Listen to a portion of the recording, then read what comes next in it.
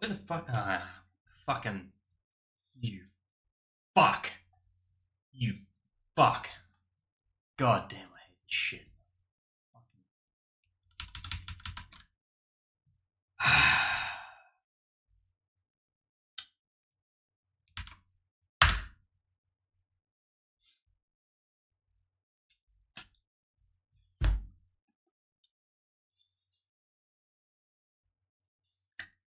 Pulchritudinous.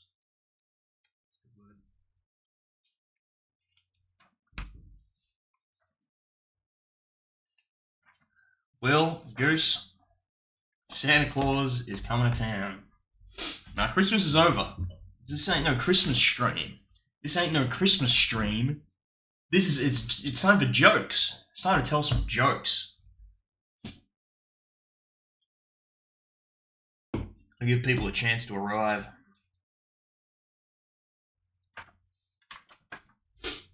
Yeah, so I'll give people a chance to arrive before I explain why the joke goal is 295. Temiskaming, Quebec. Alright. Let me put on my glasses.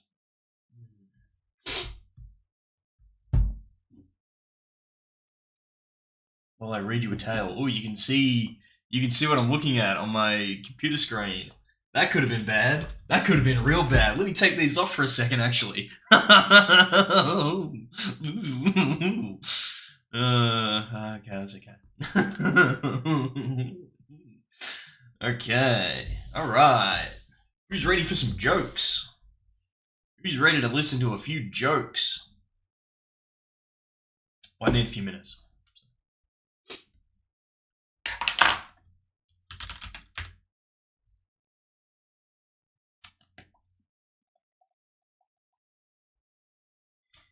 Doc, she's choking. That's an example of a joke that might be in this book. That's a kind of joke that would be in this book. The Doc, she's choking joke. That's the kind of thing you'd see in the book.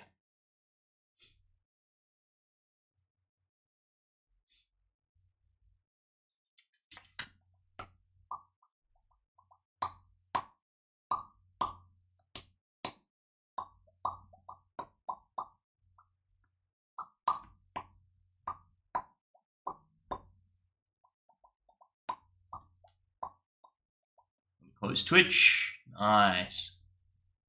I lost my Twitch docs for a while in OBS, so I had to go to the website. You forget the joke? Well, you won't hear it from any 1935 comic. Anyway. I need another moment.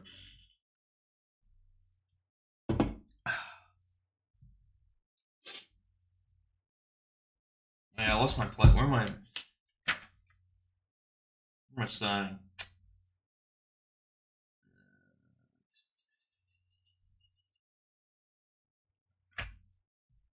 Okay. You can see what I'm doing in my reflection. Looks like I was playing a little chess and looking at the old school RuneScape wiki. I gotta be real careful about these glasses. I should just put them away. Oh my god. I don't know if anyone saw anything. Okay, the glasses are off. The mysterious disappearance of Lynx Titan. He disappeared? I didn't know. Didn't even know he was sick. Okay. Well, let me explain what's going on first. So, the reason the joke goal right here is 295 is because, and I don't think any elites know this, I've been running an Instagram account, all year, and my promise was to tell a joke every day, a daily joke, and I just told a joke from my joke book that I use for Twitch subs, and so I've done 70. I stopped around April, and I was way behind. I was behind like 40 in April last time I did it. So I owe 295, and I got to fit them in before the end of the year to keep my New Year's resolution which was to tell 365 jokes on Instagram. So, breaking little because I'm going to tell them on Twitch. I guess I'll upload it to YouTube later. But that's why we're going for 300. We're going for the big 300. And that'll, of course, cover my 99 that I owe to the Twitch stream from subs. You could argue that I only owe 29 because I've done 70 on Instagram. I can just share the Instagram. But no, I'm gonna just get 300. You get 300. All right, and then they'll cover the joke. But any subs during the stream, and I don't know how long it'll be. I may be going right up to the minute of New Year's. I do have to go into work tomorrow.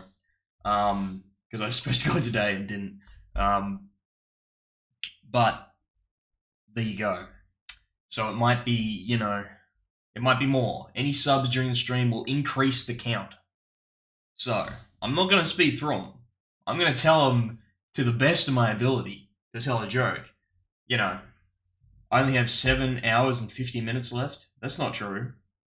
That's not true at all. It's the 30th. What are you talking about? I got a whole another day. I got a whole day. I got a whole day and change.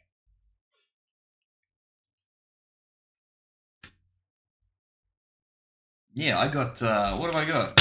So, let's calculate. So we got 24 hours, right? Plus whatever it is until, midnight, which is like 8 hours. So let's just call it 8. So it's 32 hours. But I have to go to work. I can only be at work for like 4 hours because of the opening hours on Sunday. So that gives me 28 hours to get through these jokes. And presumably I'd like to sleep at some point in that as well. But we'll see. We'll see. But this might be a couple of 8-hour streams of telling jokes. Yes, let's start viewbotting. Turn your viewbots on now. Alright. Alright, well, let's tell a joke. Enough faffing about. Let's tell a joke. Let's start telling jokes. Let's get on with it. Let me get set up here.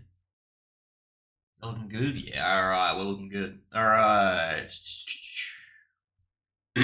I do have to read them as well. I do have to read ahead, though.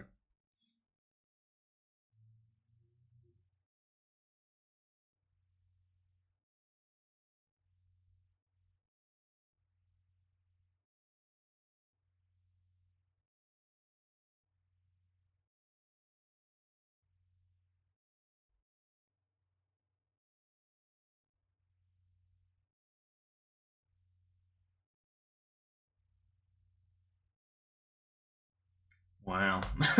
Okay, alright. So, a minister dies, presumably of old age, and not being like prison raped or whatever for being a pedophile. And he goes and he's at the pearly gates, and he's in line, he's waiting, like it's the DMV up there, and he's behind this like fat greasy dude, and this fat greasy dude's like goes up to St. Peter, and St. Peter's like, "My child, what is your name?" And the bloke goes, "Hey, I'm Joe Cohen, New York City taxi driver." And I don't know why he speaks like that. I don't know what's wrong with him, but he speaks like that. And he goes, "Yeah, I'm Joe Cohen. I'm Joe Cohen, New York City taxi driver." And then St. Peter checks his notes, and he goes, "Okay, here's your silk robe and your golden crown and your golden scepter. Please come into the kingdom of heaven." We're starting with religion, by the way. We're in the religion section. I'm just going to go sequentially. Well, and Joe Cohen goes in with his golden crown and scepter and his silk robe, and then the minister goes up, and St. Peter's like, "What's your name?" "I'm what does it say?" "Oh, I'm Joseph Snow." According to the book, the name's Joseph Snow. I was pastor at St. Mary's for 43 years. And we will not be accepting Reddit cringe atheism in the chat, actually. So please retract that message, Will. Yeah, the minister goes, I minister at St. Mary's 43 years. And the minister goes, yeah, here's your cotton robe and your wooden crown and scepter. And the minister's like, what the H is going on? I was a minister for 43 years. How come Joe Cohen gets gold and silk, and Joe Snow over here, pastor, gets goddamn cotton and wood, you know? And St. Peter says, well, up here in heaven, we work on results, okay? And while you're up there preaching, people were dozing off and sleeping. While Joe Cohen was driving, they were praying.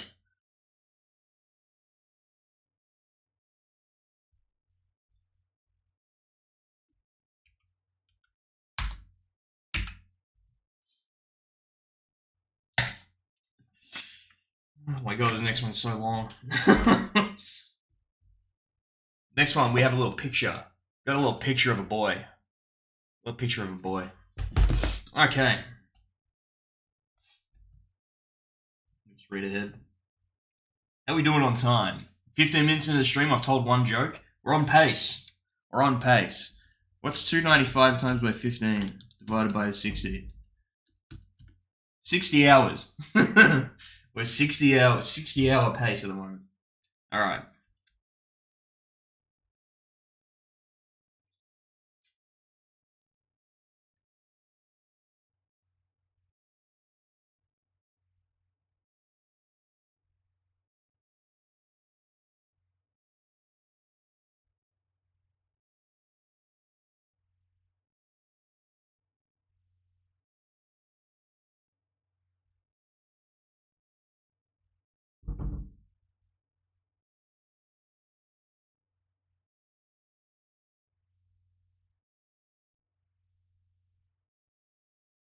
Wow. Oh, wow. You would simply tell the jokes more quickly? I'll give it a go. I also gotta read. I basically have to read a whole book. I basically have to read this novel on stream and then speak it out loud. Okay. So, a married woman. This one's for the lads. Yeah. Classic woman move. This married woman's having an affair. Am I right? Am I right, my incel brothers? Typical woman. So she's having an affair, and whenever she has a boy toy lover over, she locks her 9-year-old son in the closet. Not a very nice lady, but the joke's not about her. So she locks the 9-year-old in the closet whenever she wants to have sex with her lover, and one day she's getting down and dirty, and with her lover, and then she hears a car in the driveway. It's her husband. So what does she do? She locks the lover in the closet with the 9-year-old boy. So to hide. I don't know what the husband thinks. Like, well, hey, where's our son? But whatever. While they're in the closet together, the boy goes to the lover. Hey, do you want to buy a baseball? And the guys are like, no, I'm not in the market for a baseball. Why would I want a baseball? And the kid's like, I think you want to buy a baseball, mister. You realize where you are, mister? I think you want to buy a baseball. And the guy's like, all right, I get it. I'm fucked here. How much for the baseball? 25 bones, big man. And the guy's like, fuck. So he pays the kid, buys the baseball. And then I presume they get out of there. They get out of there safe, uncaught. Well, next day, the same thing happens again, and the guy's locked in with the kid, and hey,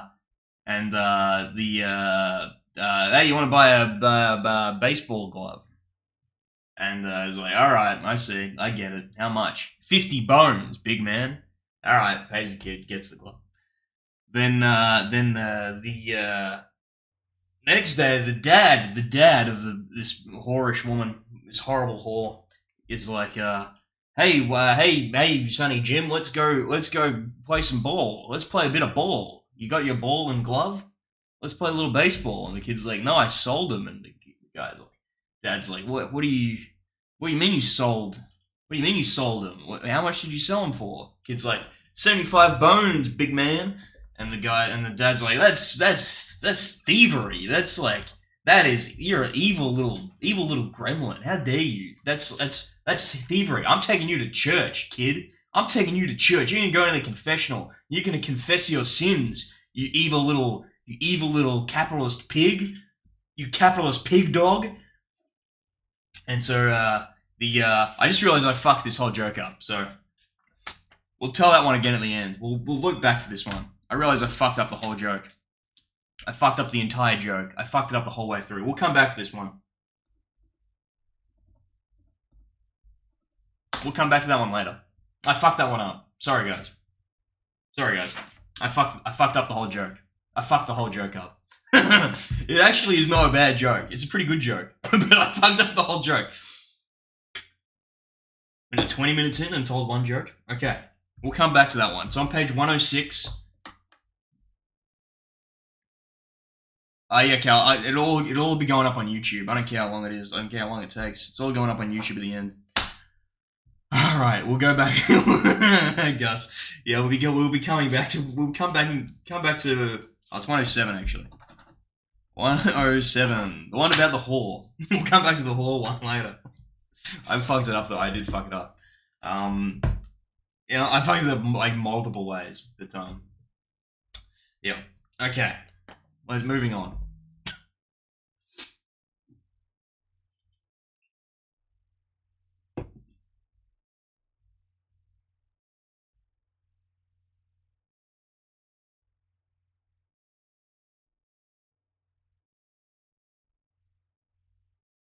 Oh, this one isn't funny at all.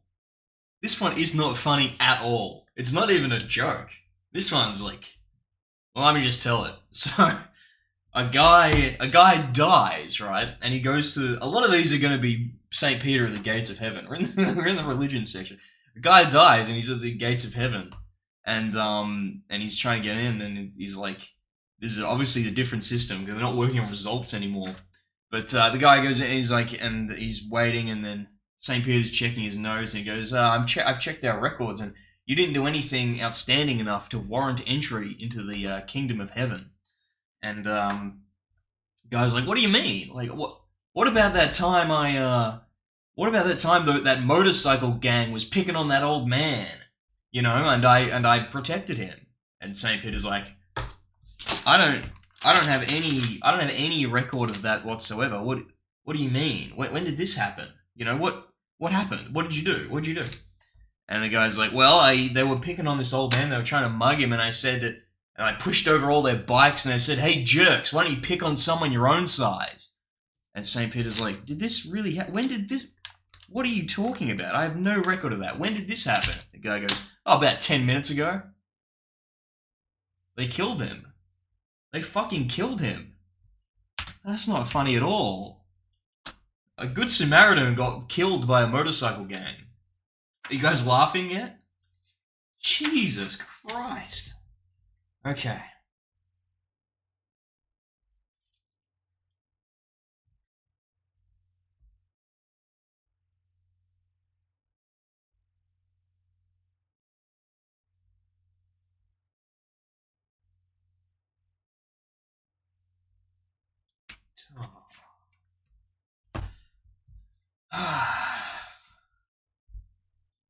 Okay.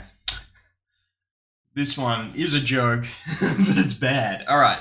4 nuns all die together. A lot of death in the religion section. 4 nuns all die together, presumably in some sort of bus accident or something. But they're lined up, and again, they're being questioned by St. Peter, trying to get into heaven. And St. Peter goes through his list of sins, whatever, he's asking if they've done this, that. And he gets to the last one. It's the question, he says, you ever touched a penis? And the first nun goes, why, yes, actually. Once I touched a penis with the tip of my finger. I don't know what this nun was doing, but once I touched a penis with the tip of my finger. And St. Peter says, well, dip the tip of your finger into this holy water I have here, and you can go into the kingdom of heaven. So she does that, and then we go to the second nun. The second nun's, St. Peter asks, have you ever touched a penis? And the nun goes, Yes, once I I held one in my hand. Makes more standard interaction with the penis. Um, St. Peter said, "Yeah, dip your hand in the holy water, and you can enter the kingdom of heaven." And then suddenly the fourth nun like breaks rank and like rushes in front of the third nun, and St. Peter's like, "What? What are you doing? Why did you push in?" And the nun goes, if you think I'm gonna gargle that holy water after she sits her fucking fat ass in it, you got another thing coming, buddy. So nun 4 sucked a cock, and nun 3 got ass fucked.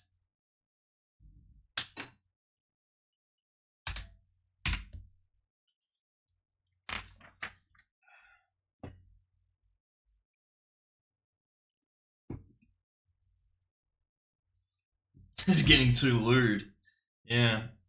Well, I think I have told this next joke on stream before, but that's all out the window. I don't even know if this book has 295 jokes, so might have some duplicates. It was by Guard 9. That was where it all went down. Oh my god, Guard 9, he got down and dirty with those nuns. Okay.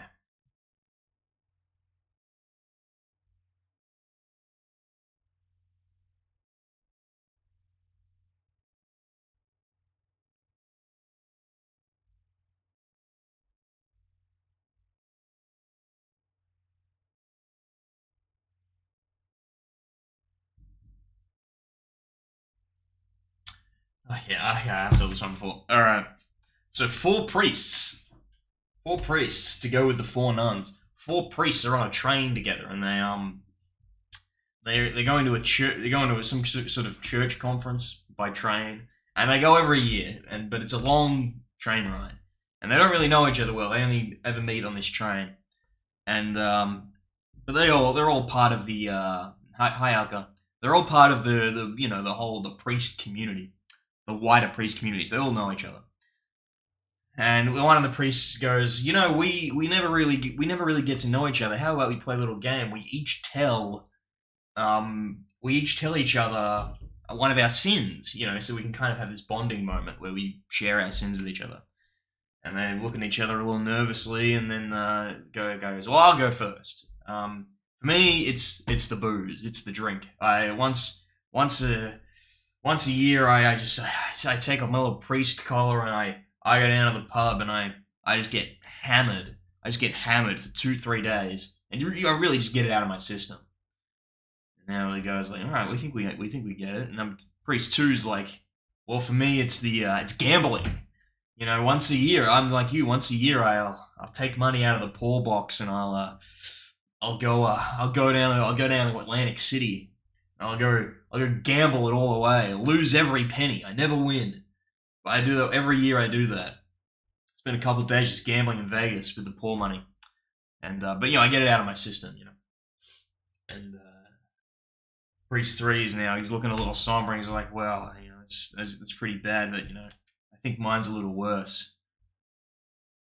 Once a year, I get out of the red light district, and I pick up a few lasses, few ladies of the night, lasses of the night, and I lay down on top of them. Spend a whole weekend in a hotel laying down on top of them. Get it out of my system. I get it out of my system though. I only have to do it once a year." Well, then they all turn to the fourth priest and go, "Well, you you dirty dog." They go, "Well, what's your sin, sir?" And the guy goes, "Oh, I don't know if I should say." And it's like, come on, what's your sin? Come on, we all shared. What's yours?" And the guy goes, and I want to use the term they used here. He goes to them all and he goes, "Well, I'm an inveterate gossip, and I can't wait to get off this train."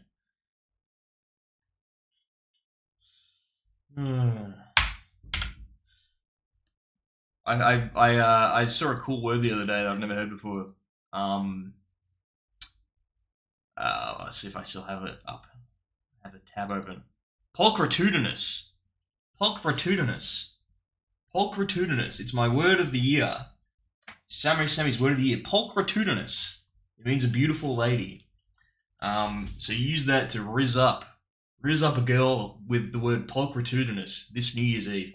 I'll be here telling jokes.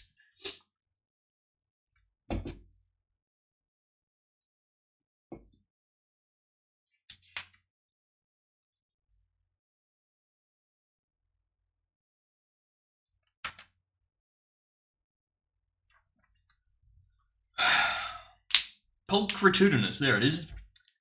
I'm trying to settle it so I remember it, because it's a good word. For the vocab. Alright. A little girl is doing a school report on her family tree. And so she goes to a... This is her, by the way. This is the little girl. This is the little girl. Doing a book report. Doing a report on a family tree. Not a book report. A report on a family tree. And she says... she goes to her mum, "Hey, mummy, how did I get here?" And her mum says, "God sent you, sweetie." And she's like, "Well, how did you get here?" And the mum goes, "God sent me as well." And the girl goes, "Well, did God also send Daddy and Grandma and Grandpa and the other Grandma and the other Grandpa and their parents and their parents and their parents?" And mum goes, "Yes, God sent all of them as well." And the girl shakes her head in disbelief. She can't believe it. She can't believe it. You're telling me there's been no sex in this family for 200 years? No wonder everyone's so grumpy. It's a good joke. I like that one.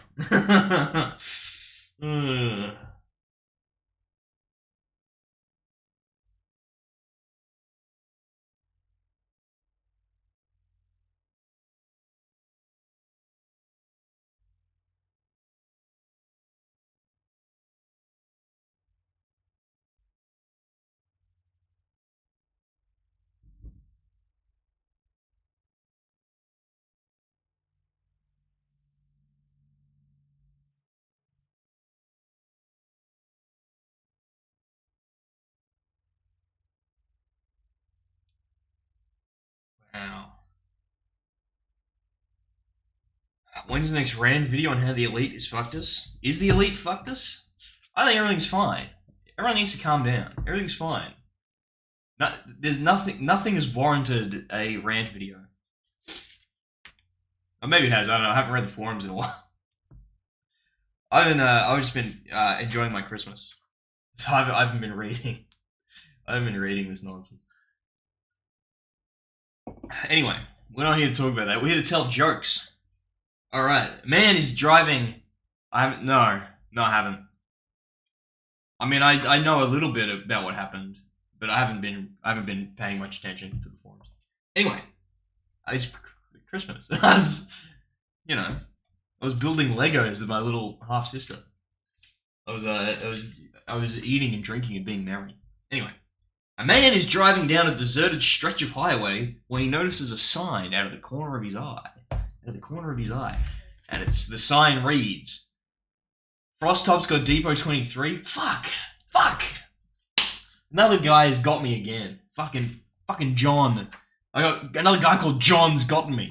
I don't know what other John would get me. Spagooter? Anyway, whatever. A man's driving down a highway when he sees a sign out of the corner of his eye, and the sign reads, Sisters of Mercy, House of Prostitution, 10 kilometers. And the guy's like, what? I've been driving too long. I'm starting to hallucinate. Well, he keeps going, and he gets to another sign.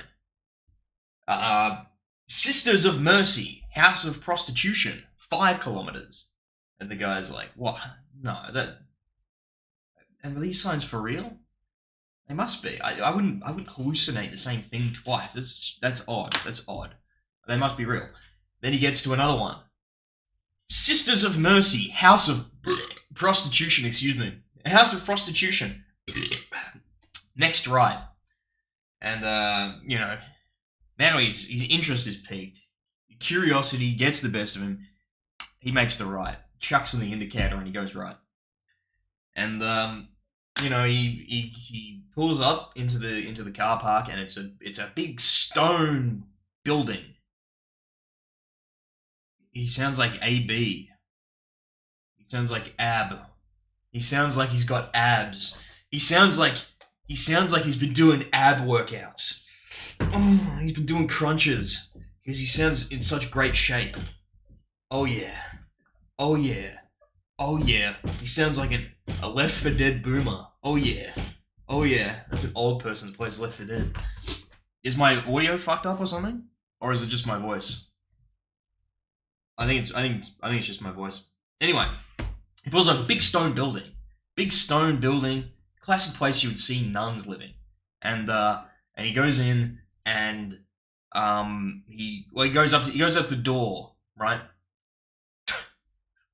Thanks, Alka. He goes up to the door, and he rings the doorbell, and a nun in a big long black habit comes out and goes, "Can I help you, my child?" And the guy's like, I saw your signs on the highway. I was just a little curious about it. I was considering maybe doing a little business. If you catch my drift, nun in the long black habit, and she goes, "Very well, my son. Please follow me." And he follows her down all these big winding passages, wooden passages, and he's like all disoriented and making twists and turns and twists and turns. It's like going through a maze, and they get to a big big oak door with a big brass like knocker and big brass handle, and the nun knocks with the hammer, and goes, and then another nun in a big long habit comes out with a little collection cup, and the nun says, "Please place $50 into our donation cup, and then we can do some business." And so he puts $50 in the cup, and then he goes with the nun with the cup and leads him down all these other twisting, turning passages, and they come into another door, and the nun says, "Please go through this door, and you'll get what you desire." And so he opens the door, and then the nun shuts the door behind him, and he realizes he's back in the car park, and in front of him is a little sign that says, "Go in peace. You have just been screwed by the Sisters of Mercy." That was a long joke. Oh god, I'm sweating telling that one, and it wasn't funny at all. Oh my god.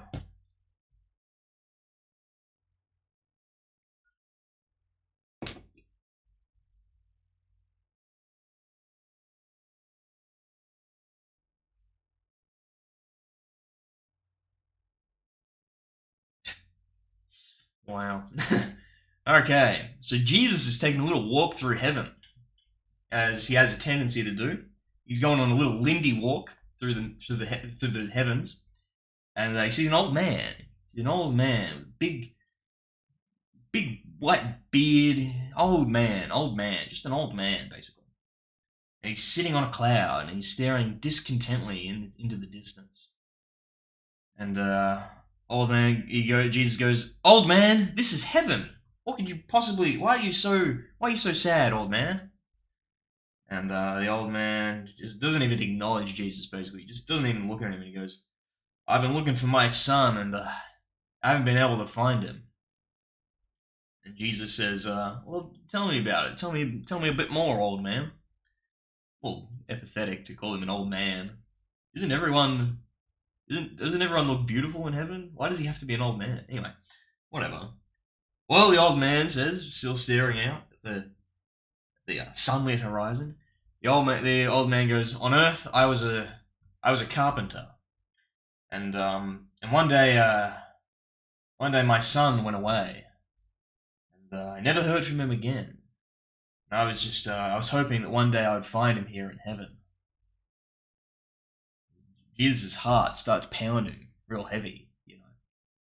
Jesus bends over, looks the old man in the eye, and says, "Father?" And the old man turns, looks him deep in the eyes, and says, "Pinocchio?"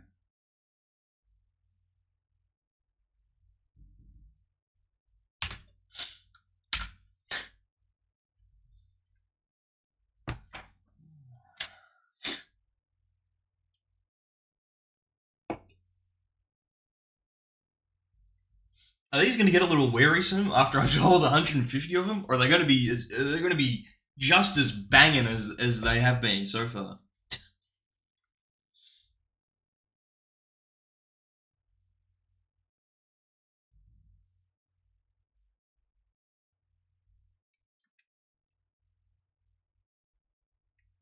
Oh, you saw the joke coming. You're a genius. Yeah, my in-laws, Goose. Uh,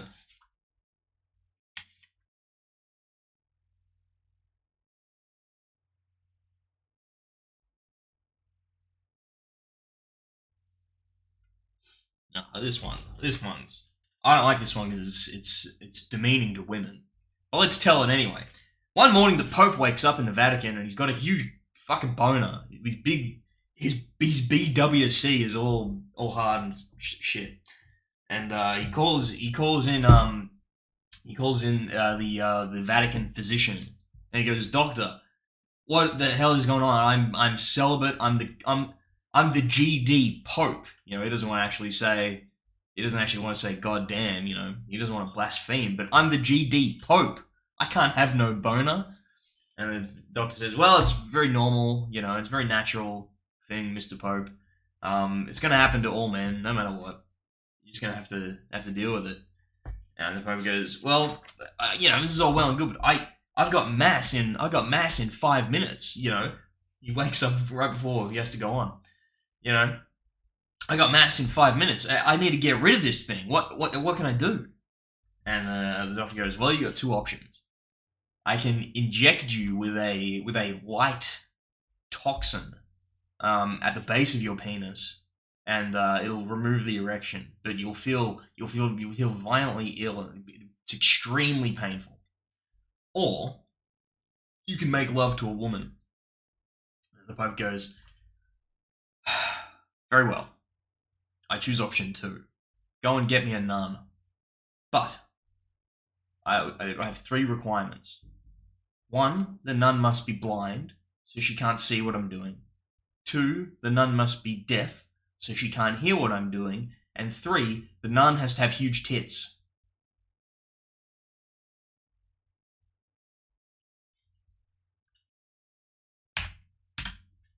Am I keeping count properly?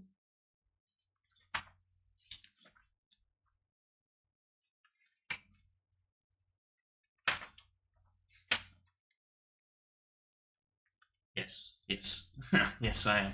Okay.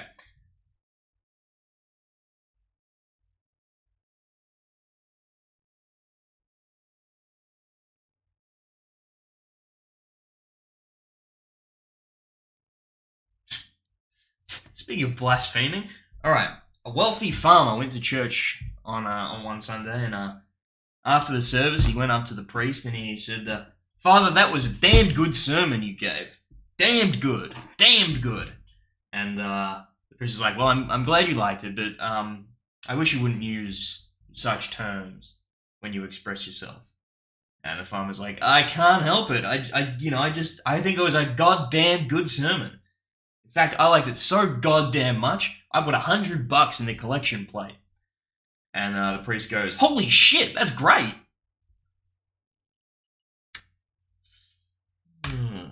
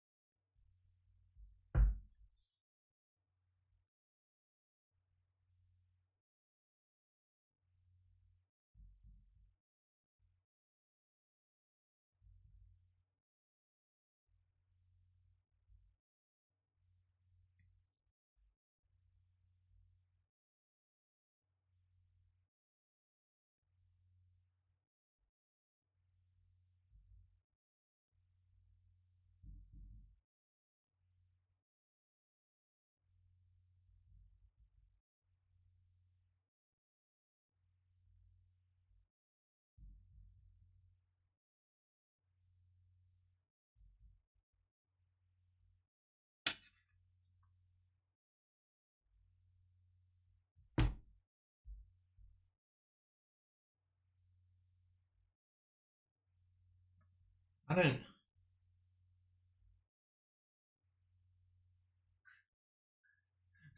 The aristocrats. I don't understand this joke at all. I don't understand it. If anyone can, like, I get the punchline, but it does I don't understand parts of the premise. But anyway, there's a couple in a small town, and they have two little boys, Jim and Joe, we'll call them, and they're age 8 and 10, and and they're at their wits' end. And these boys, anytime anything goes wrong, these boys are always involved somehow. These mischievous boys are always involved somehow, and they're at their wits' end. And the mother says to the father, "You know, I've heard of a clergyman at the church who's an expert at disciplining boys and controlling them, so they'll stop getting into so much trouble." And the father's like, "Well, you know, I've had it. I'm willing to try anything to get these boys under control." And so they take the boys off to the clergyman to speak with the boys. But the clergyman wants to speak to him separately. So first he takes the 8-year-old in to his office, and this is the part I don't understand at all.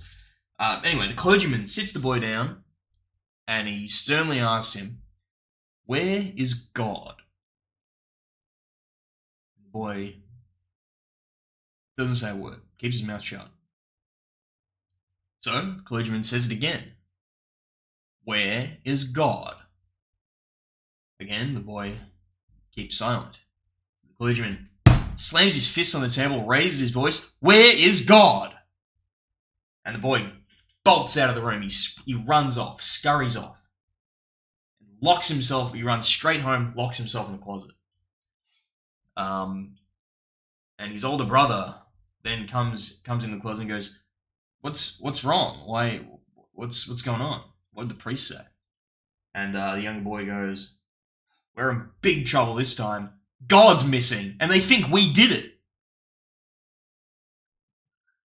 I don't. Why is the priest asking where is God? I don't get it. I don't get it. I get that, like, he's misinterpreting the question. I understand that part of the joke, but why to discipline these boys? Why is he asking where is God? Why? What? I don't understand why the clergyman would ask that question.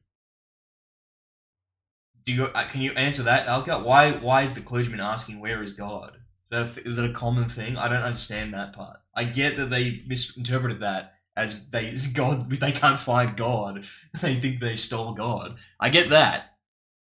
Because he's a bad clergyman. It's like one of those jokes. Why did the boy fly out of the tree? Because he didn't have any arms and legs. Why did the man cut down the tree? Because it was there. Why did the tree cut down the man? Because he was a bad tree. It's not an answer. Not an answer at all. That was 10, right? I'm losing count. I'm losing track. 1, 2, 3, 4, 5, 6, 7, 8, 9, 10. Oh, yes, that was 10. Okay. All right.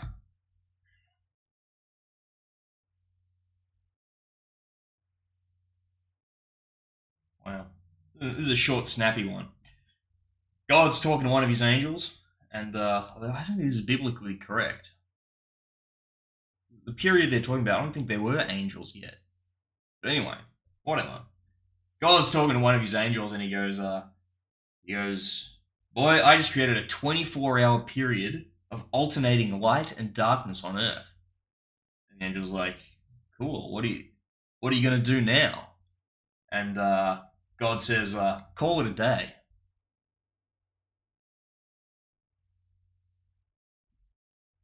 The Joke stream. So true. So true, Tommy. So true. So true. We're 11 jokes in. Because I'm reading them sequentially, and they're ordered by... I'm in the religion section.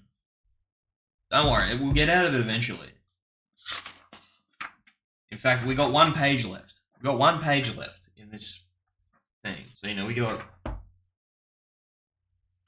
we got four more jokes. And then we have to circle back to the one I fucked up. But I might do that right at the end. I know, Tommy. Alright, if I tell 11 jokes every 45 minutes, I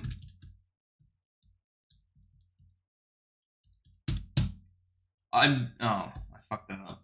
Fuck.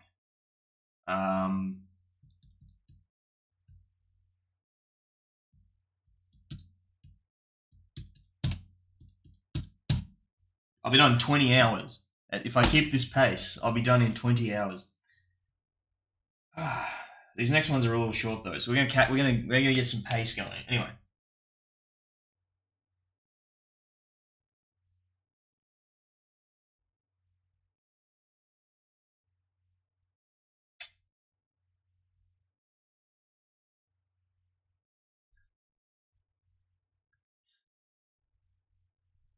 And the bartender says, "Hey, Jimbo." I just picked a random Alita.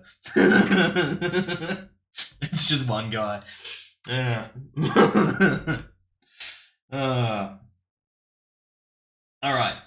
Jesus comes across an adulteress. This is another joke with a whore on it. Alright. An adulteress and she's surrounded by a crowd of people and they're about to stone her to death. They're about to stone her to death. I should count that for the joke counter. I'm like Letterman. I just realized this is a Letterman thing. He has the pencils with rubbers on both ends. Anyway, I just did that accidentally. I'm David Letterman, folks. I'm the David Letterman of Twitch. All right. So they're about to stone this adulteress to death, as I think they're within their rights to do in this time period. Isn't Letterman a creepo? Compared to who? Like, I guess, like, yeah, compared to me. But, like, compared to you? Where was I? Oh, yes. And so they're about to stone this woman to death, and Jesus stops them all and goes, "But he who is without sin, cast the first stone." And everyone's... no movement. No one does anything. Then all of a sudden, some lady at the back of the crowd throws this big-ass fucking stone at the adulteress. Hits her in the head. Hits her right in the head. And Jesus looks over and he goes, "Fucking hell, Mum. Fucking hell, Mum. You piss me off sometimes." Because this is the Virgin Mary. It was Mary. It was Mary, because she's without sin. I don't even know if that's true. I haven't read the Bible. I don't know if that's true.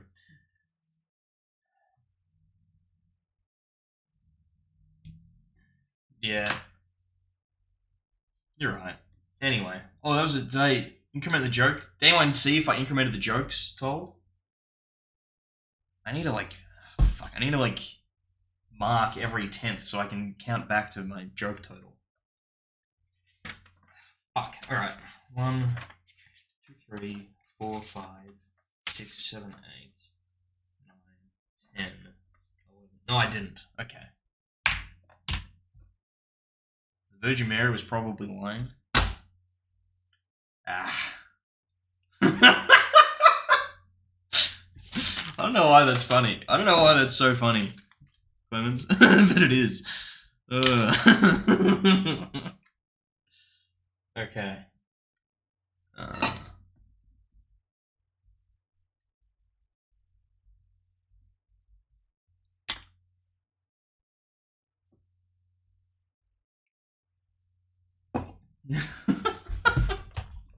Hi, Rebecca Smiths. All right. Let's get another joke going. I'm going to try and sit better. I'm going to try and improve my posture. Because if I sit hunched over this book for 20 hours telling jokes, that's not going to be good. So I'm sitting with my legs like spread like that on my chair. So like not going off the front, they're going off the sides. And then I'm going to sit up. All right. All right.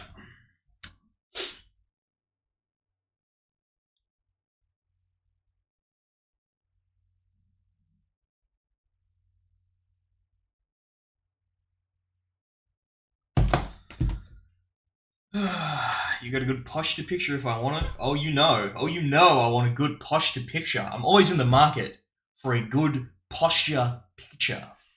Anyway, two nuns are riding their rickety old bikes down the bumpy back streets of Rome, and you know, it starts getting dark, and the nuns are a little nervous, and the younger nun so they're bouncing on their bikes on the cobblestones, bouncing on their bikes, and the younger one pulls up to the older nun and goes, you know, I've never come this way before, and the older nun goes, yeah, it's the cobblestones.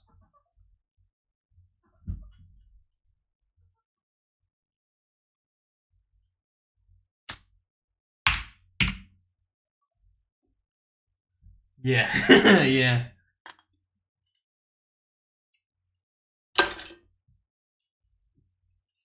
Because it's impossible to think about women on a bike without thinking about them whacking off. Okay.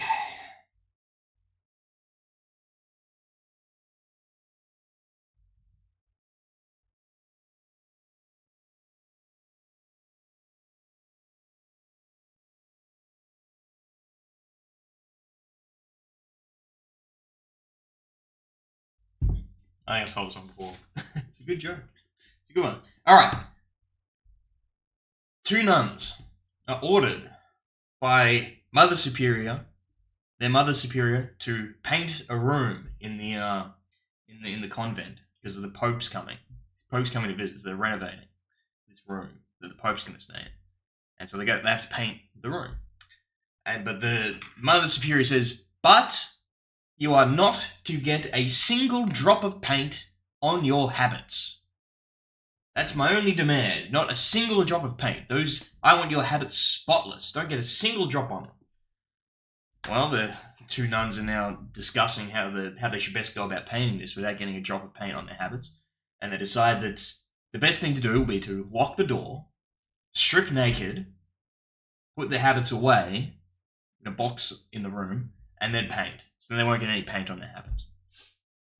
And so they do just that. They lock the door, habits come off, painting. Then all of a sudden, there's a knock at the door. And they go, who is it? Who is it? And it's a man's voice, and the man goes, it's the blind man. Oh.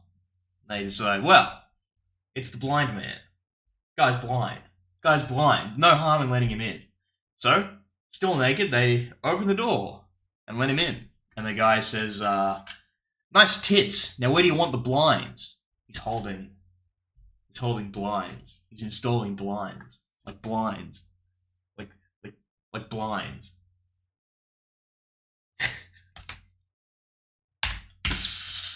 And then everyone clapped.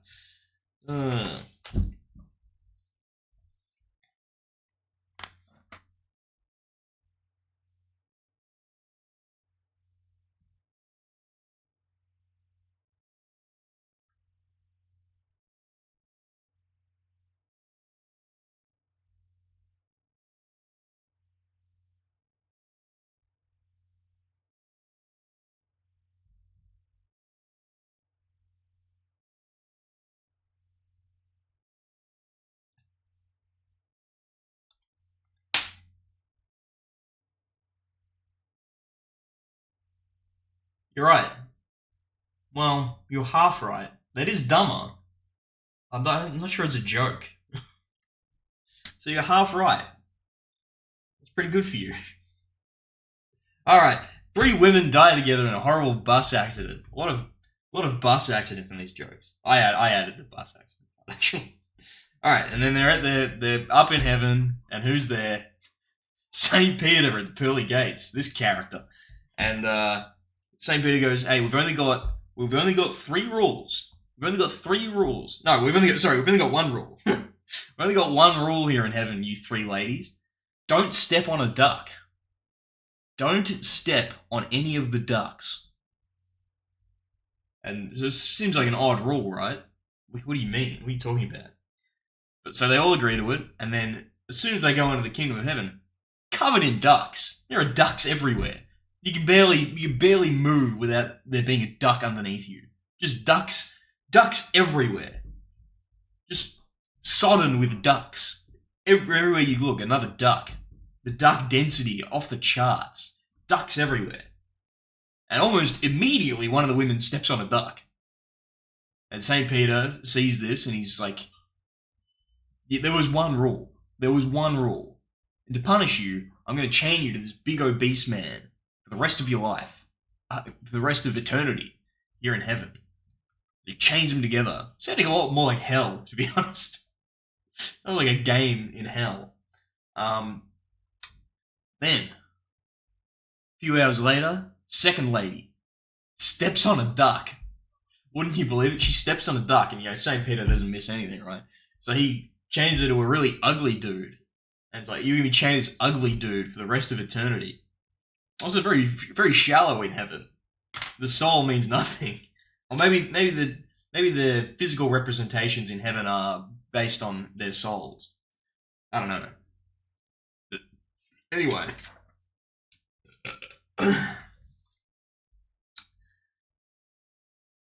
That's two down. We got one lady left who has not stepped on a duck. Well, she goes a few months without stepping on a duck. She's been real careful. She doesn't want to be chained to some ugly person forever. Because that would be the worst thing, right? Being chained to an ugly person forever. So, kind of would be. It really kind of would be. Anyway, she doesn't step on a duck. Believe it or not. This joke ends with her not stepping on a duck. But all of a sudden, St. Peter comes over and chains the most gorgeous, handsome man she's ever seen to her. And she's like, and then so she says to the man, gee, I wonder what I did to deserve to be chained to such a beautiful, handsome man like yourself.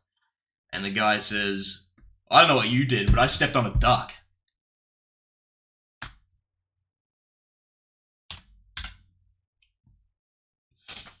That's the end of the religious section.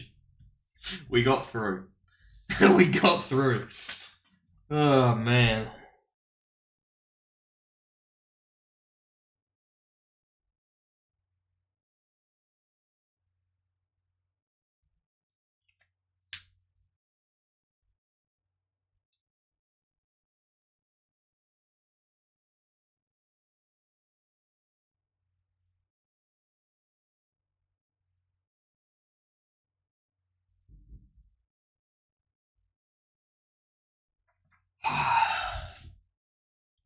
Okay. No old cowboy is sitting in a saloon, sitting in a saloon, drinking a little whiskey, orders a guy, get a whiskey, and he's just an old chunk of coal, sipping his whiskey, and all of a sudden a woman walks in, and sits down to his right, and he orders another drink, and then wearing his cowboy hat, and she says, "Excuse me, mister." "Excuse me, mister." That's my southern lady voice. "Excuse me, mister." That was terrible. Are you a real cowboy? She asked him, and he goes, "Well, I break colts, I work cows, I go to rodeos, I bale hay, doctor calves, clean my barn, and I work on tractors. So yeah, I guess that makes me a cowboy through and through. What do you do, sweetheart?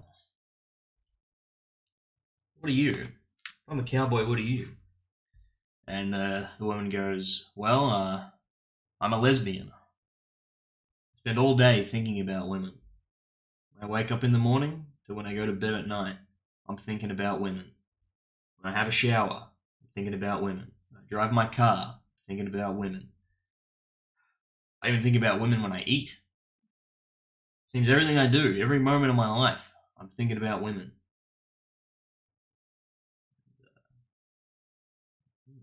It's interesting. And they sat in silence. Well, all of a sudden, a guy sits down to the right side of the cowboy, and he goes, "Excuse me, sir, are you a real cowboy?" And the guy goes, "I thought I was, but I just found out I'm a lesbian."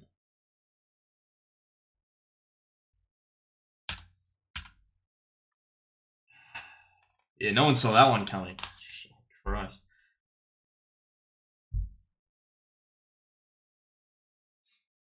This is the cowboy section actually. This is on the farm. Oh my god. We got our first sub of the stream. Psychroptic with the resub. Amazing. Amazing. How do I... Oh, yeah, I blocked it. Here we go. I already have it open. What am I doing? What am I doing? Okay. We have a sub. We did it. We did it. Oh, fuck. I incremented it, right? 12. Oh, yes.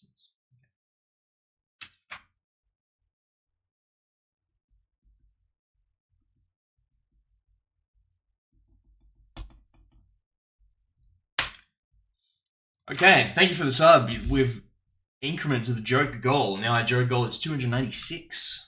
296 jokes. 280 to go. If this were RuneScape inventories, we'd only have 10 inventories to go of jokes to tell. Okay.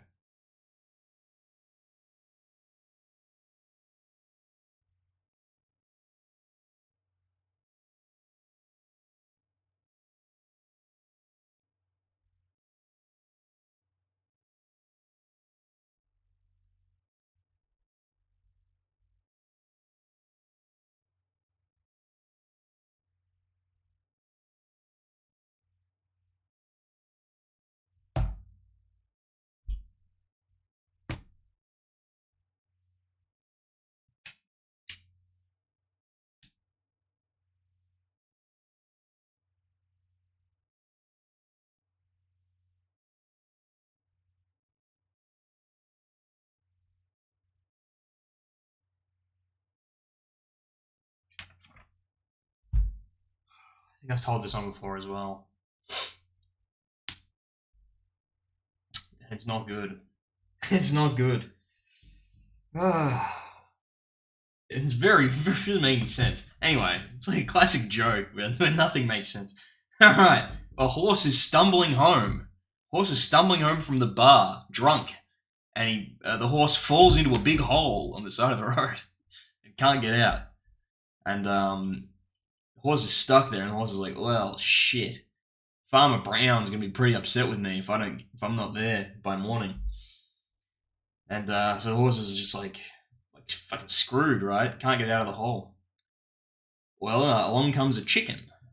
The chicken comes along, and the horse yells up to the chicken and says, "Hey, chicken, you got to get me out of this hole. If you don't get me out of this hole, Farmer Brown, he's gonna come find me. He's gonna send me to the glue factory. You got to get me out of this hole." And the chicken's like, "Well, I'd love to help you, but I'm just a chicken. What can I do?" And the horse is like, "I have an idea. Go to the farmer's house and drive his Porsche, his brand new Porsche. Drive his Porsche over and tie a rope to the bumper of the Porsche, and then throw the rope down to me, and then lift me out of the hole with the Porsche." And the chicken's like, "That's a great idea." So the chicken does it, and when you know it, it works. It works. They get the horse out of the hole. Horse makes it home in time. All is good. Well, the next week, the horse is walking home from the bar again, drunk, and he doesn't fall in the hole again. You know, he's done that once, but he sees the chicken has fallen in the hole. The chicken's fallen in the hole this time, and the chicken's like, "Horse, you got to get me out of this hole. If I'm not back to give Farmer Brownie's eggs, you know, he'll wring my neck, have me for supper. You got to help me, horse. You got to help me. Why don't you go get the Porsche, and then you can throw the rope down." And I was like, "Well, I couldn't possibly fit in a Porsche. I don't think that's gonna work. But hey, you know what? I got an idea." And so the horse drops his huge fat horse cock into the hole. Drops his huge fat horse cock into the hole, and the chicken grabs a hold of it and pulls the chicken out, and they both get home, and all is well. Moral of the story: if you hung like a horse, you don't need a Porsche to pick up chicks.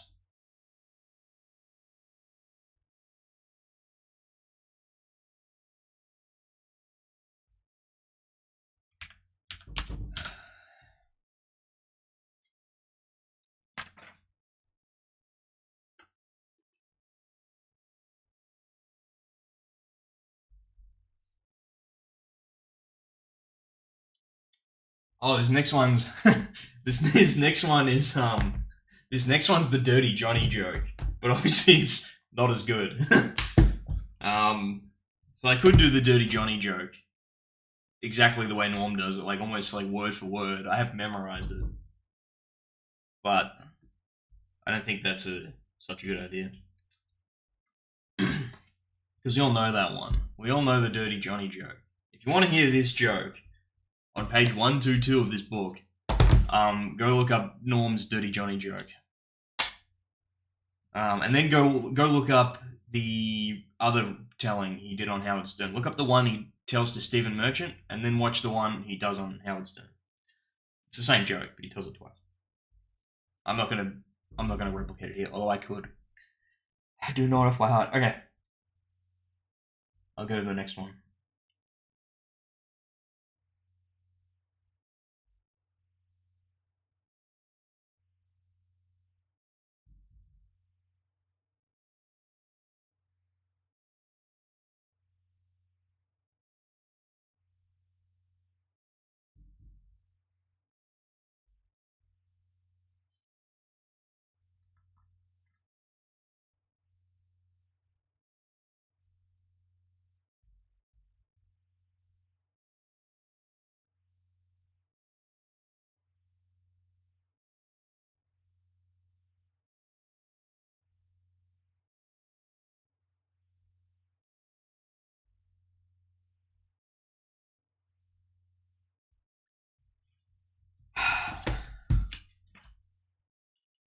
A ventriloquist shows up on a farm and goes to the farmer who's sitting on the porch with his dog, and he goes, "Good sir, can I speak to your dog?"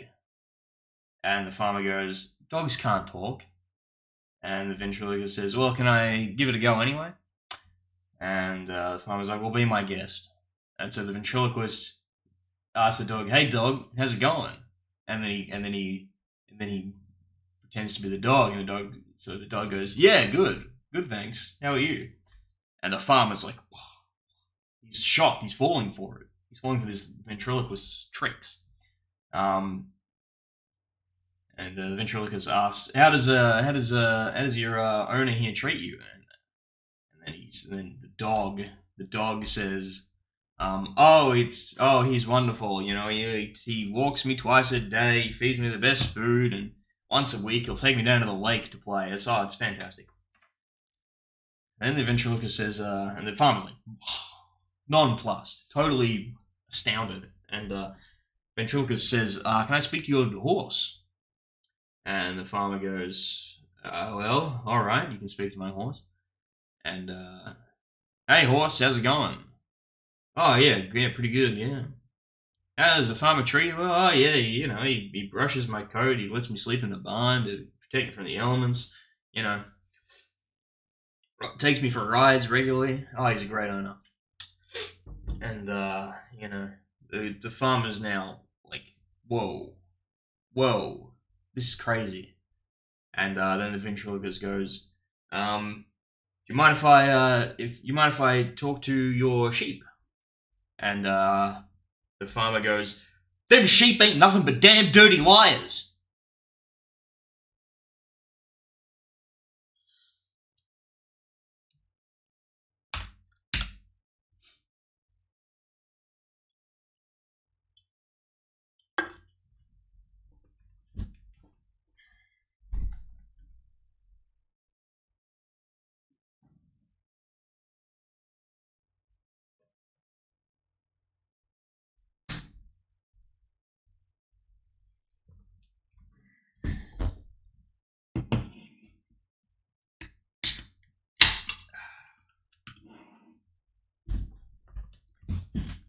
We're not even 10% of the way through, which means this is definitely taking, like, at least this is going to take 15 hours. All right, we'll press on.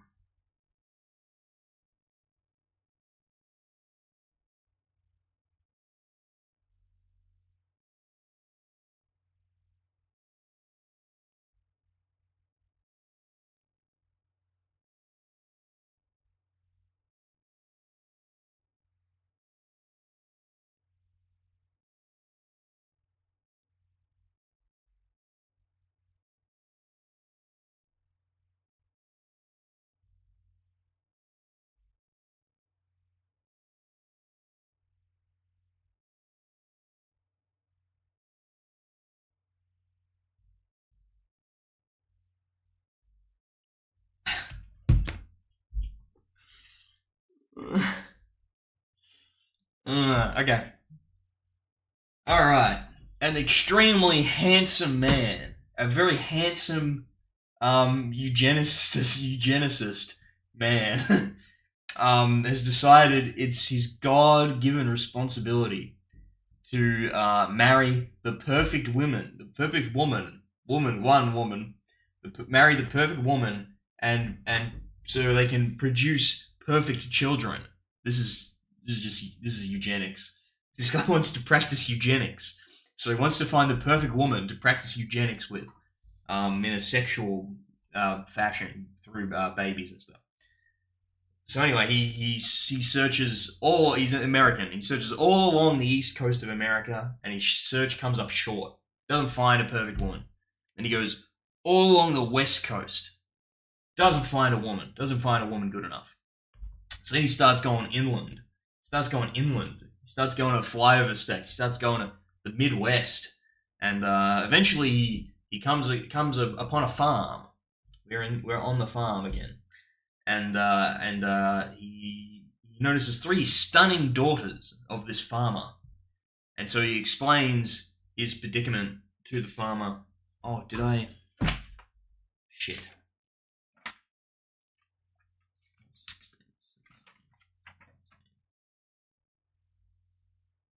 Oh no, I didn't. Okay. Anyway, finds three stunning daughters. They're all beautiful, and so he explains to the farmer, and the farmer goes, "Well, they're all looking for marriage, so you've come to the right place. Look them over, and select whichever one you want. You can have her. You can have her."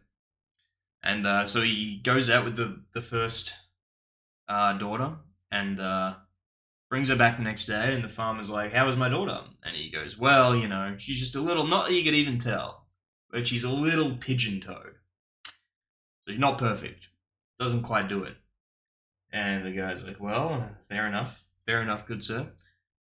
How about my second daughter?" So he takes out the second daughter. Comes back the next day. How's my daughter? Well, not she was just a little. Not that you can even tell. Not that you can even tell. Just a little bit cross-eyed. Little bit cross-eyed. Okay. Not that you can even tell. She's a little bit cross-eyed. I goes, "Well, how about my last daughter?" And so takes the third daughter on a date, comes back the next day, and he's exclaiming, "Yes, she's perfect. She's absolutely perfect. Yes, I want to marry her immediately. Marry her and have babies with her immediately. Yes, yes." So that day they get married and they consummate their love. Then, bit later on, a baby is born, and I really want to use the wording from the book here. So the man looks at the baby, and the baby is the ugliest, most pathetic human you can imagine. It's a baby. What are you talking about, book? Book, what are you talking about? It's a baby. How can a baby be pathetic? Anyway, it's the ugliest, most pathetic human you've ever seen. This baby. And so then this guy's furious that his plan hasn't worked. So he goes back to the farmer and says, what is going on? Explain yourself. How come my baby is so goddamn ugly?" And the farmer goes, "Well, she was just a little bit, not that you could even tell, just a little bit pregnant when you met her. Not that you could even tell. Just a little bit."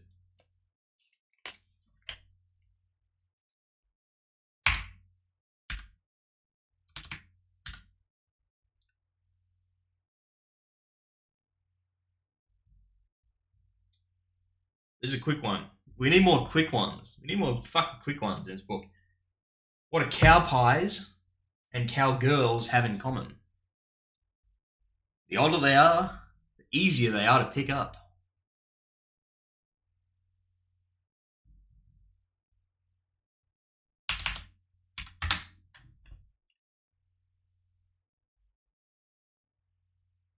This one's like a fusion between the religion section as well. This next one.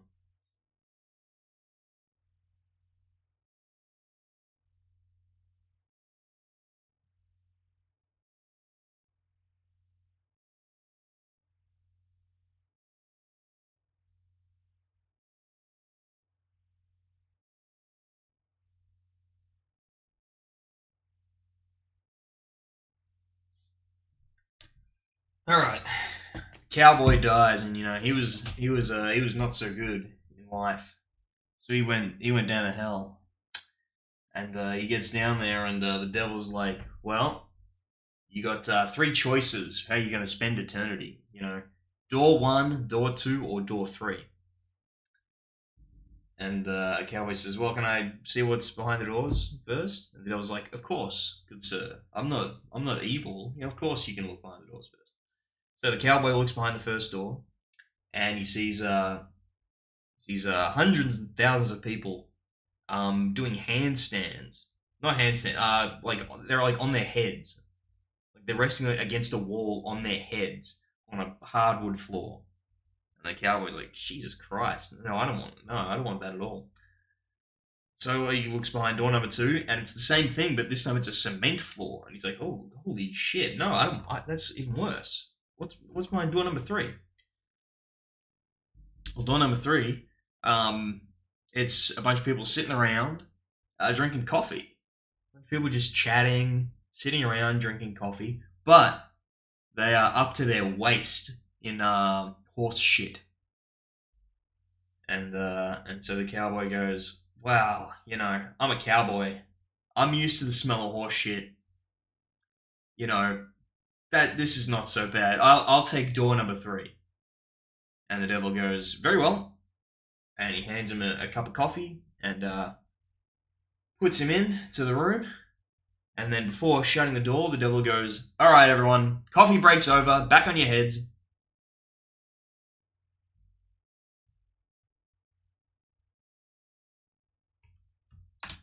I think this was a bad idea. This stream was a bad idea, man.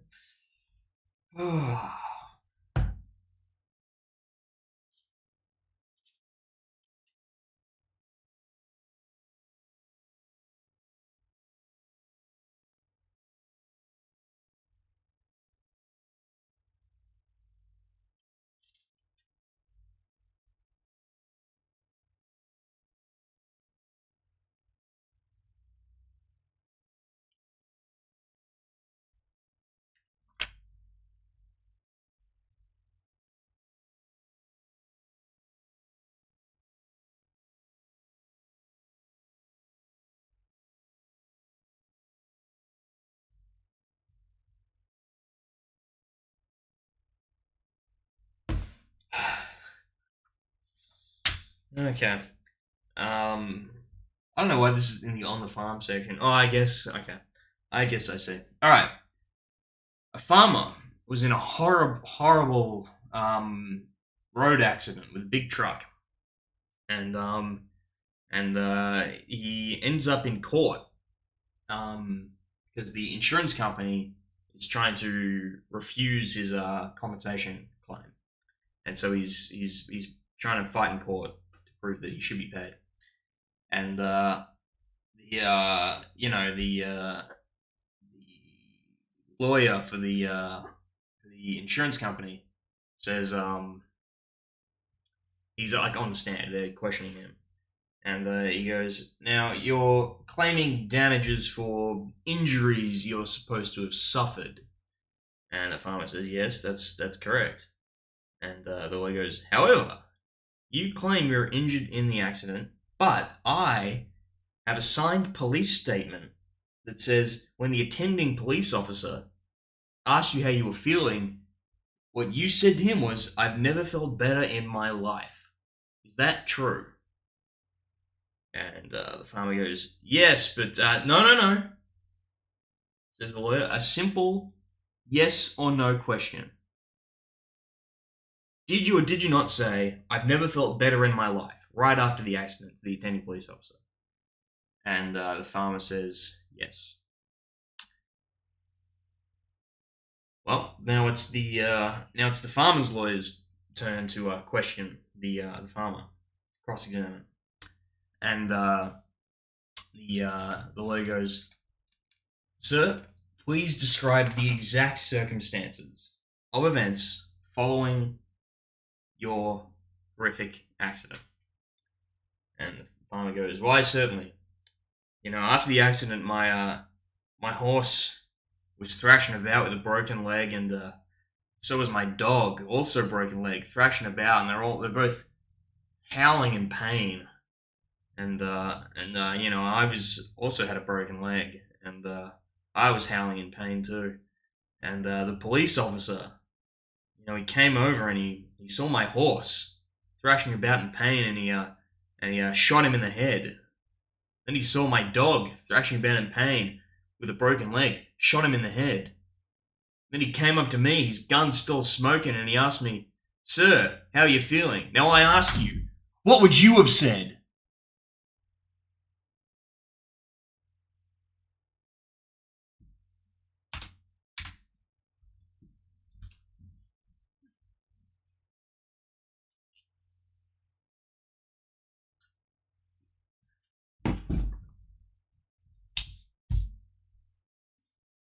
That's the end of the on the farm section. This is a lot shorter than the religion one.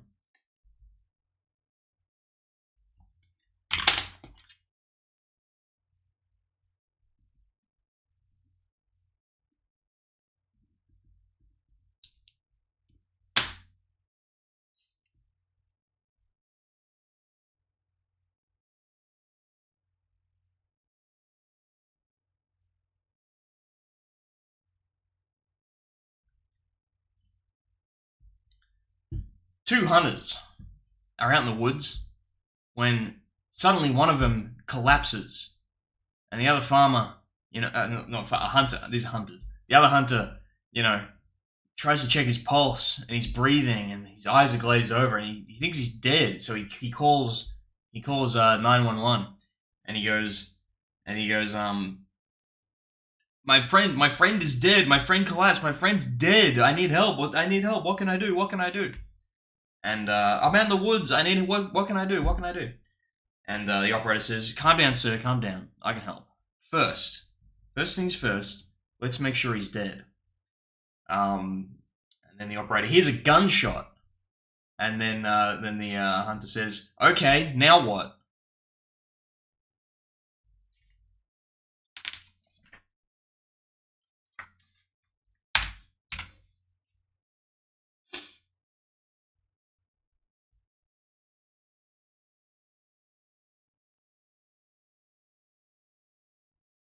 Wow. Two hunters are looking for a pheasant when they come across a farmer's daughter. Another farmer's daughter joke. They come across a farmer's daughter who's totally naked, sunning herself, getting some sun. Um, and the first hunter sort of siles up to her and he goes, "Honey, are you game?" And she says, "I sure am, big man." So the second hunter shoots her. Game.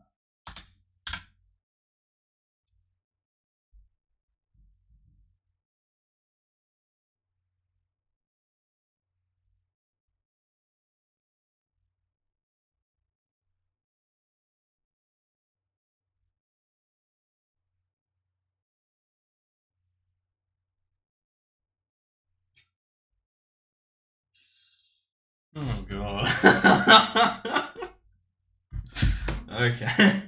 Um, two hunters are dragging a dead deer back to their car, and another hunter comes along, also dragging a dead deer, and he goes, "Hey fellas, I don't mean to tell you your business, but you know, it's much easier to drag the deer, you know, in the other direction because you know, then the antlers won't dig into the ground, you know." And then the hunter leaves, and these two hunters decide to take his advice, and they you know they start doing it. They start doing it the other way, and a little while, the hunters goes, "You know what? That guy was right. This is much easier. This is much easier. The antlers aren't digging into the ground. This is much easier." And then, but then the second hunter goes, "Yeah, but unfortunately, we're getting further away from our car."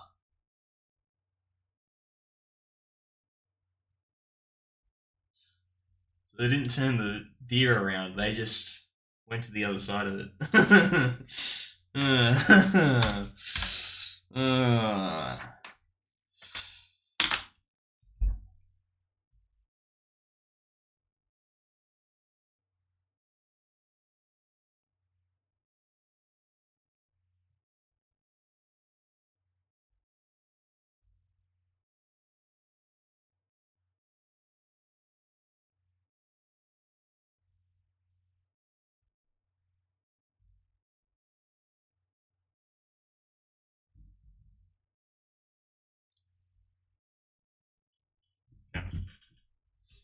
this one's kind of poignant. This one's more like poignant. And I think it has an important message about life. Bob and Earl were two fishermen who lived for fishing. That's all they did all day, you know. They lived for fishing. They always went out fishing. They watched all the fishing shows on television. They perused every fishing magazine. Loved to fish.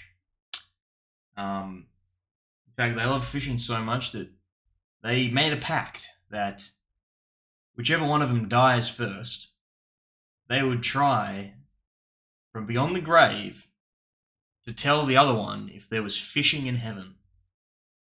That's how much Bob and Earl loved fishing. Well, one summer night, Bob passed away in his sleep after a big day of fishing. So he died, he died in a nice way, nice and peaceful after a great day fishing. And he went up to heaven.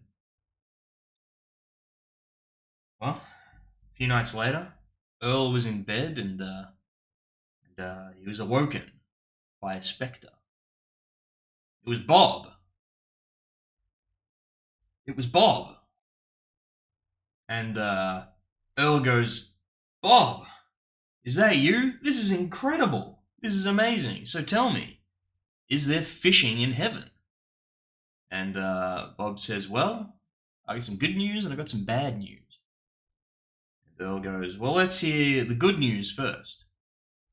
And Bob says, well, the good news is, yes, there is indeed fishing in heaven.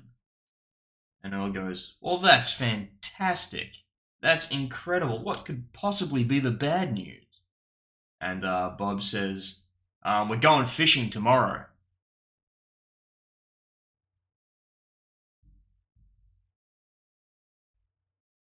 I think that one's kind of nice. Doesn't matter, still fished. Exactly.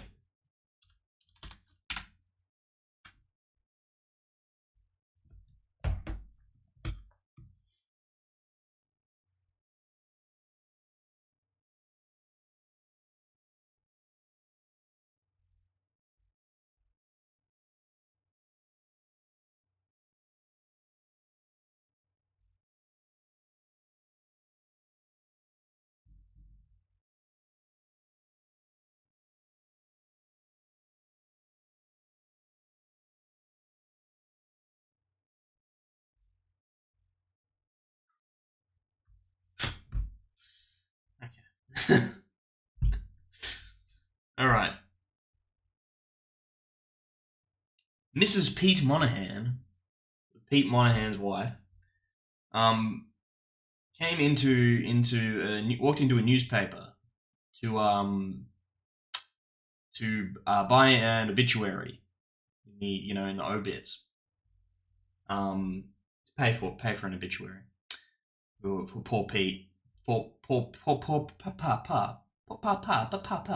Pete Monahan. And so she went to pay, and she went to the obituary guy, and she's like, "I'd like to put an obituary in for Pete Monahan." And the obituary guy actually knew Pete, and he says, "Well, it's too bad about Pete. My condolences." And she thanked him for his kind words. And then she asked, "How much does it cost to get an obituary in the paper?" And the guy says, "Well, it's $1 a word. It's $1 a word." And the lady said, geez, I only have $2. I guess I'll put I've only got. If I can only do 2 words, I guess I'll say Pete died. That'll be the obituary. Pete died.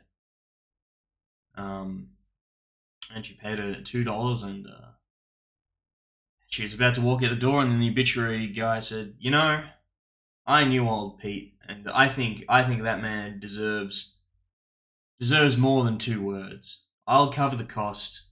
Why don't you have another 3 words on the house?" And she goes, "Well, that's very, very kind of you. So let me change it then." Now she's got 5 words, and so she says, "Pete died. Boat for sale."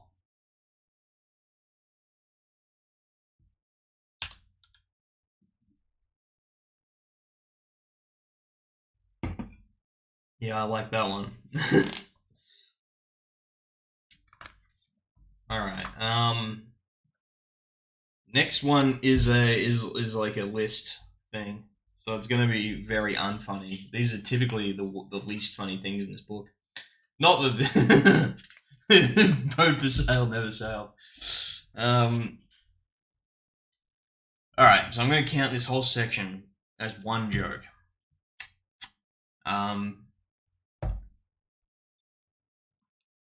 You know, it's kind of like we'll do like a David Letterman thing. This is top 7.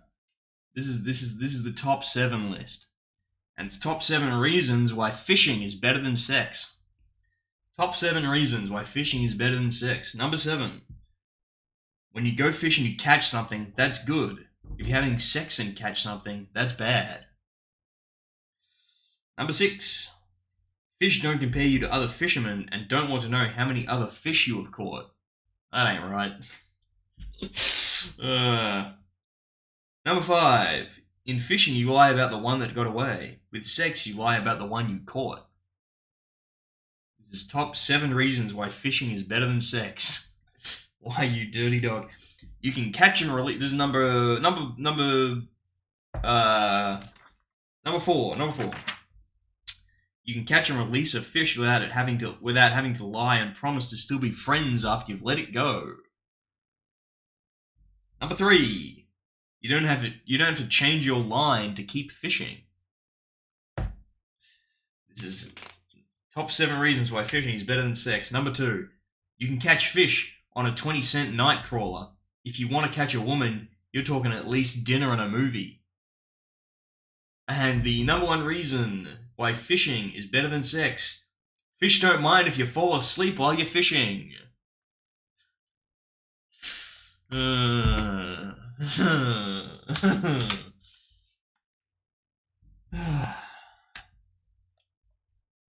we got a top 3 here. We have top 3. Top 3 reasons golf is better than sex. Number 3. If you damage a ball, it's easy to replace it with a new one. Oh, ouch. Number 2. The lay is always different. And the number 1 reason golf is better than sex, because a hole-in-one is applauded.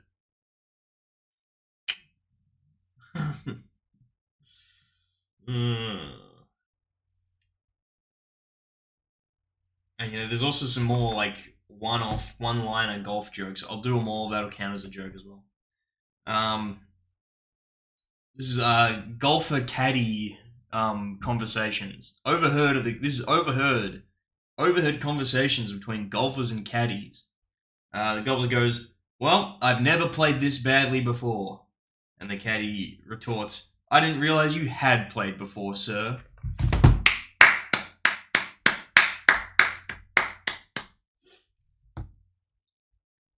Golfer. Notice any improvement today, Jimmy? Yes, ma'am. You've had your hair done.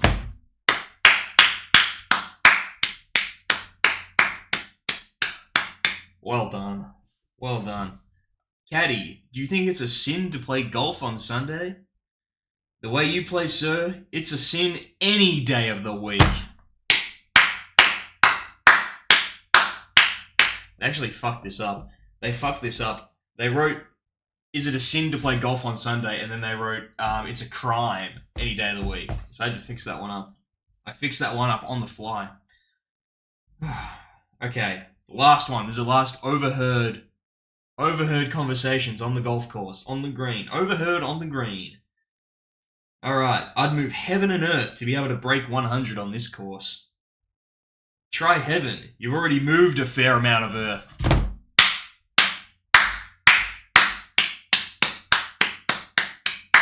Well done. Well done. Well done, sir. Good one. Well done. Well done. Oh, man. We're at the 10% mark. Almost. I gotta tell this one. Alright. Man, this is the leisure time section, so this is where we're having a lot of golf and hunter jokes. Alright. Well, I think they're clearly all golf at the moment. Alright. Man comes home to his wife, and she's wearing a negligee, and she's dressed all sexy, and she's like a kinky lady. She's got a bunch of ropes and stuff, and she says to her husband, she throws the ropes in, and she says, "Tie me up and do whatever you want." So he ties her up, and then he goes and plays some golf. Yeah, yeah, yeah. Yeah, baby. Yeah, baby. Hey, Dogger. Vote for Samo. That's true. Samo for council. Never giving up. Me on the council is like Roval Rail. It'll be 50 years from now. I'll still be trying to get on the council.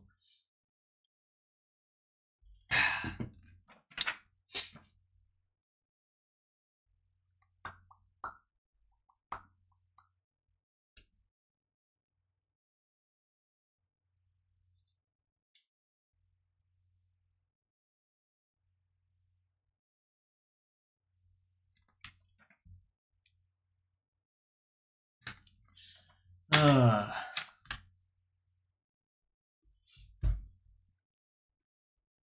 that's fine. That's fine. We're just telling some jokes. We don't need raids. We can just tell some jokes. All right. An antenatal class is in full swing with women's and their husbands, and they're learning how to do the breathing and support the birth, everything. And at one point, the teacher says, "Ladies, exercise is really good for you at this time during pregnancy. Walking is specifically beneficial, so you should try and walk as much as you can. And hey, fellas, wouldn't hurt you to take the time and go on a walk with your wife." And one of the husbands puts his hands up, and he asks, "Would it be okay if my wife carries a golf bag while she walks?" These golf jokes need an applause afterwards because they're fucking incredible. They're just so good. Oh my god.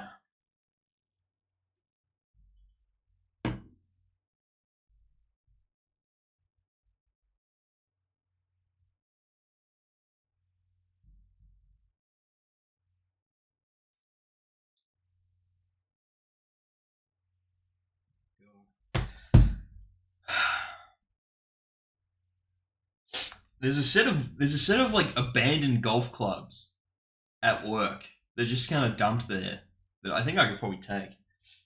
Should I start golfing? Anyway, a young woman is taking golf lessons, and she's out there on a nice summer day, and she gets stung by a bee, and she's never been stung by a bee before. It's extremely painful, and she can't focus on the golf lesson anymore. So she goes into the clubhouse and just gets a drink and just kind of relaxes, try and take her mind off the bee sting. And the golf pro sees her back in the clubhouse, and he knew she was going out, get an hour lesson. It's been 10 minutes, so he asks her, why you back so early? What's wrong? And she says, I got stung by a bee. And the golf pro goes, "Oh yeah, where?" And she says, between the first and second hole. And golf pro goes, okay, I think your stance is a bit too wide, man.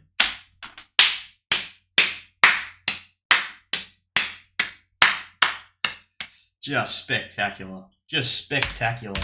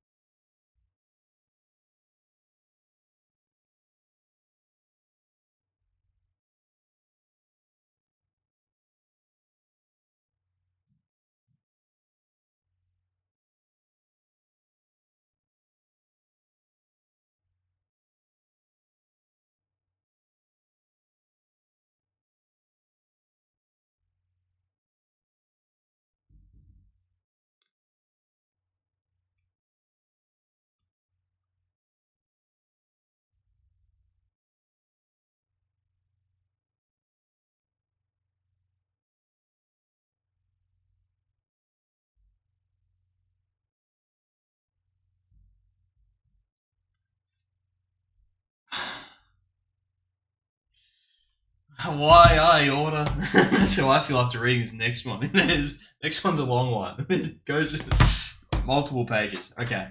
Last one in leisure time. A very beautiful couple.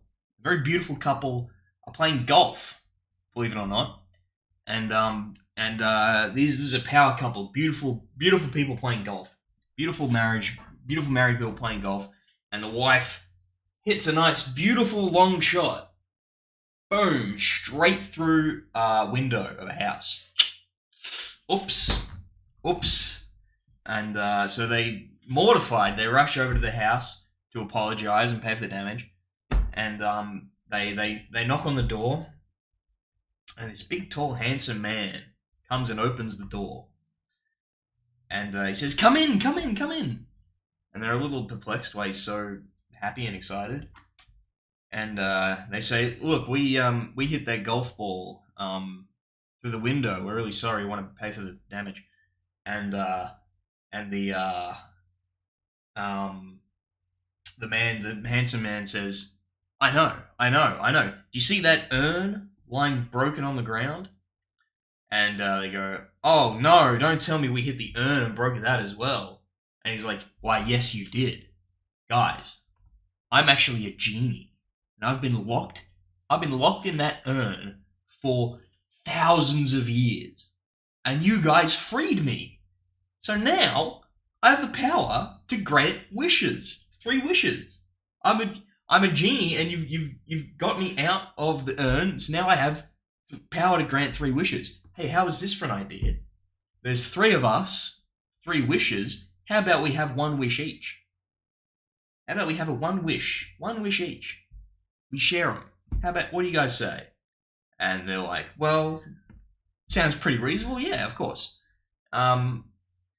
Lady, a beautiful, attractive lady that hit the golf ball. How about you go first? You have your first wish." And she thinks for a moment and goes, "I would like to live my entire life with peace of mind and have a nice, quiet, calm, happy life."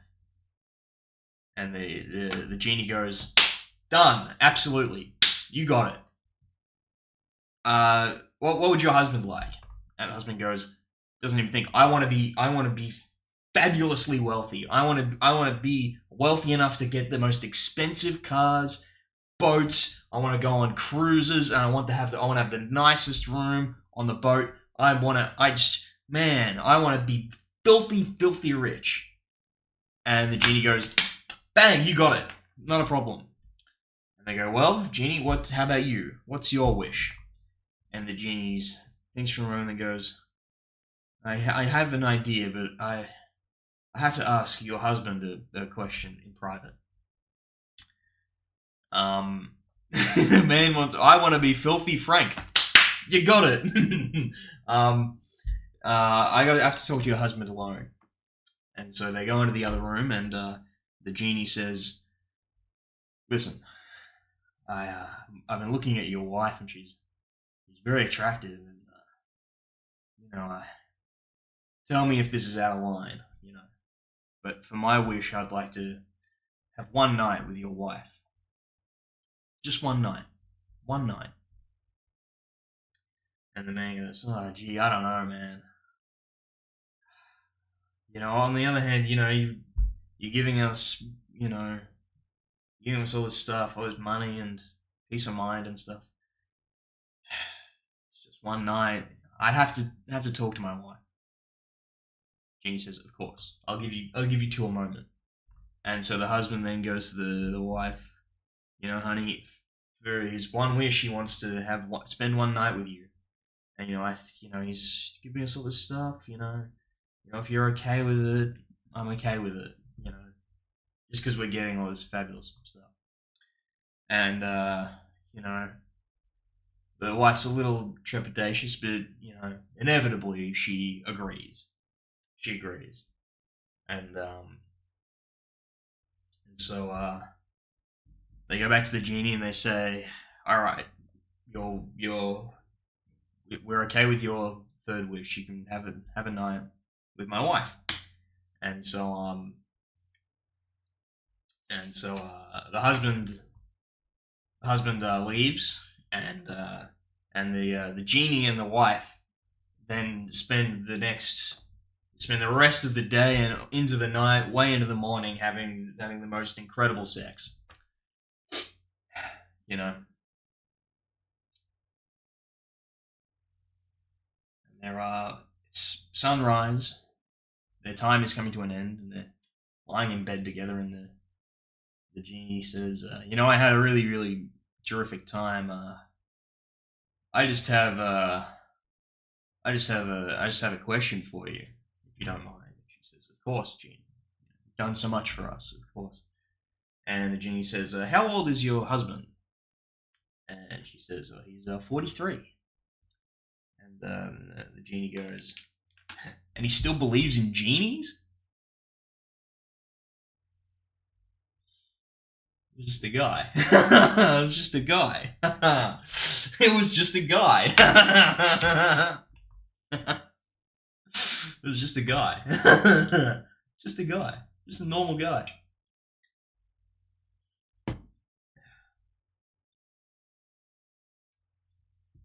All right. Moving on to the eating out section. Okay. Now we first things first. We have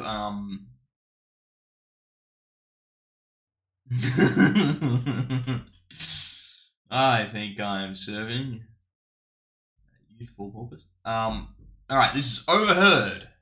Overheard at the diner. I'm adding that, by the way. It's just like written out. But this is overheard at the diner. We had overheard on the green earlier. This is overheard at the diner. Overheard at the diner. Waiter, there's a fly in my soup. It's a force of habit, sir. Our chef used to be a tailor. Waiter, there's a fly in my soup. Couldn't be, sir. The cook used them all in the raisin bread. Waiter, there's a fly in my soup. Sorry, sir. Maybe I missed it when I removed the other 3. Overheard at the diner. Overheard at the diner. Waiter, there's a dead fly in my soup. What did you expect for $5? A live one? Overheard at the diner. Overheard at the diner. Waiter, there's a bee in my soup. Yes, sir. It's the fly's day off. Oh, God. Overheard at the diner. Overheard at the diner. Overheard at the diner. Waiter, this coffee tastes like dirt. Yes, sir. That's because it was only ground this morning. It was only ground this morning. Or alternatively, this morning, it was only ground. Overheard. That was overheard at the diner. Overheard at the diner.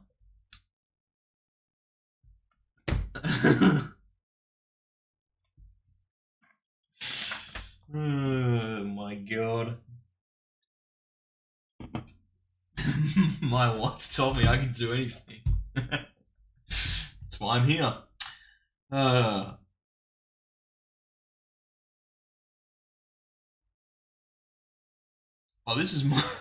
These are more like rapid fire jokes. This eating out section. It's all overheard at the diner. Overheard at the diner. Stories from the diner. A waiter brings a customer a steak, but he has his thumb over the steak, like he's holding the plate. I have a plate here actually. He's holding the plate. He's holding the plate, but he's got his thumb like over the steak, right? And the customer goes, "Are you crazy? What are you doing? What are you doing with your grubby mitts all over my steak?" And the waiter goes, "What? You want it to fall on the floor again?"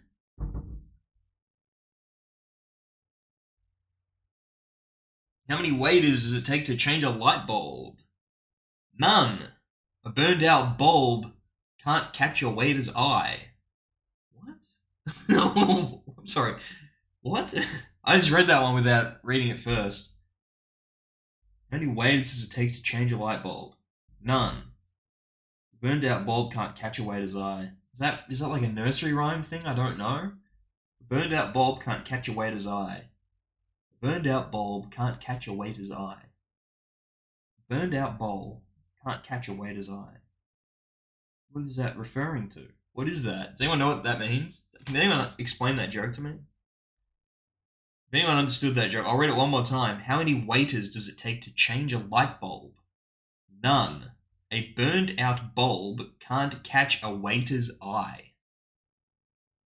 If anyone can explain that joke to me, I'd very much appreciate it. What flavors of ice cream do you have? Vanilla, strawberry, and chocolate.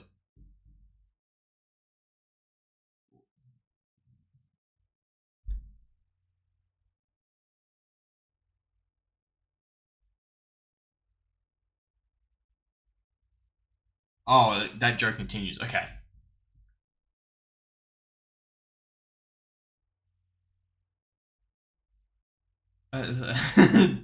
That doesn't help me, Goose. It doesn't explain how it's a joke. Oh, because like you have to get the waiter's attention. Wow, that's bad. That is bad, bro. Anyway, let me go back to this joke I got halfway through. What flavors of ice cream do you have? Inquired the customer. Vanilla, strawberry, and chocolate, answered the new waitress in a very hoarse whisper. Vanilla, strawberry, and chocolate. And trying to be, the customers now feels like a little bad for her. So the customer goes, do you have laryngitis? And the waitress goes, no, just vanilla, strawberry, and chocolate. She thought it was a flavor.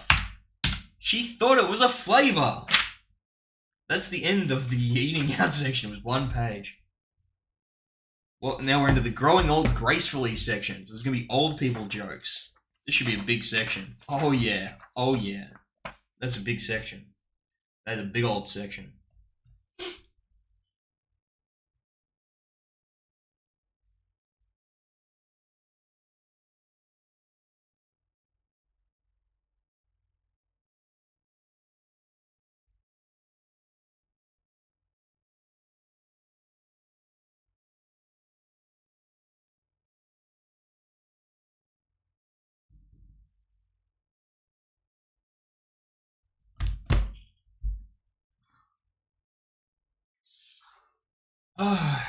Okay. Mary's grandfather passed away, and upon hearing the news, she she blew her nose. Mary's grandfather died. And upon hearing the news, she rushed over to go visit her 95-year-old grandmother and console her and ask her about it. So Mary asked her, how did it happen? And the grandmother says, well, he passed away while we were making love. And Mary's disgusted at the thought. And she goes, Grandma, surely having sex when you're 95 is just asking for trouble. And she says, on the contrary, dear, no, we were very, very careful. In fact, we used to have sex every Sunday while the church bells rang. And he used to follow the pace of the church bells. And it was perfect. It was nice and slow, and it was nice and perfect and safe. He went in on the ding and out on the dong of the bell. And he'd still be here today if it weren't for that damn ice cream truck.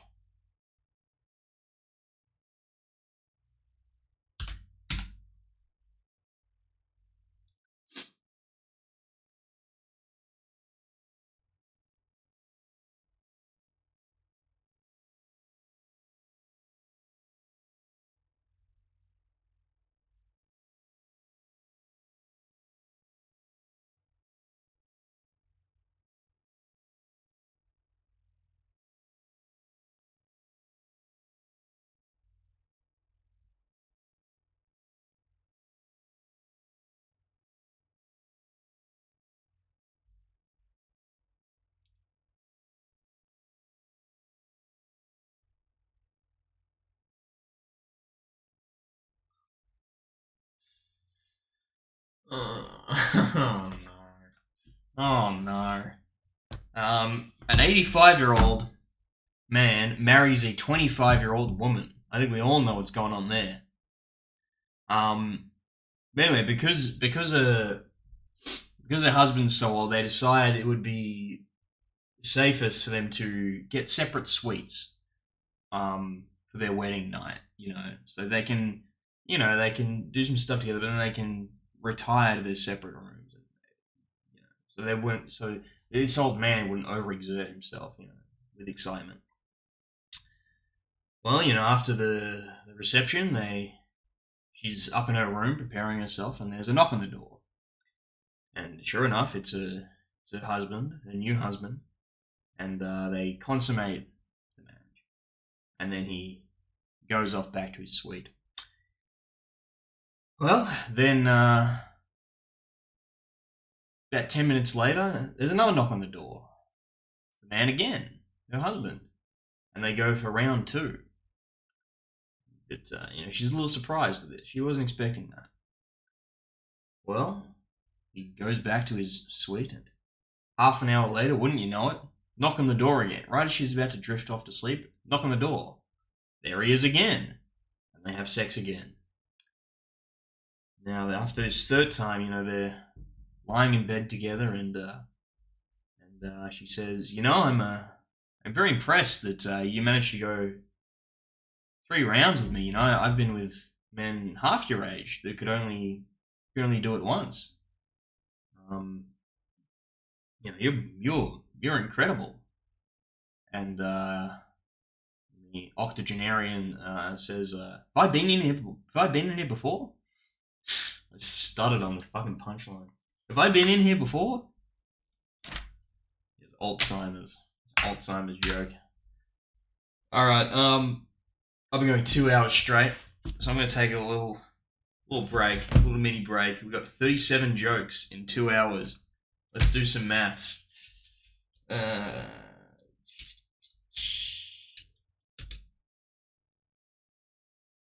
Wow.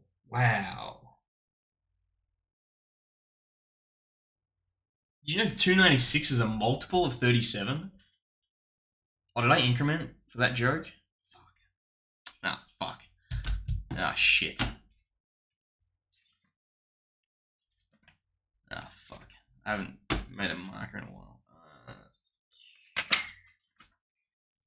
23,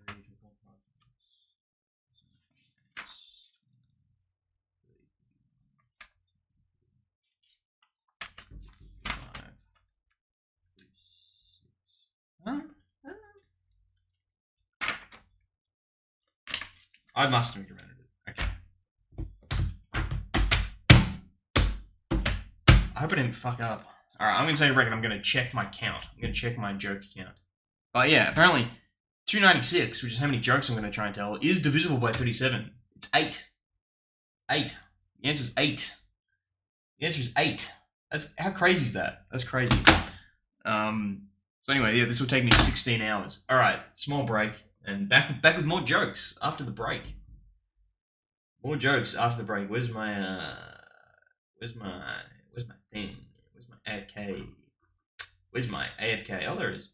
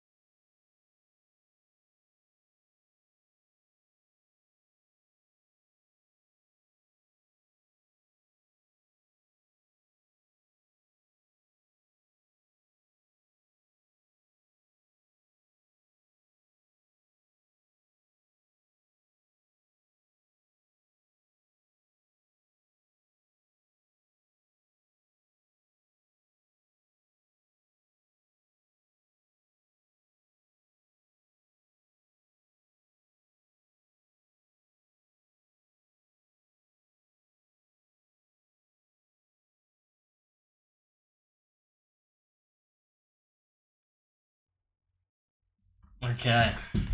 That break was a little longer than I anticipated. I don't want to get too graphic, but I did a certain bathroom thing, and I felt like I needed to have a shower afterwards, which is why I'm wearing a different shirt. Anyway. Oh, this is the wrong thing. This is the wrong thing. This is what I'm looking for. Boom. There we go. Okay. I checked the count. We have told 37 jokes, which is exactly 12.5%. So we're getting there. We're getting through. We're an eighth of the way through. Let's get on with it, shall we? All right. So after 40, this book makes a mistake here. After 40 years of marriage, Frankenstein's monster and the Bride of Frankenstein come to a standstill in their love life. Wait, I don't know anything about Frankenstein. Is the Bride of Frankenstein married to Frankenstein's monster, or is she married to Dr. Frankenstein? I know that's like a character, Bride of Frankenstein. I'm assuming married to the monster. That sounds like a more interesting movie. Wasn't it the title of a whole movie, Bride of Frankenstein? Anyway, I'm going to assume she's married to the monster. I guess the joke kind of works either way. Maybe, I don't know. Whatever. We'll pretend that they're monsters. Actually, no, it says it's okay. It says it's the monster. Okay. All right. Frankenstein's monster and the Bride of Frankenstein's monster are having some trouble in their marriage. They're not having sex very often. And, every night the monster comes home and he comes home from work, he eats his dinner, he plops himself in front of the TV and then he falls asleep in his chair. And so the bride's a little dissatisfied, so she goes to a therapist. And the therapist suggests maybe try a romantic candlelit dinner. Maybe that'll get him into the mood, And so bride comes back to the therapist the next day and goes, didn't work at all. Do you have any other suggestions? And the therapist is like, maybe you should try putting on some sexy lingerie and luring him into the bedroom. And comes back the next day, didn't work. And the therapist goes, well, I have one last thing to try. Maybe you should try and recreate a moment when you first sort of began your romance. When you first had those sparks fly and you had that romance going. Well, next day, the bride comes back with a big old grin on her face. And she goes, thank you so much for your advice. It worked perfectly. Last night, I took Frankenstein's monster out into the middle of a lightning storm, and right there in our backyard, and he made love to me like it was the first time ever. It was fantastic. And the therapist goes, making love in a lightning storm put him in the mood? I'm a little confused. And the bride goes, yeah, well, I did tie a kite to his cock.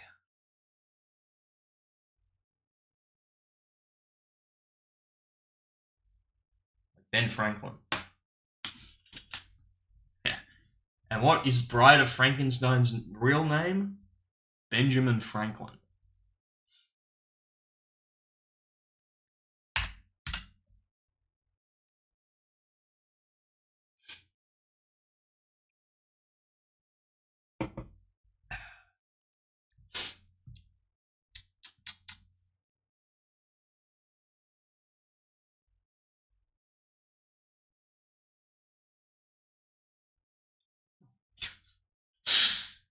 Two old ladies are walking through a museum and they get separated, and then they bump into each other again. And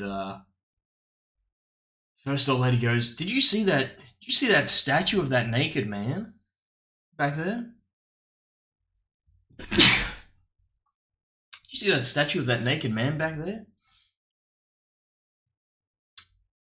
And the second old lady goes, "Yes, no, I was absolutely shocked. How could they possibly display such a such a thing. And my God, was the penis enormous on that statue. And the first old lady goes, yeah, and it was cold too. It was cold too. It was cold too. She touched it. She fucked it. She fucked a statue. The old lady fucked a statue.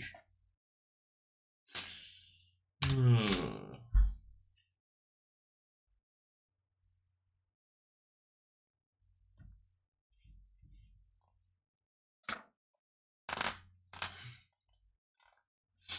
You make a good point. You make a good point.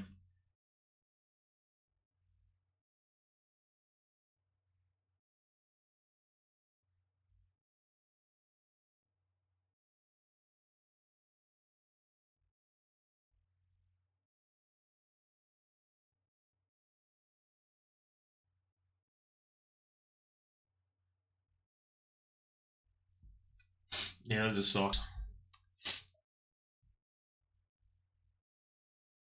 They've been up for a while. They've been up for a while. I haven't done laundry in a while. Anyway.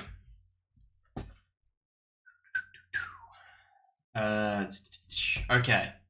So, there's an old lady, and she's turning 100, and her family plans a big old shindig for her, and having a big party in the backyard, and she's there in her wheelchair, and she can't talk so good, but she can still write notes. So when she needs to communicate, she'll write a little note.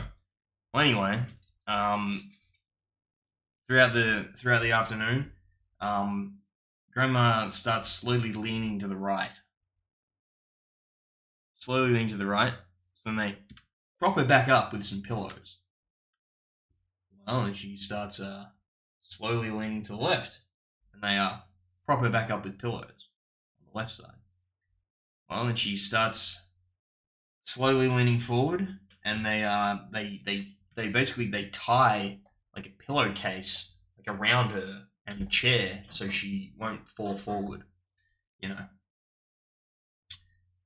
And so she's there with pillows, and she's tied, basically around her neck, so she won't fall over.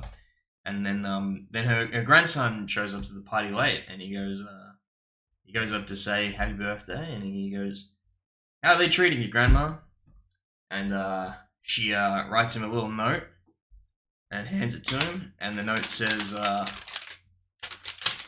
"They won't let me fart."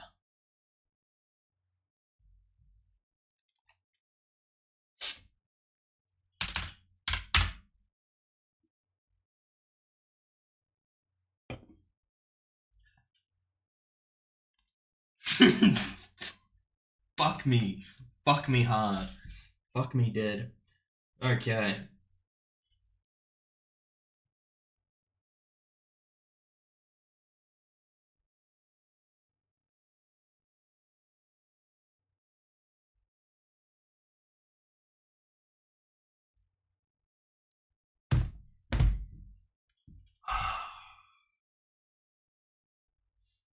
I don't like that I have to say the things I have to say for this next joke. A couple have been married for 50 years. 50 years. And they're sitting at the breakfast table one morning, and the old man says to his old wife, honey, we've been married for 50 years. And she goes, I know, it's incredible. Just think, 50 years ago, we were sitting at this very breakfast table together. And the husband goes, I know, it's amazing. Actually, I remember 50 years ago, you were probably sitting there naked as jaybirds 50 years ago. That's what it says here. Naked as jaybirds. You were probably sitting naked as jaybirds 50 years ago, honey. And, the wife says, what do you say? Should we get naked? And, the man agrees, so they both get naked and sit back at the breakfast table, just like they did 50 years ago. And the old lady says to her husband, honey, my nipples are as hot for you My nipples are as hot for you today as they were 50 years ago. And the husband replies, I'm not surprised. One's in your coffee and the other's in your porridge.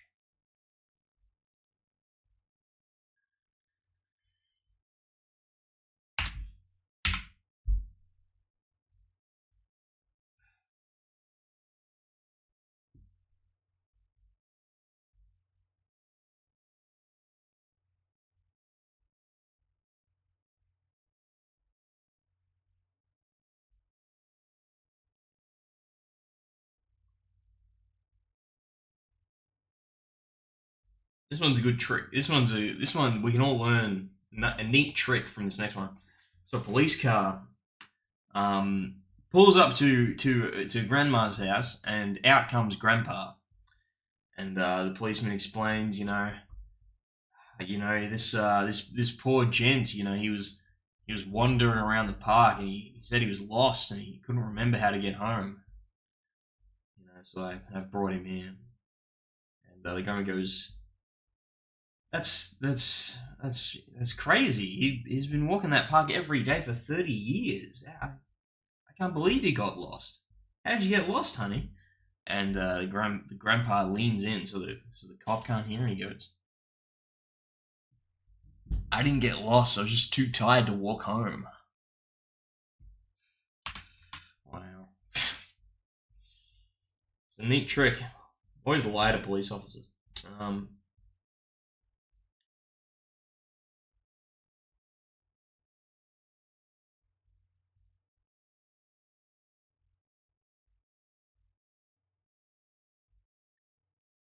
Disgusting. An old lady and an old man are in a retirement home. This is grim. The growing old gracefully section is not. I'm not enjoying this one at all. Old man sitting in their retirement home, and the man turns to the woman and he goes, I bet you can't tell how old I am. And she goes, okay, challenge accepted. She unzips his fly and then she feels around his cock and balls for a while. And eventually declares, you're 83. And he goes, and the man goes, that's amazing. How did you know? And she says, you told me yesterday.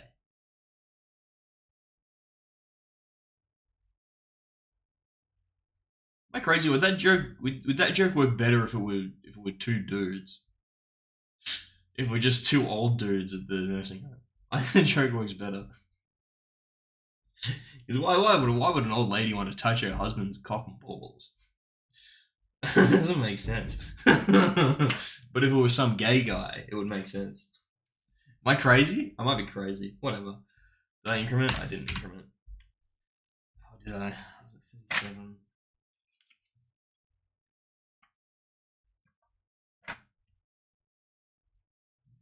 That's right.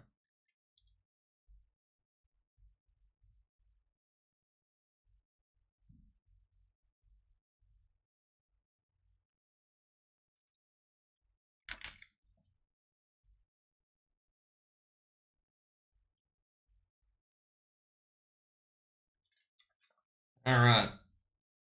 85-year-old man goes to his doctor, and he wants to get a sperm count. I don't know why, but he does. According to this joke, this 85-year-old man wants to get a sperm count. So he goes to the doctor, and the doctor gives the man a jar. Maybe he's dating Rebecca Smith. That's a good point. He's trying to have a baby with Rebecca Smith, so he needs to get his sperm count checked at 85. Anyway, given a jar, and he said, give me a hello, the elite council. How's it going? The doctor gives him an empty jar and says, put your sample in this jar and bring it back tomorrow. Keep it cold. And the next day, the old man comes to the doctor's office, and the jar's empty. And the doctor goes, what happened? And the old man goes, well, I asked my wife for help. She tried with her right hand, and then she tried with her left, nothing. Then she tried with her mouth, first with her teeth in, and then with her teeth out, still nothing. We even called Evelyn from next door to come help. Called Evelyn from next door. Still nothing. Nothing, doc. And the doctor's like, you asked your neighbor? And the guy's like, yeah. And no matter what we tried, we couldn't get that damn jar open.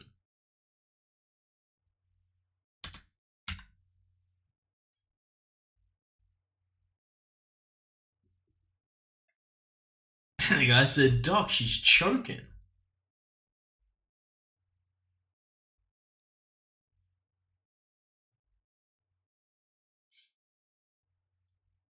$2.94, but I would need to, if the stream itself counts as a joke, then I need to go to $2.95.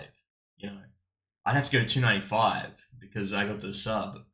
You know, you got to add the subs in. You got to add in the subs. You got to add in the subs.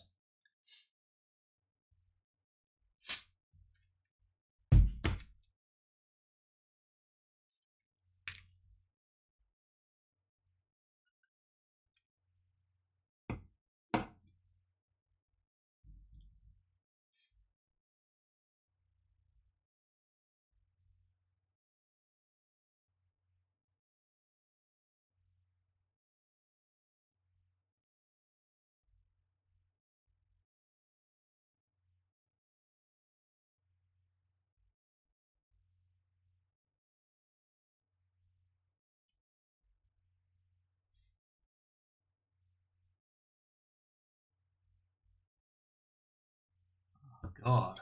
Oh God. Okay.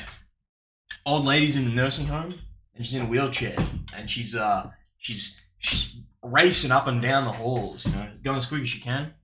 And an old man steps out of his room into the hall and he goes, "Stop, stop, lady! You're speeding. Can I see your driver's license?" And the old, probably dementia-riddled lady digs through her purse and pulls out like a candy wrapper or something. And he looks it over and he goes, "All right, I'm gonna let you off with a warning." And he goes back into his room. Anyway, she starts doing it again, going up and down as fast as she can. Guy steps out again and he goes, "Lady, stop! I saw you. You crossed the center line. I'm gonna need to see your driver's license." She pulls out a receipt or something. He looks at it and goes, "All right, I'm gonna give you another warning and let you off." Back in he goes. And she's going again, just going crazy up and down the hall in a wheelchair. And all of a sudden, the old man steps out of the room totally naked and with an erection. And the old lady goes, "Oh no, not the breathalyzer again." Nasty.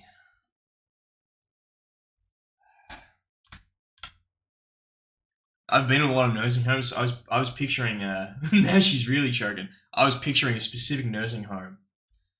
And God, it's foul. The smell in those places. Okay.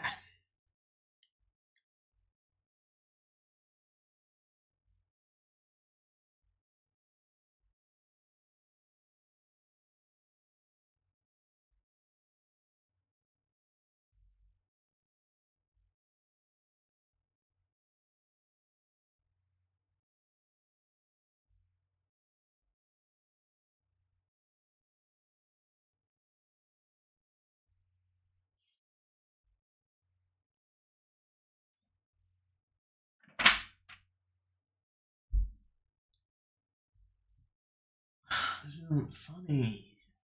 The joke doesn't work. Alright. A 90-year-old man is at the doctor's office having his annual checkup, and the doctor asks him how he's feeling. And he goes, I got a smoking hot 18-year-old wife who's pregnant with my child. What do you think about that, Doc? And the doctor goes, well, let me tell you a story. Let me spin a yarn for you. I know a guy and he loves hunting. Boy, does he love hunting. But one day he's in a bit of a hurry to go hunting, and he accidentally grabs his umbrella from the wall instead of his rifle. And so he's out in the forest walking, and he sees a beaver and he's gonna go shoot. He's gonna shoot the beaver, and so he pulls out his umbrella, and he pulls the trigger, and the umbrella just opens. But the beaver falls over dead right in front of him, right as he does this. And the old man goes, what is this? This is a stupid story. It's a crazy story. You expect me to believe that the umbrella killed the beaver? That's ridiculous. Obviously, somebody else must have shot the beaver. And the doctor says, my point exactly.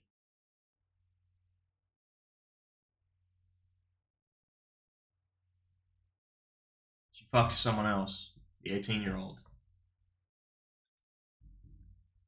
Why are there so many old dudes married to fucking like teenagers in this book? What is going on, man?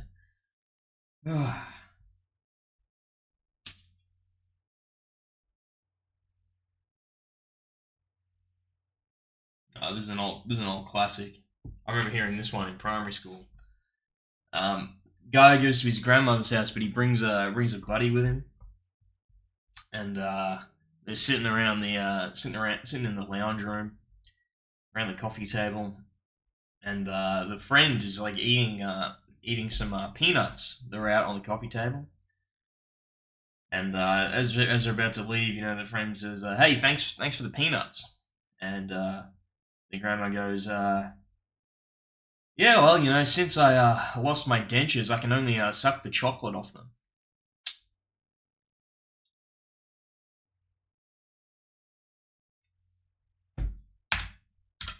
That old chestnut.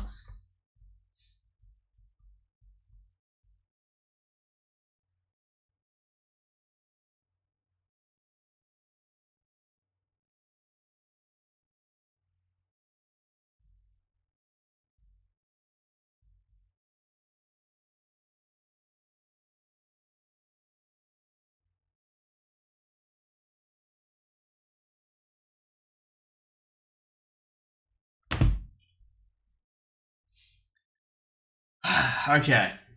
There's an older lady, a little bit older, and she's lonely. So she decides she needs a pet. And so she's forlornly perusing the pet shop, looking for a pet to buy. But they're out of pets. They only have this one ugly frog. And she's looking down at the ugly frog, and the frog looks back at her and winks. And then the frog speaks, and it says, Buy me and take me home, and you won't regret it, old lady." So she does. She doesn't see any other options, so she buys the frog.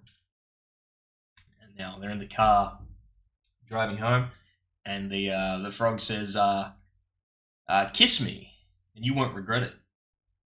And so she kisses the frog without much convincing. She kisses the frog, and the frog turns into a beautiful prince.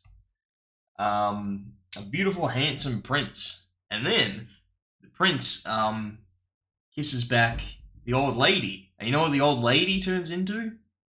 The next motel she can see.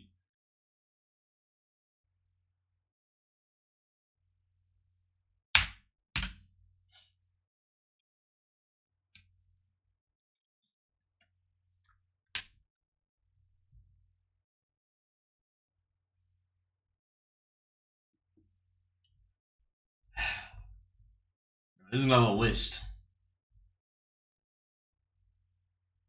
This is the top 14. This is the top 14 reasons. This is another top 14.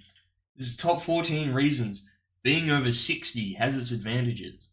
These are the top 40 advantages of being over 60. Top 14 advantages. Number 14. No one expects you to run into a burning building. Number 13. People call at 9 p.m. and ask, "Did I wake you?" How's that an advantage? Number 12. People no longer view you as a hypochondriac.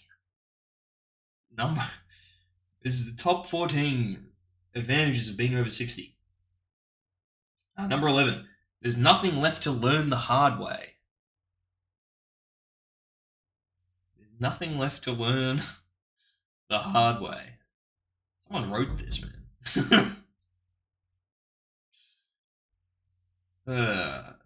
Number 10, you can eat dinner at 4 p.m. Number 9, you can live without sex, but not without glasses. Number 8, you enjoy hearing about other people's operations. Number 7, you get into heated arguments about pension plans. That's like horrible. You have a party and the neighbors don't even realize it. Wow.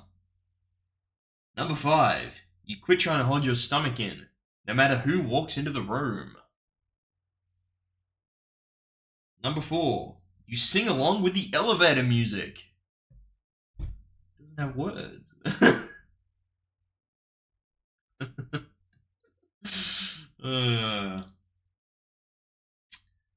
Your investment in health insurance is finally beginning to pay off. This is sad. The number 2 reason being over 60 has its advantages. Your joints are more accurate weather gauges than the Bureau of Meteorology. The Bureau of Meteorology. Bomb. And the number 1 reason. Austin, blow the fuck out. The number 1 reason being over 60 has its advantages. Your secrets are safe with your friends because they can't remember them either. And then Paul Schaefer would go, yeah, yeah, and play a song. Oh my god.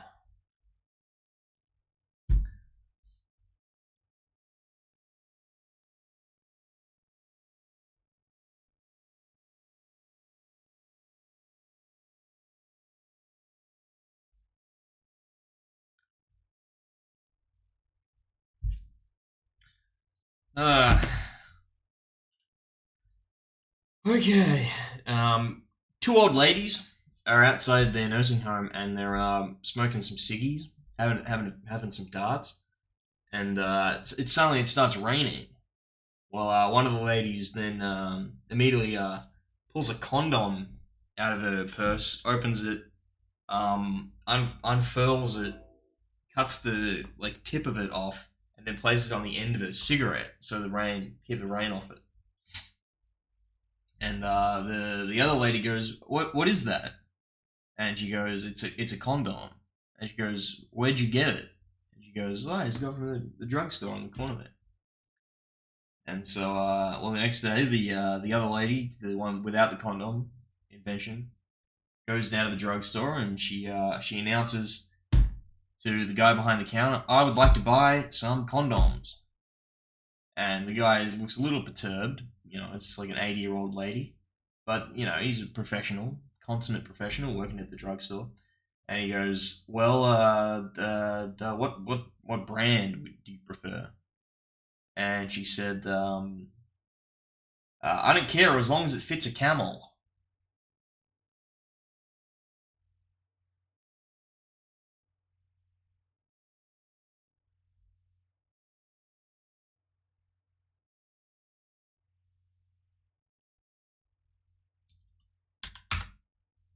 That was the 50th joke.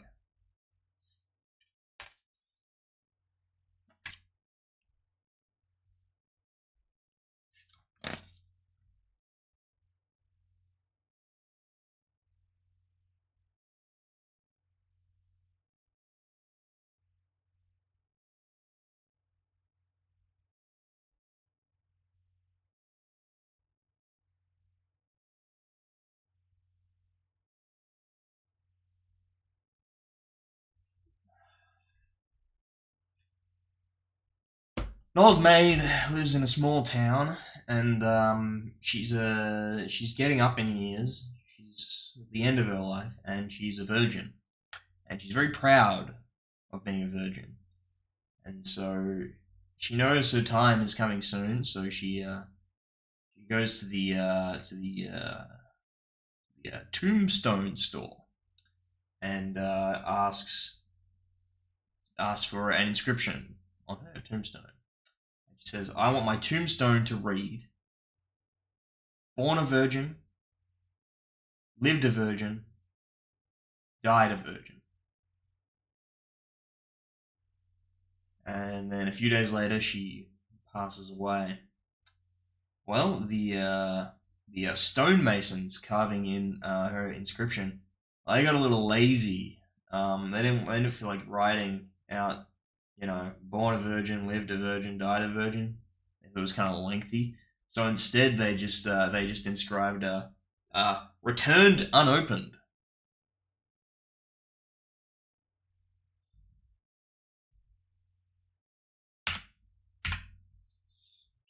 Sickening, man. Sickeningly unfunny.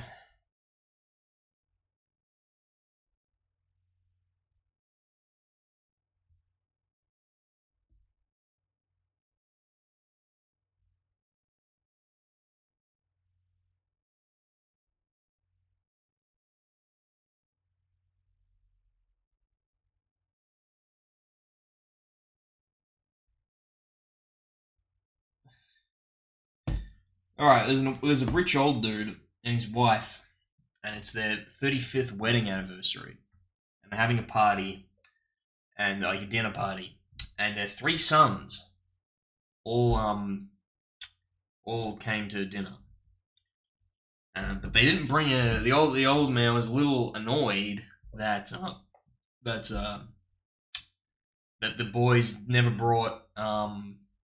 They didn't bring a gift. They didn't bring any gift for the 35th wedding anniversary. They just came to dinner. They didn't bring a gift. And so after dinner, the father pulled the boys aside and he says, you're all grown men. I think you're old enough to hear this now. I have a confession. Your mother and I have never been legally married.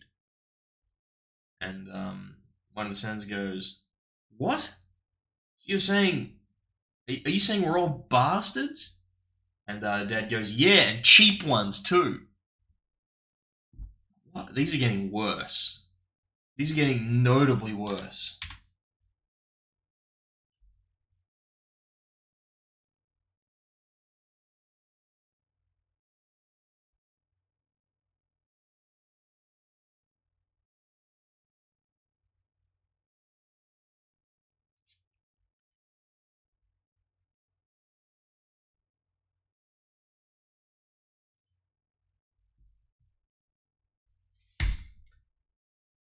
Little boy's chilling in the backyard with his grandfather, and he notices an earthworm trying to wiggle into a hole. It's having trouble.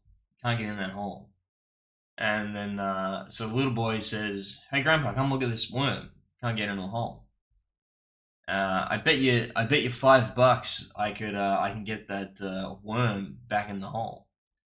And the grandfather says, "No, no, no, you can't get that worm in the hole. I think we all know where this joke's going. You can't get that worm in the hole. It's too like limp and soft. You just like squish it. You won't get it back in the hole. So I accept your bet."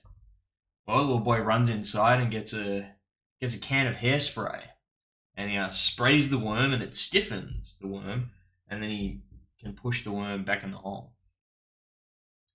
And the grandfather happily gives the boy the $5, and then he grabs the hairspray and runs inside. Well, about 45 minutes later, the old man comes back out and gives the boy another $5. And the boy goes, but Grandpa, you already gave me $5. And Grandpa says, "Yeah, that's from your grandma."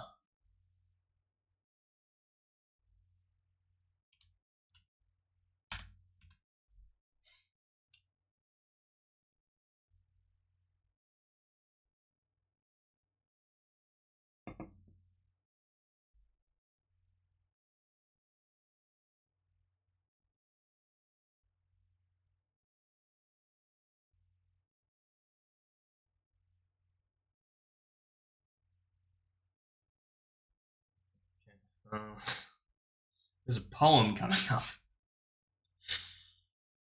Uh,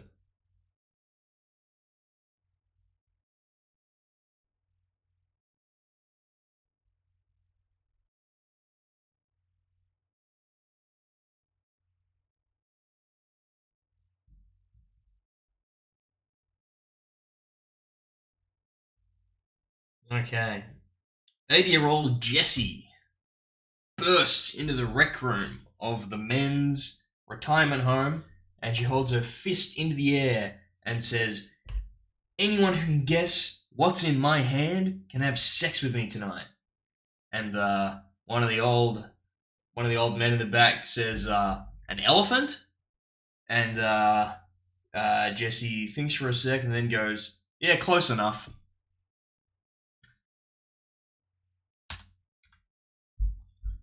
All right, time for a poem. Time for a poem. This is very pharmacy as well. It's a pharmacy poem.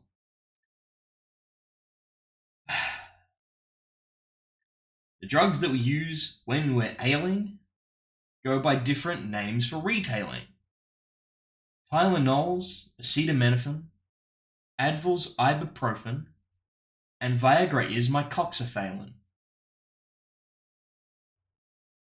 And Viagra is my coxaphalin. Actually, sildenafil, but who am I to argue with the poem?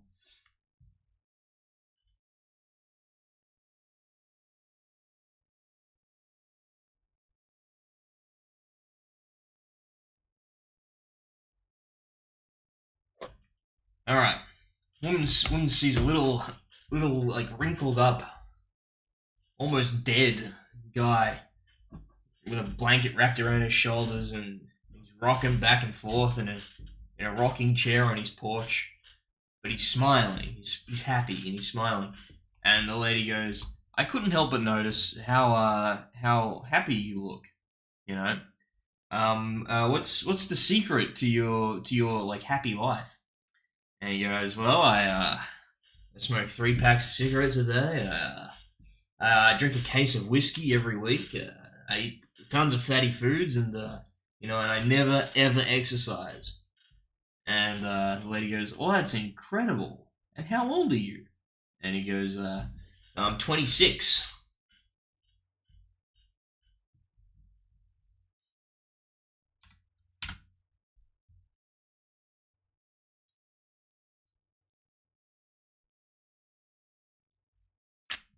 We have another poem. We have another poem. It's called A Sad Tale. It's a little longer than the last one. A sad tale.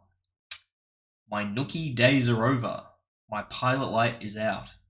What used to be my sex appeal is now my water spout. Time was when, of its own accords, from my trousers it would spring. But now I have a full-time job just to find the blasted thing. It used to be embarrassing the way it would behave, for every single morning it would stand and watch me shave. But now as old age approaches, it sure gives me the blues to see it hang its withered head and watch me tie my shoes. A sad tale indeed. Okay. Oh, that's a. Oh my god. Go to streamrise.com. That's an awfully light coffee pot, Jay. Should I dump it on Donald Trump? Probably not, Jay. That's an awfully light coffee pot. Alright, the bell curve of life. The bell curve of life. At age 4, success is not peeing in your pants. At age 10, success is making your own meals. At age 12, success is having friends. At age 18, success is having a driver's license. At age 20, success is having sex. At age 35, success is having money. At age 50, success is having money. At age 60, success is having sex. At age 70, success is having a driver's license. At age 75, success is having friends. At age 80, success is making your own meals. At age 85, success is not peeing in your pants. Ugh. I prefer the poem.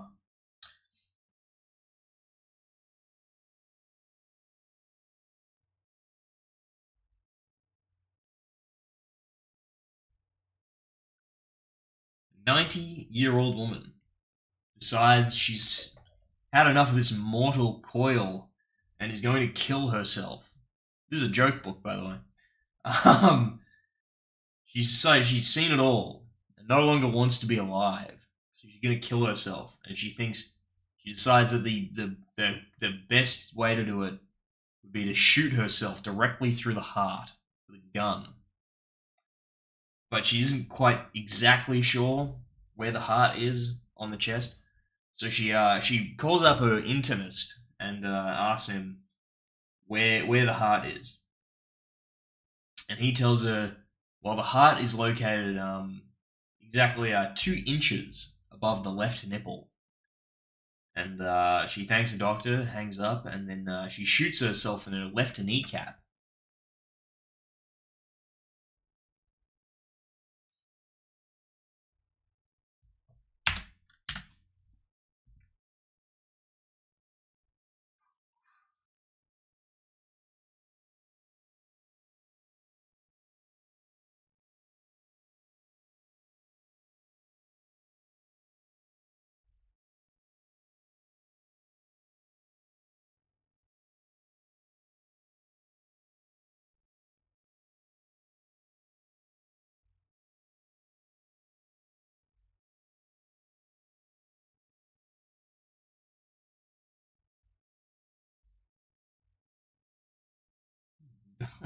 God.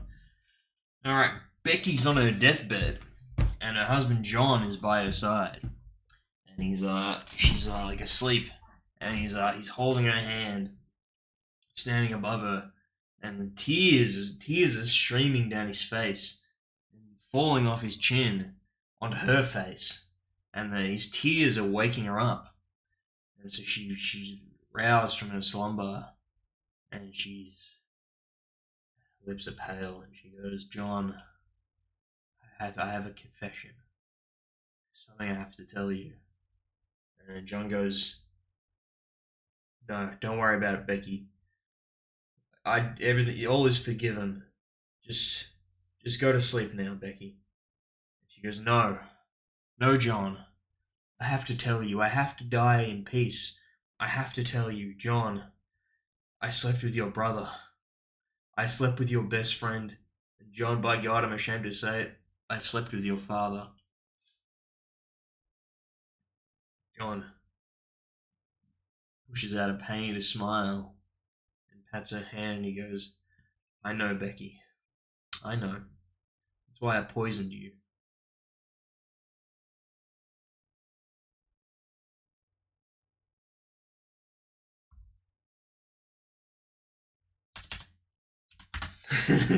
Go to RebeccaSmiths.com.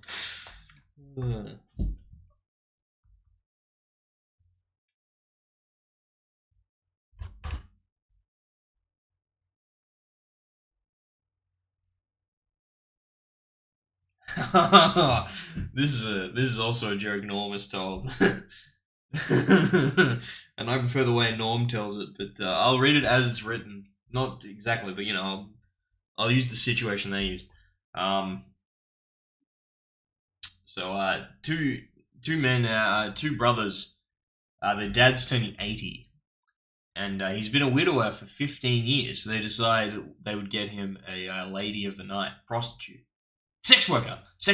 Sorry, they get him a sex worker. And so the young curvy lady shows up and knocks on his door, and he opens, and he's stunned, and she says, "Honey, are you ready for some super sex?" And he goes, "Yeah, I'll take the soup."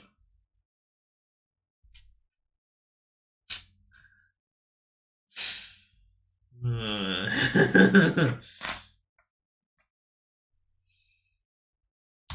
made it out of old people. No more. We're now in the education section, which I assume means we're gonna have some dirty Johnny jokes. I think 2 pages.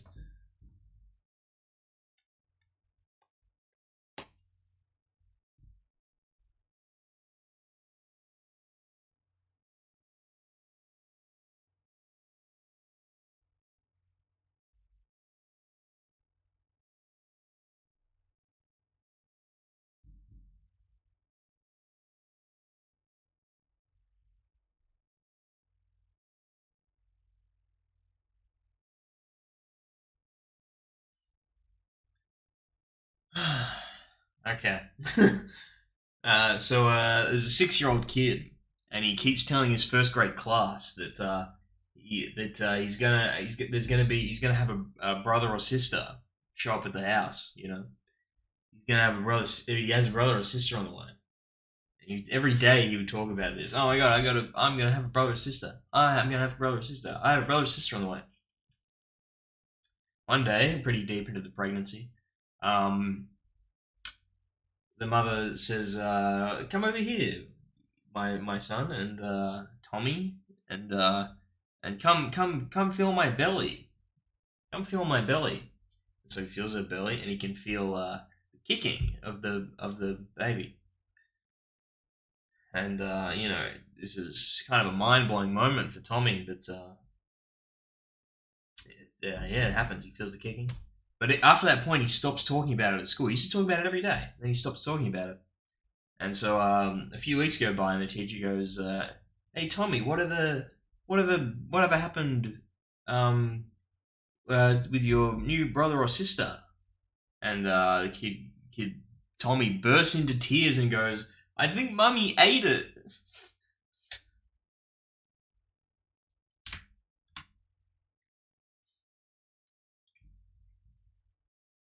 Ate the baby.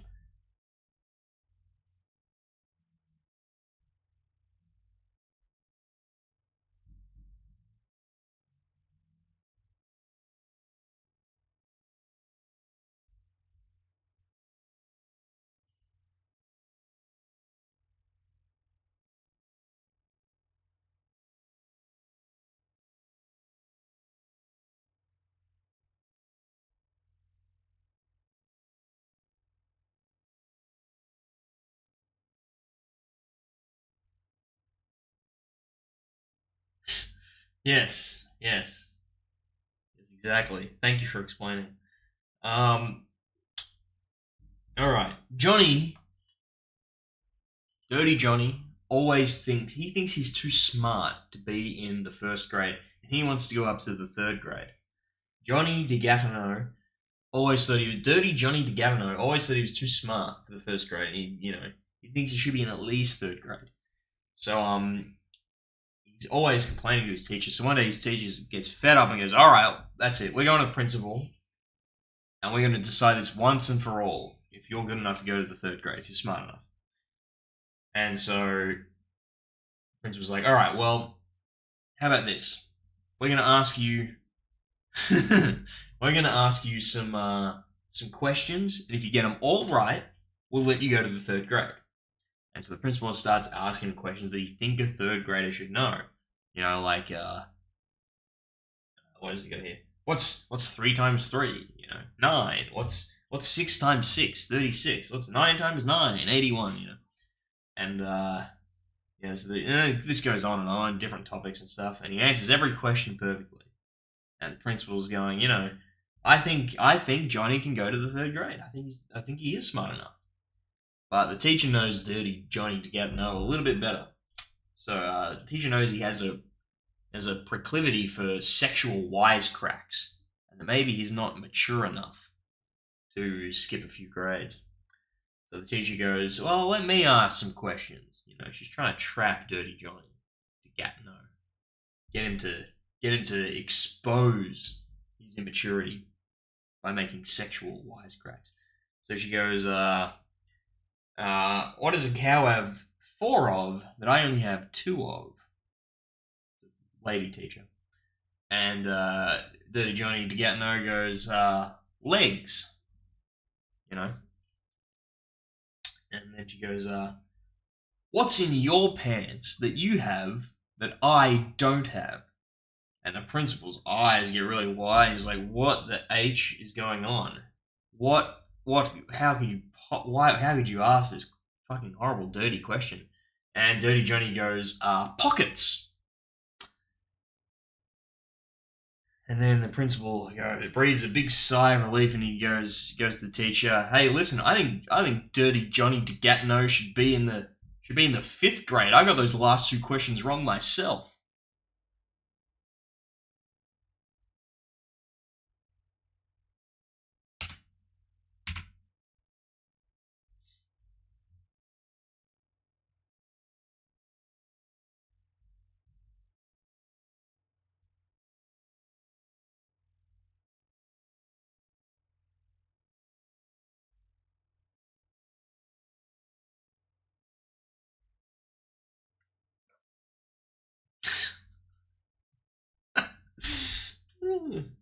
Um,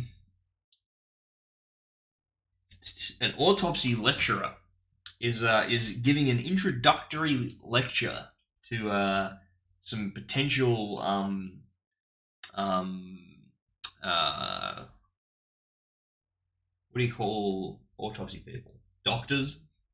um, it's autopsy 101, and he's up in the front of the class, standing over a real human corpse, and he says, there are two things you need to do to have a career in medical forensics. First, you must have no fear. And the lecturer shoves a finger up the corpse's ass, pulls it out, and then sucks it.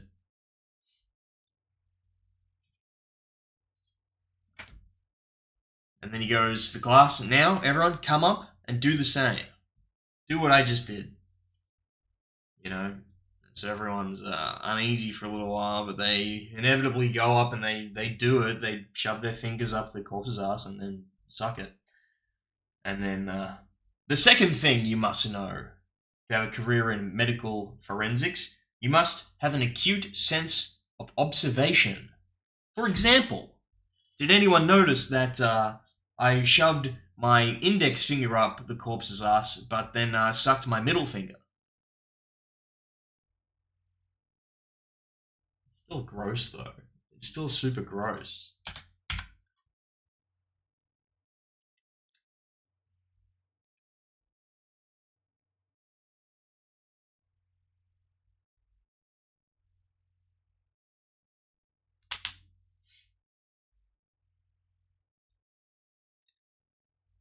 It's the first day of uni, and the dean of students of student affairs. I don't know what titles people have in university.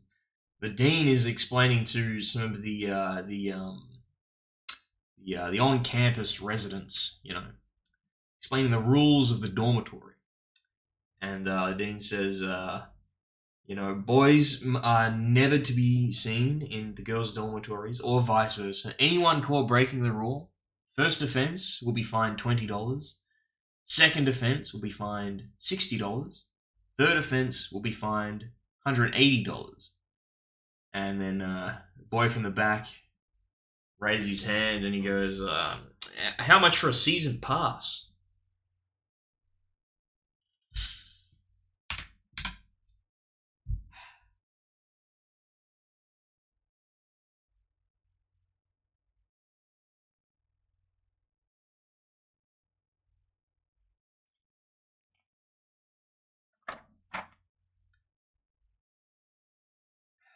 Okay.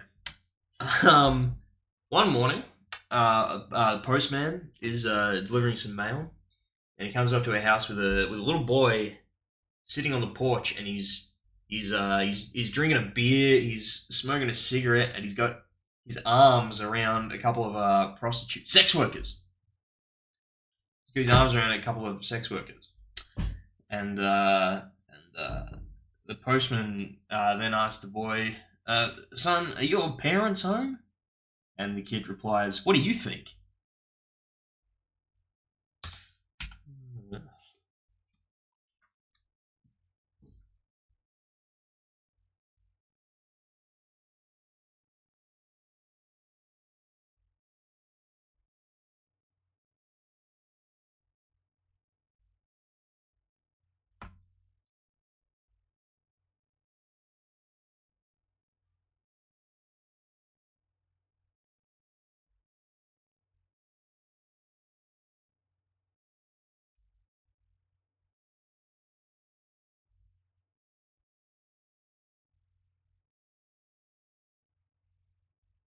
Does this joke make sense? I guess this only makes sense. This must be an American joke. This joke only makes sense in America. Okay? Maybe Europe, I don't know. Well, let's assume it's America. Alright. So, a very, very rich, swanky lawyer. Saul Goodman type. Real rich guy. Real rich dude. Saul Goodman towards the end. Real Richie. Real Richie rich over here. Buys a brand new BMW. And he pulls up to his office and he parks on the street, and then he opens his door, and a truck comes and knocks the door clean off its hinges. And annoyed as fuck, the lawyer immediately calls the cops. And a few minutes later, the policeman arrives, and before the policeman can say anything, the lawyer starts screaming at the police officer, "This son of a bitch, he destroyed my brand new BMW, it'll never be the same. You can't fix this. There's no amount of panel beating will ever fix this. This motherfucker, you ruined my car, brand new car." And after this rant, this enormous diatribe, the police officer goes, "You lawyers make me sick. You guys are so materialistic. All you're worried about is your damn car. You're so worried about your damn car, you didn't notice your left arm is missing. The truck must have hit it off and ripped it right out of the socket." And the lawyer goes, "Oh no! Where's my Rolex?" Notice this is with his right. He did this with his right arm. Why has to be an American joke? Because otherwise he'd be opening the door with his right arm. In Australia, he'd be opening his door with the right arm. With the wheels on the other side, it has to be left arm. Did I increment? Oh, fuck. I don't think I did. No, I didn't, because I was doing this. Yeah.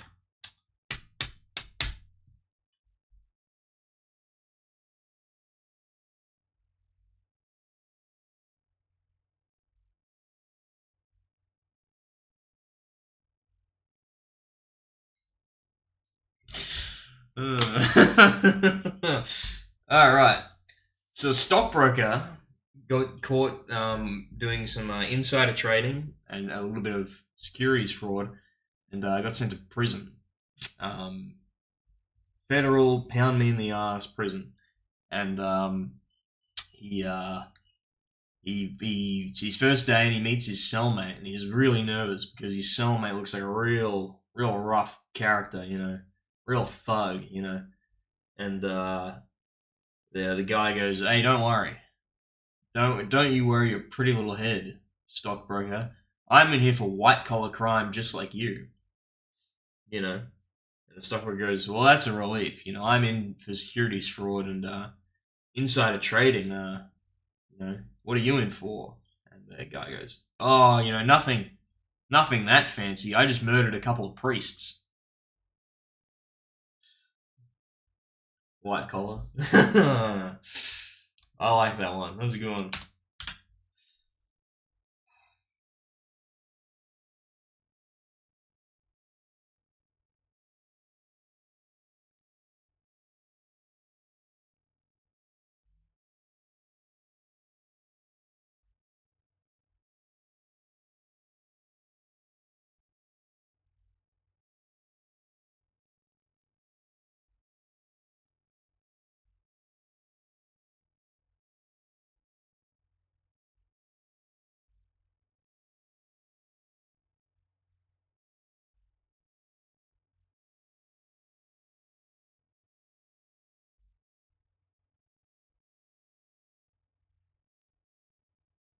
Okay.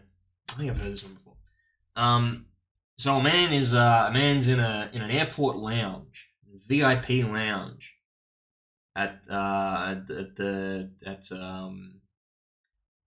O'Hare.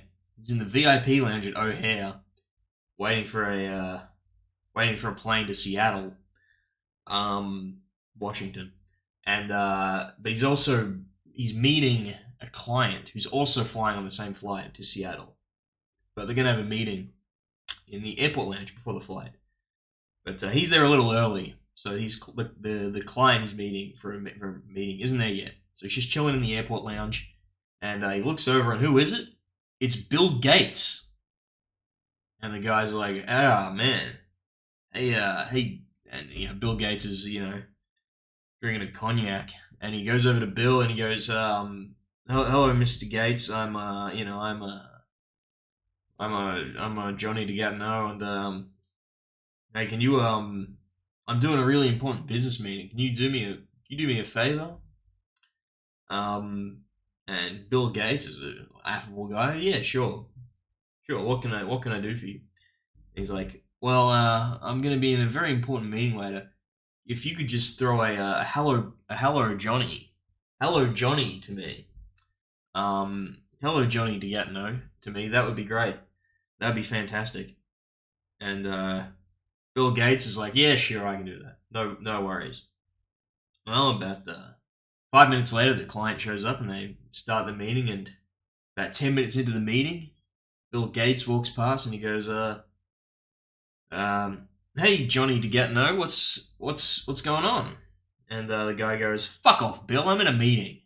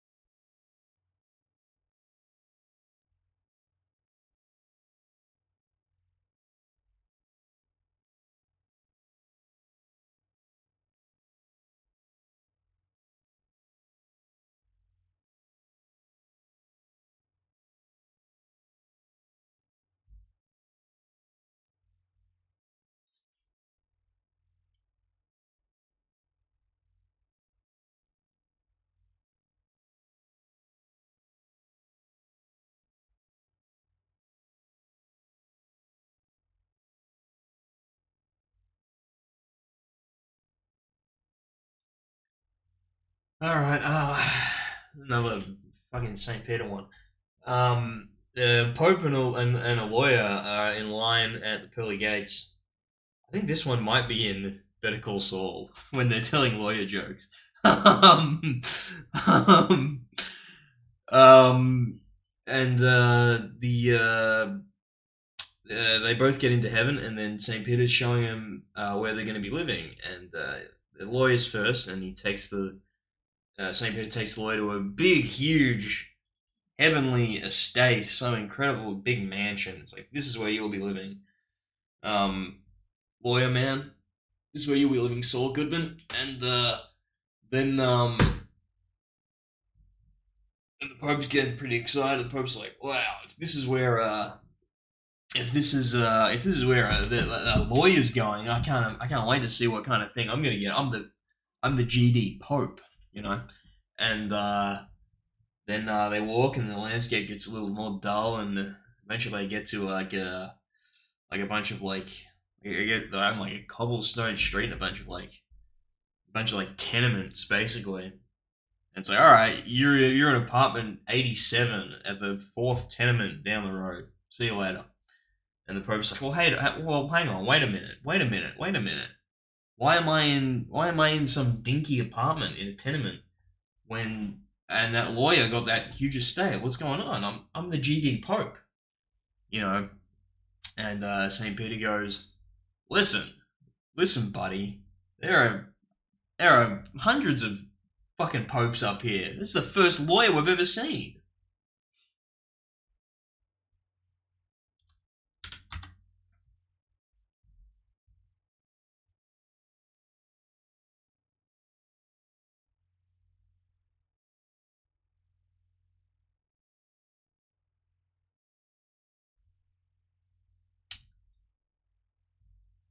Here's like this one. The name in the book is Smith. The name of the book is Smith. So this is a joke about Rebecca Smiths. Rebecca Smiths goes in to see a supervisor in the front office, and she goes, "Boss, we're doing a lot of house cleaning at the home tomorrow, and my husband wants me to help clean up the attic and the garage, and he wants help moving and hauling all the furniture around so we can clean under everything, and I need the day off to do that." And the boss goes, "Listen, Rebecca Smiths, we're a little short-handed at the moment. I can't give you the day off." And Rebecca Smith says, Thanks, boss. I knew I could count on you.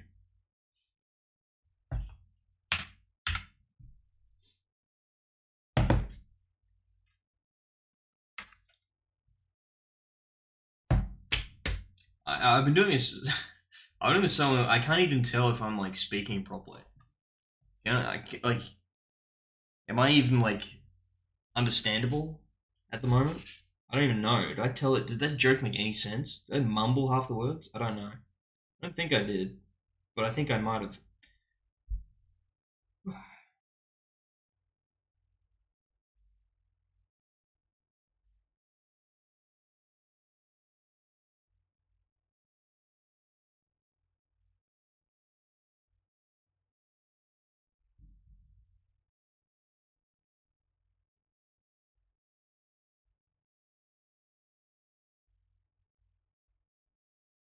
Sexual assault.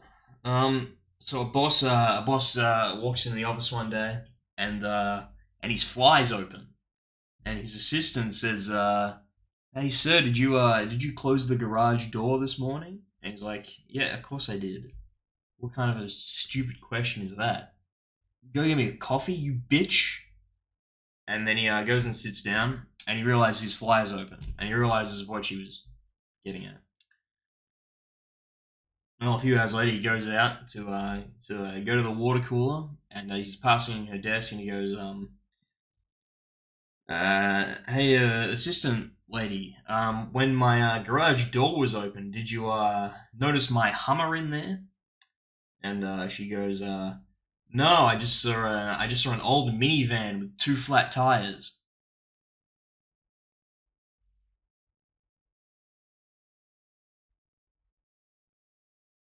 Minivans are big. Should have been like a small car. No, I didn't. All I saw was an old Miata with two flat tires. What are they doing in this joke book, man? What are they doing, man?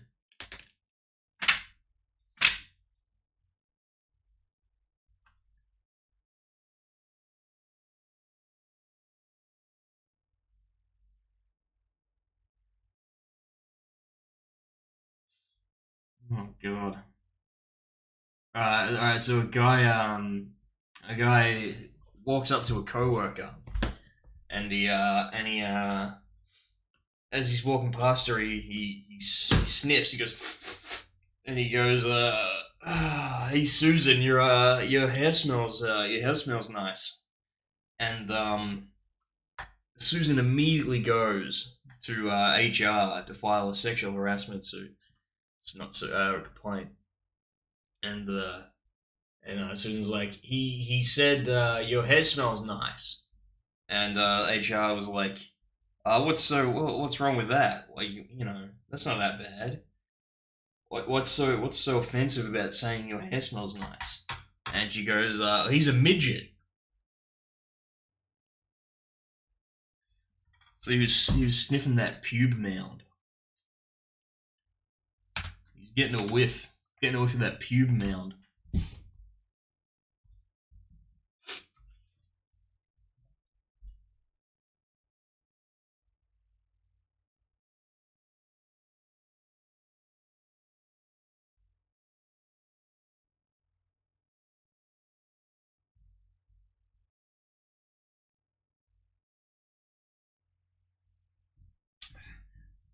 All right, blonde, a brunette, and a redhead all work in the same office for a female boss, and the female boss always goes home early. So one day the gals decide, hey, why don't we all go home early as well? She'll never know.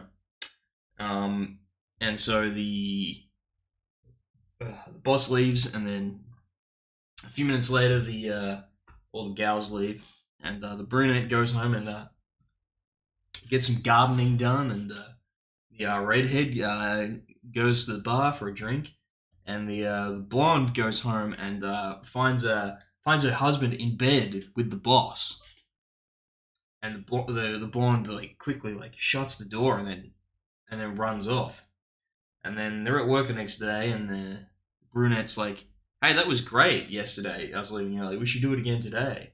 And the blonde goes, "Hey, no way. I almost got caught."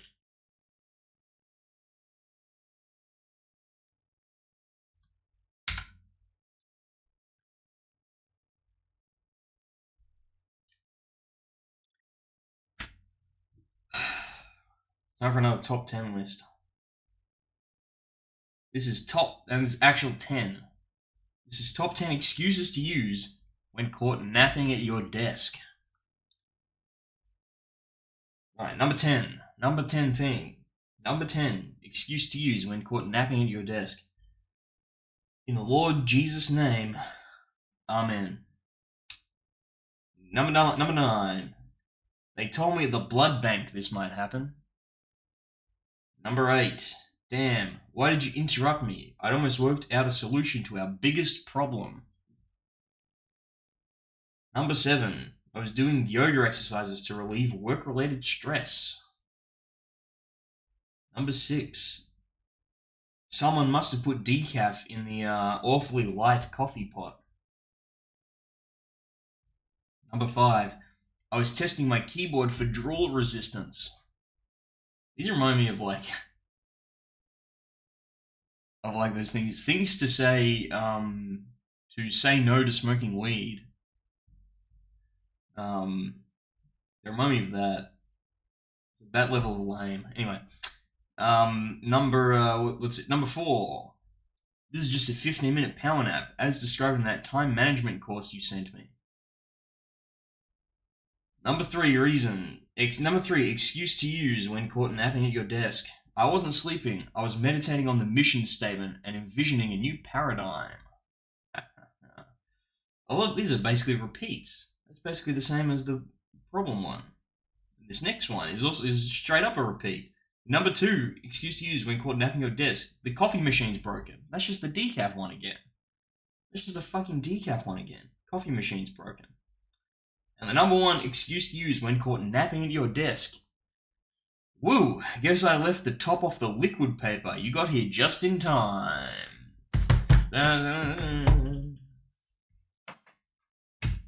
Okay.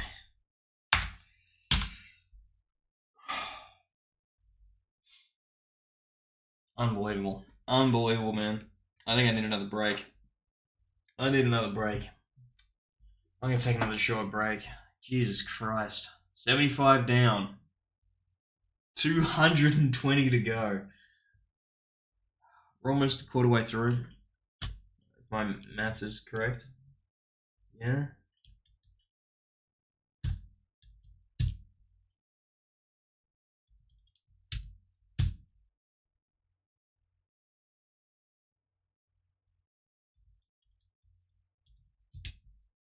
No, we are a quarter of the way through. 74 was a quarter of the way through. Yeah, that makes sense. Oh, okay. 25% there. Time for a break. I'll be right back. Fuck.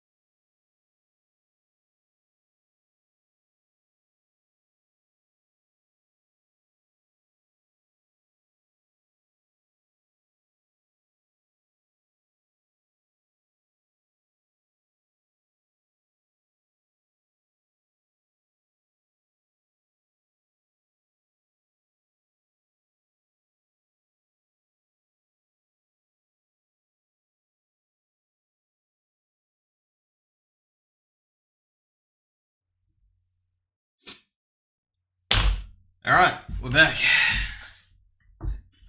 Break screen's pretty dated. I mean, yeah. But to be fair, this is from like 2 years ago. This particular iteration of it. Because when I moved here, I got a computer just for streaming, and so that's why I'm streaming over here and not on the couch. Because that fucking computer keeps breaking. The fucking graphics cards keep fucking dying from fucking running OBS and fucking YouTube at the same time. They keep fucking burning out, the fans stop fucking spinning, and they fucking overheat, and the thing fucking turns off. So I'm not using that anymore. So I moved my fucking TV over here to the fucking desk. This is where I play Goldeneye now. Not that I've been playing, but it is set up here. Anyway, but the point is, so I used to stream on this computer, but when I moved here, I streamed on that computer. I copied all my OBS stuff over. Now, any updates, I didn't copy back over. So there is more stuff on that AFK screen. I don't remember what it was on that version. The more updated version. Anyway, no one cares. No one gives a fuck. Okay.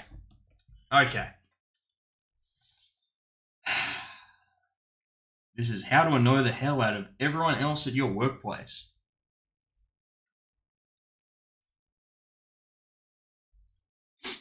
I don't know whose alt this is, but yeah, I guess you should have.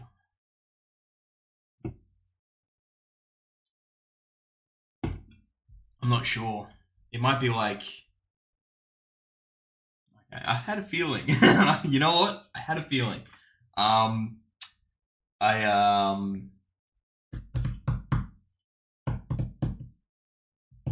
it might be like that Glenn McDermott picture or something, or maybe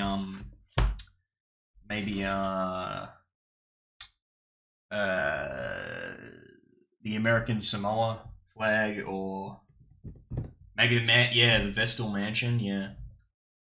Which last we checked, it was 2 million. That was back in February, though. I think we checked that. We get a quick Vestal check. What was it? 120 something Brown Road.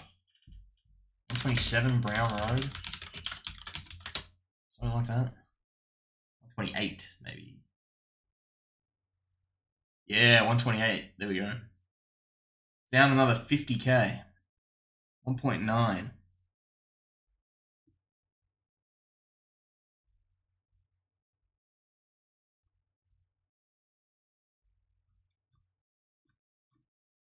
Where do I see the price history? Oh, here it is. Yeah, October they dropped it. They dropped it down. It's getting cheaper. It's getting cheaper. Maybe my money will increase and this will keep lowering and they'll eventually meet. Maybe they'll eventually meet and I can buy the mansion in Vestal. Maybe one day. Maybe one day. Okay. How to annoy the hell out of everyone else at your workplace? Page yourself over the intercom and don't disguise your voice. Yeah, I don't know. I guess Vestal must suck.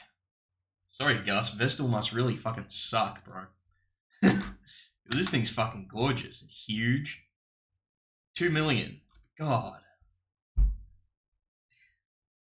I just remember when we first found this place.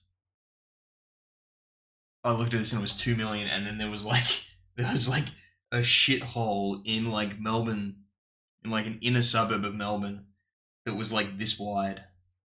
You know? Yeah, late 2020. I mean, I wonder if I have pictures of it on this setup. I must. If I go to my GoldenEye thing. I don't know what these pictures are.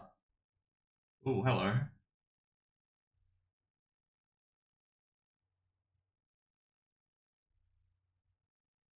Flag of Burundi. Flags. This piece of shit. God, it sucks. It's good. I can see in the source of these things what they were. So I've got some window captures here, and this window capture was on a website called Amazon Top Rated Can Crushers for Recycling, Amazon Gadgets Part 5. Chessminute Mike Kummer. Oh my god, that's such a good video. I don't even know what that is. Yeah, we watch Can Crusher videos. And then I bought one. I bought one. I can't remember if I bought one before or after, but I used that thing.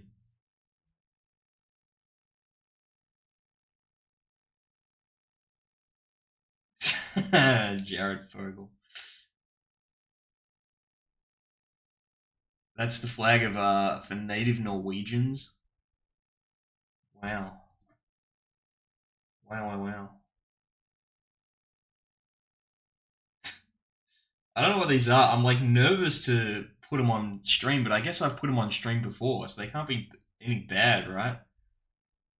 Oh wow. The 11 GoldenEye commandments.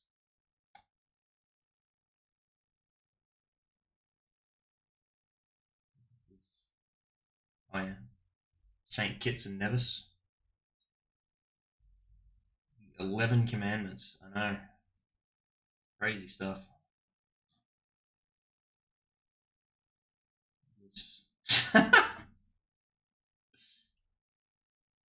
Oh yeah, I've got this Confucius quote, which means I definitely do have the picture. Vestal Mansion. Frigate Day. Remember Frigate Day? There's Glenn. Oh, here's a good one.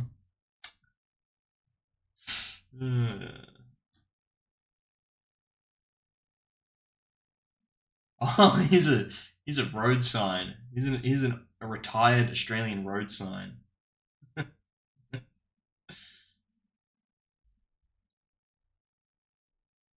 I know it feels like forever ago. Frigate Day, but yeah, it's in May. Like it wasn't that long ago. But God, it feels like a lot's going on. Even though nothing has. When Icy, that's another road sign from Australia. Remember when Icy left the community?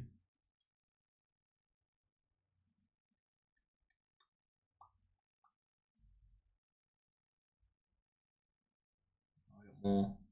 Yep.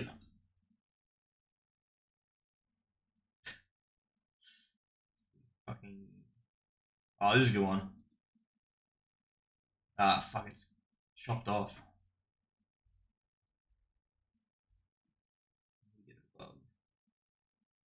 Here we go.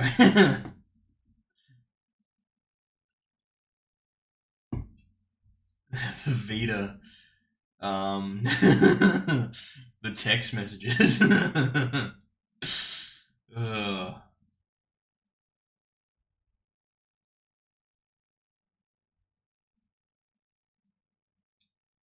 don't know what this is.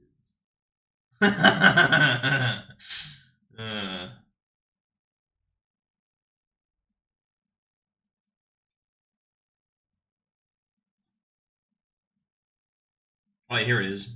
Boom. Boom. There she is. That picture is not on this Zillow that I'm on, which I don't know if I was on Zillow. This particular picture is no longer on the website, so this might be an ancient thing. On Realtor? This picture's gone. This picture doesn't exist anymore. They're all different. Man. They're all taken like with the lights on, so you can see the lights. Cool. I've archived this great picture of the Vestal Castle.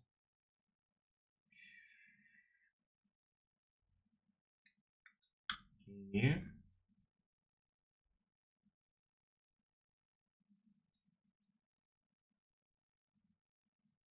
This is just the clean cut.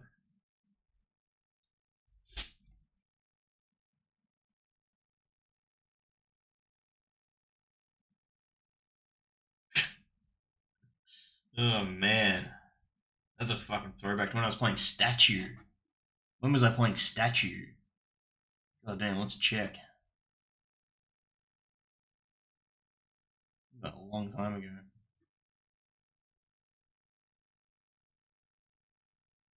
2020. I think that's when I got 219 Agent.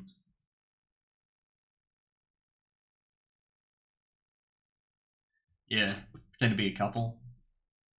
If you're interested, can we get a tour? Can we get a tour? It'd be so insane to get a tour of 128 Brown Road and record it. That'd be insane, insane. Oh god, I would do it.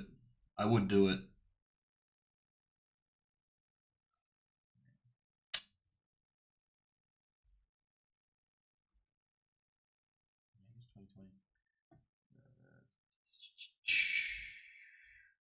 State. Gackhead. What could this be? Insane picture of me.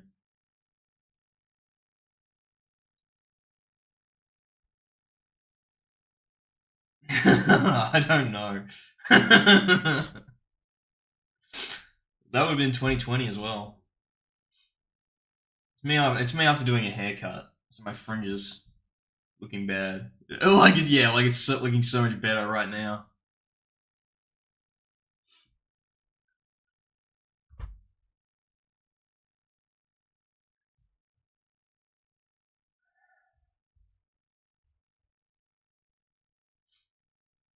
I don't know why it's in here.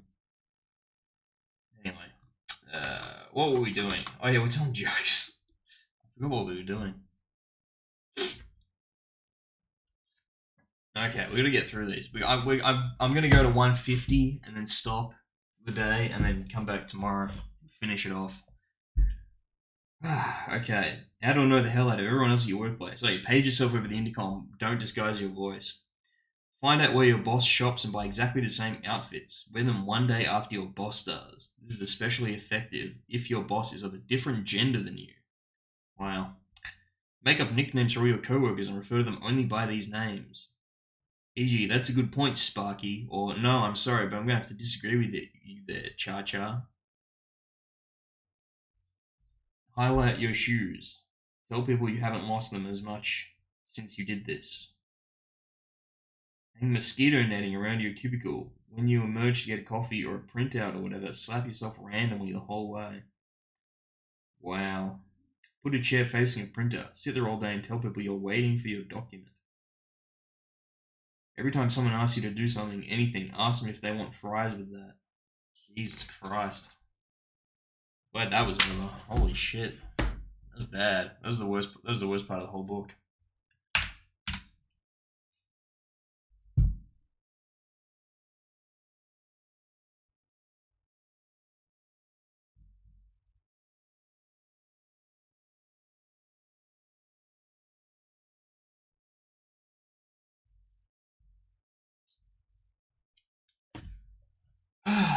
Okay.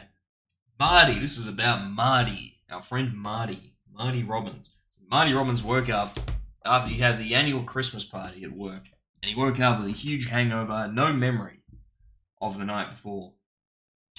And he goes downstairs and his wife has got some water and some aspirin. And he goes, honey, man, I don't remember anything. Can you tell me what happened last night? What did I do last night? I have no memory. You know, it was as bad as I think it was. And she goes, it was worse. It was worse, Marty. You know, you made a complete idiot of yourself. You know, you were rude to everyone, including the board of directors and the chairman of the company. You were horribly rude to them. And Marty goes, ugh. Well, you know what? He's an asshole anyway. Piss on him. And the wife goes, you did. And then he fired you. Marty goes, well, you know what? Screw him. Fuck him. And his wife goes, I did. You're back to work on Monday. I fucked that one up a little bit. And you get back into the swing.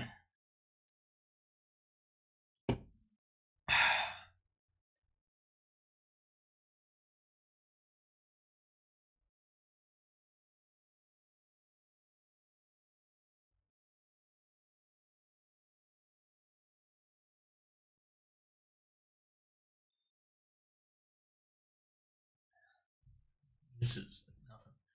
All right. Site foreman at the job site. He had 10 lazy employees. So one day he decided he's gonna trick them. So what he did was he goes, all right, I have a really easy job today, and it's gonna go to the laziest employee. So, will the laziest man here please put your hand up? And 9 hands go up. And the foreman goes to the guy who didn't put his hand up, hey, why didn't you put your hand up? And the guy says, I couldn't be fucked.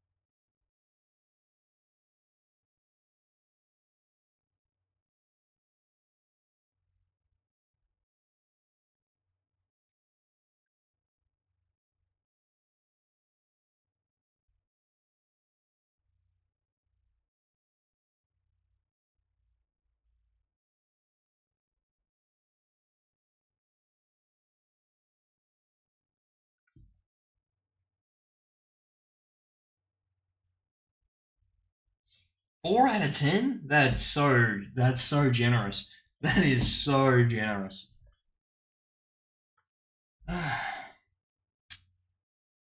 All right.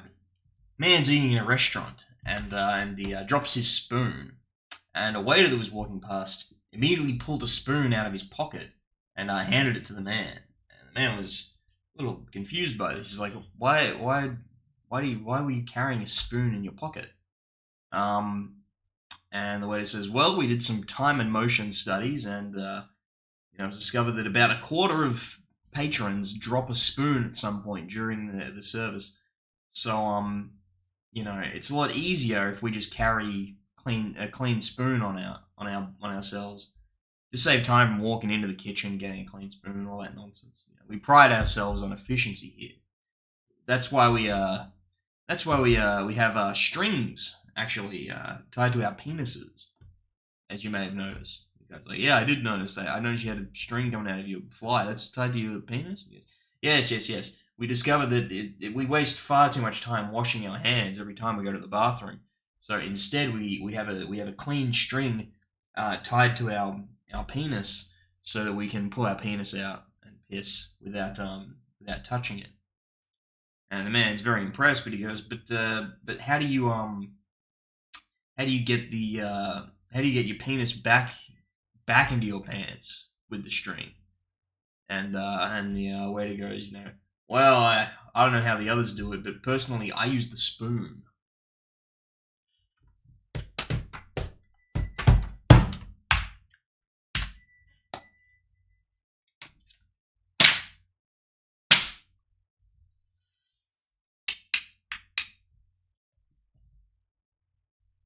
All right, we've got some short ones. We've got some short ones. We've got some short rapid fire ones. These 4 will all count for 1 joke. All right. Why did the auditor cross the road? Because he did it last year.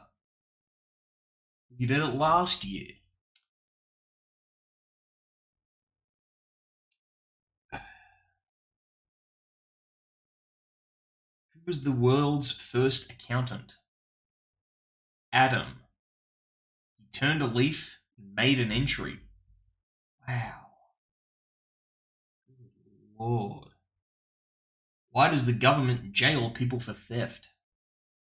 It doesn't want any competition. That's a true one. That's so true. Why was the sailor buried at sea? Because he was dead. Like anti-jokes. Anti meaning the opposite.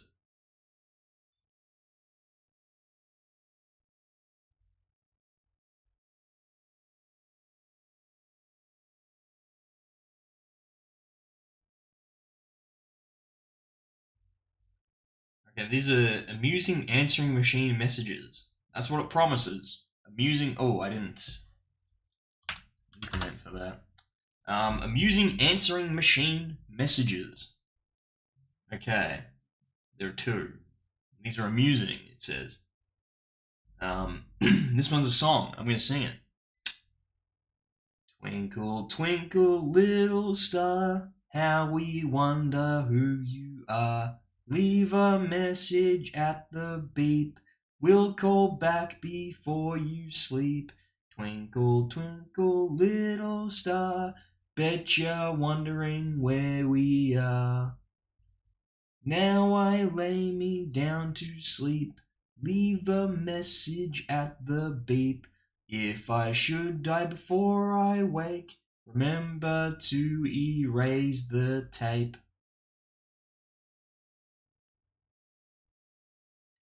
Wow. And there's another one. I need to do a little acting with this one. No, not that. Anything but that. Not the beep. No, please, not the beep. Anything but the beep. Ah!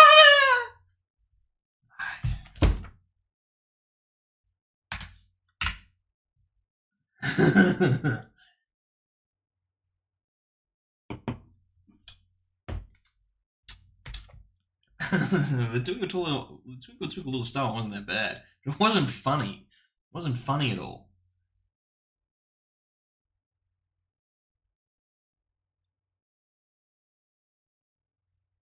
Oh, this is there are actually more, but they're so the way they differentiate jokes is they do a capital letter, right? That's how I've been differentiating jokes.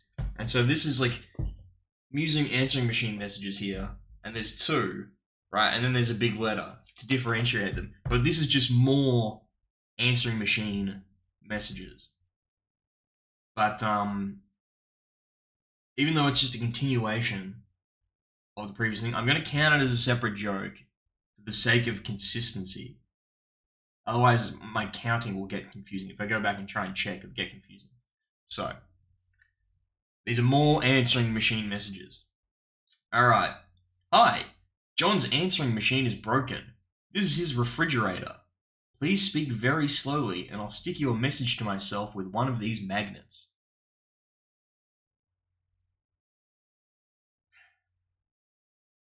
Hello. This is Ron's toaster. Ron's new answering machine is in the shop for repairs, so please leave your message when the toast is done. you like that one?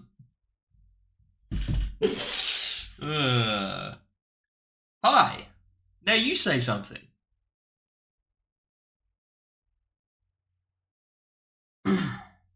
If you are a burglar, then we're probably at home cleaning our weapons right now and can't come to the phone. Otherwise, we aren't home and it's safe to leave a message.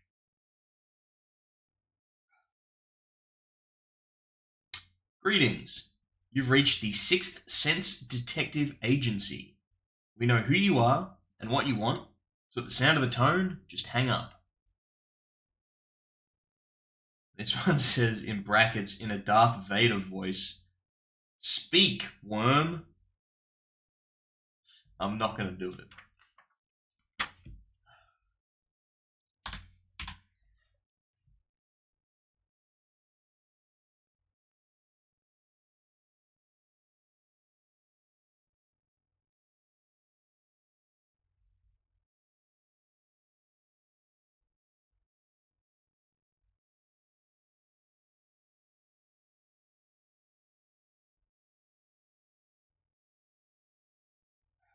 Okay. All right. Small business owner, and he's fallen on hard times. He only has 2 employees actually, but he has to fire one. And his employees, funnily enough, are called Jack and Jill. And he's trying to decide. He can't decide who to fire. So he decides, all right, first one to leave for lunch, that's who I'll fire. But then they both ate lunch at their desks, so that didn't work.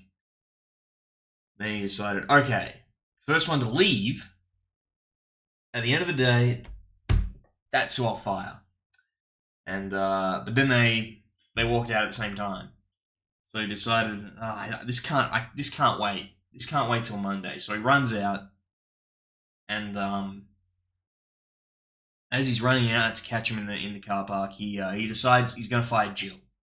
So he stops Jill's car, and she winds down the window, and he goes, Jill, I'm trying to decide whether to lay you or jack off. You know, what do you think? And Jill says, you better just jack off. I'm already late for an appointment. Lay you or jack off?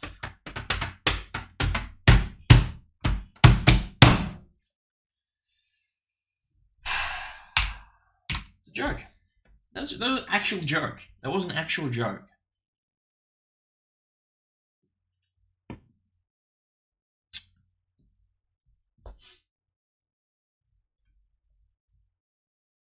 Oh wait, sorry, I'm cooking some rice because I'm gonna make fried rice tomorrow. I gotta put it in. I gotta put it in the fridge. I need old rice.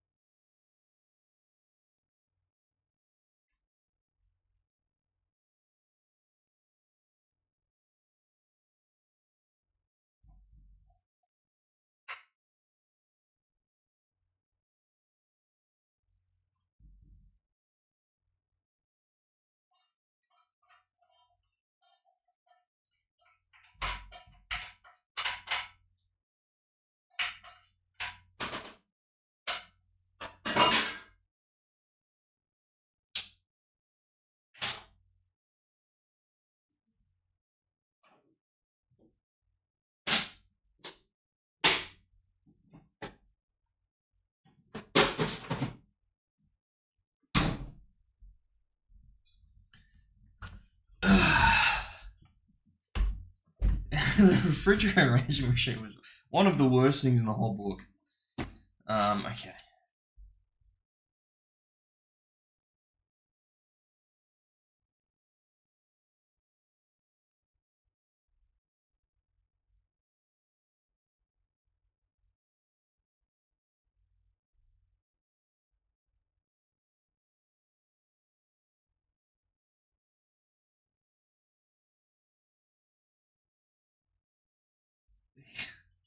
This is another one. This one's like, it's not like a joke. It's like one of those folksy stories, you know, that like some dude would tell at a lecture, you know.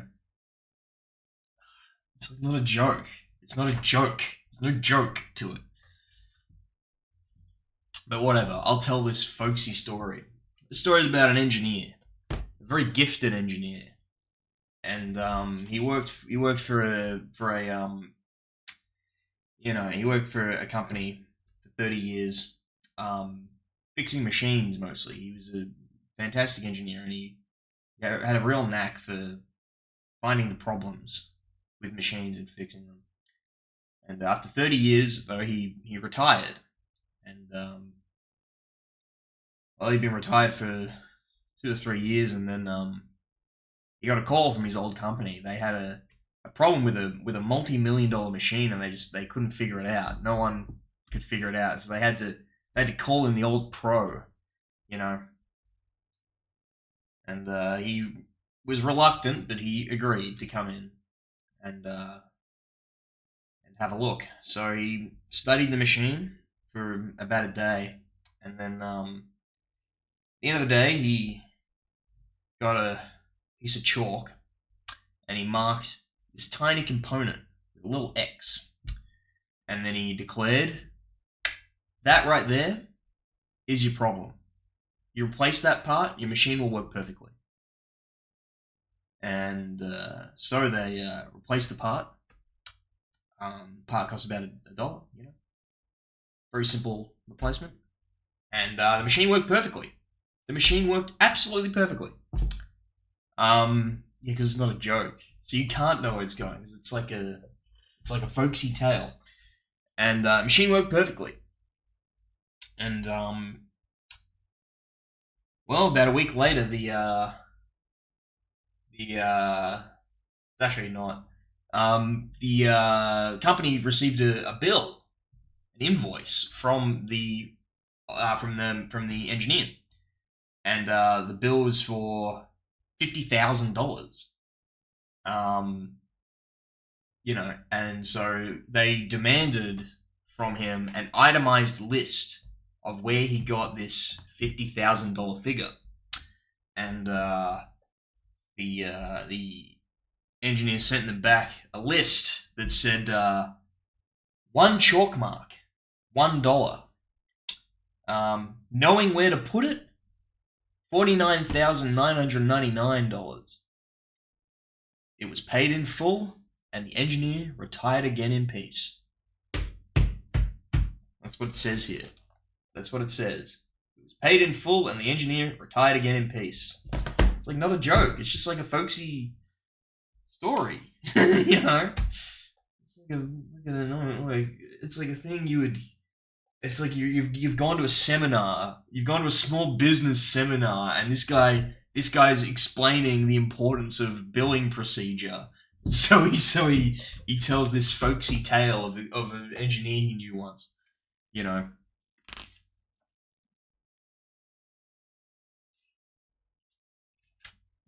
Anyway, that's another one. Dr. Light, how's it going? Looking handsome. I'm the fattest I've been in my entire life, by the way. I'm the fattest I've been in my entire life. I'm like 82 kilos. I was 63 at one point. One night, after a night out, I weighed myself and I was 63 fucking kilos. So I've put on almost 20 since then. God damn. I need to get back down. Not to 63. Although I still had a fucking gut. I still had a gut at 63. But anyway, I gotta get back there. I gotta get back to that. Yeah, in about 18 months, I did that. Put on, I guess, 50 pounds. Alright. Anyway, I did increment. Alright. Oh, we have another poem. I'm not 5'4". You're not far off. I'm not 5'4". I'm not 5'4". Taller than that. 5'6", but like, you know, if there were Alka was 5'4", yeah, that sounds about right. Yeah, good. If there were posts, I'd be closer to the 5'7" post. We have a poem. We have another poem about Pablo Picasso. All right.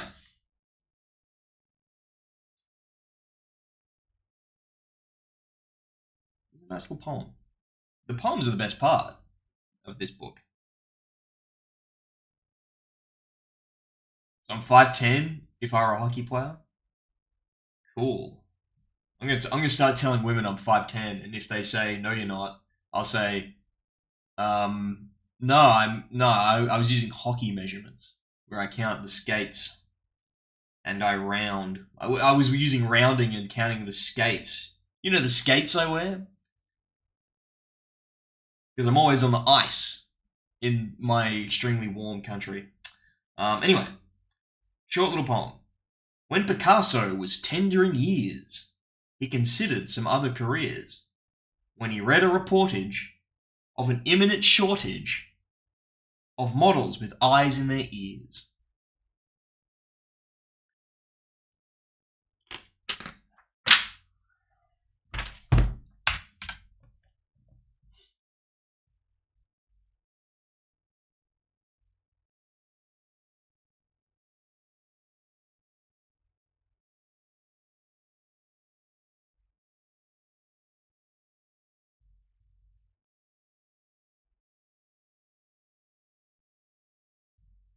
Wow.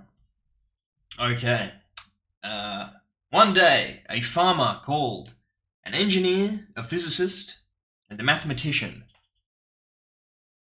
Mammal wasn't there for the Picasso one? Yeah, where's Mammal? He paid for most of these jokes. Although, to be fair, a lot of these are free on the... This is more of the Instagram. But anyway. One day, a farmer called up an engineer, a physicist, and a mathematician, and he asked them to fence off the largest possible area with the least amount of fence. Now, first, the engineer made a big circle fence, and he declared that he had the most efficient design. Then, the physicist made a long, straight line of fence, and then said, we can assume the length of the fence is infinite, and that therefore it would go around the whole world, and that would be the most efficient way for the most area.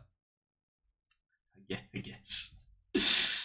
And that was the most efficient. And then the mathematician, not to be outdone, made a tiny fence just around himself, and then he declared that I'm on the outside of the fence. Another one, not really like a joke. It's more like a folksy kind of a thing.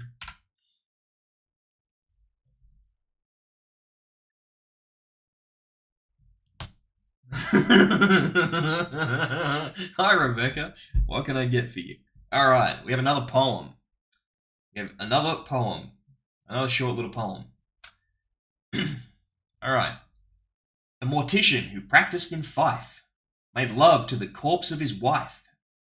How could I know, Judge? She was cold, did not budge, just the same as she'd acted in life. Wow. A necrophilia little poem there. My increment for the... I think I did. Whatever. If the count's wrong, the count's wrong. Whatever. Fucking close enough.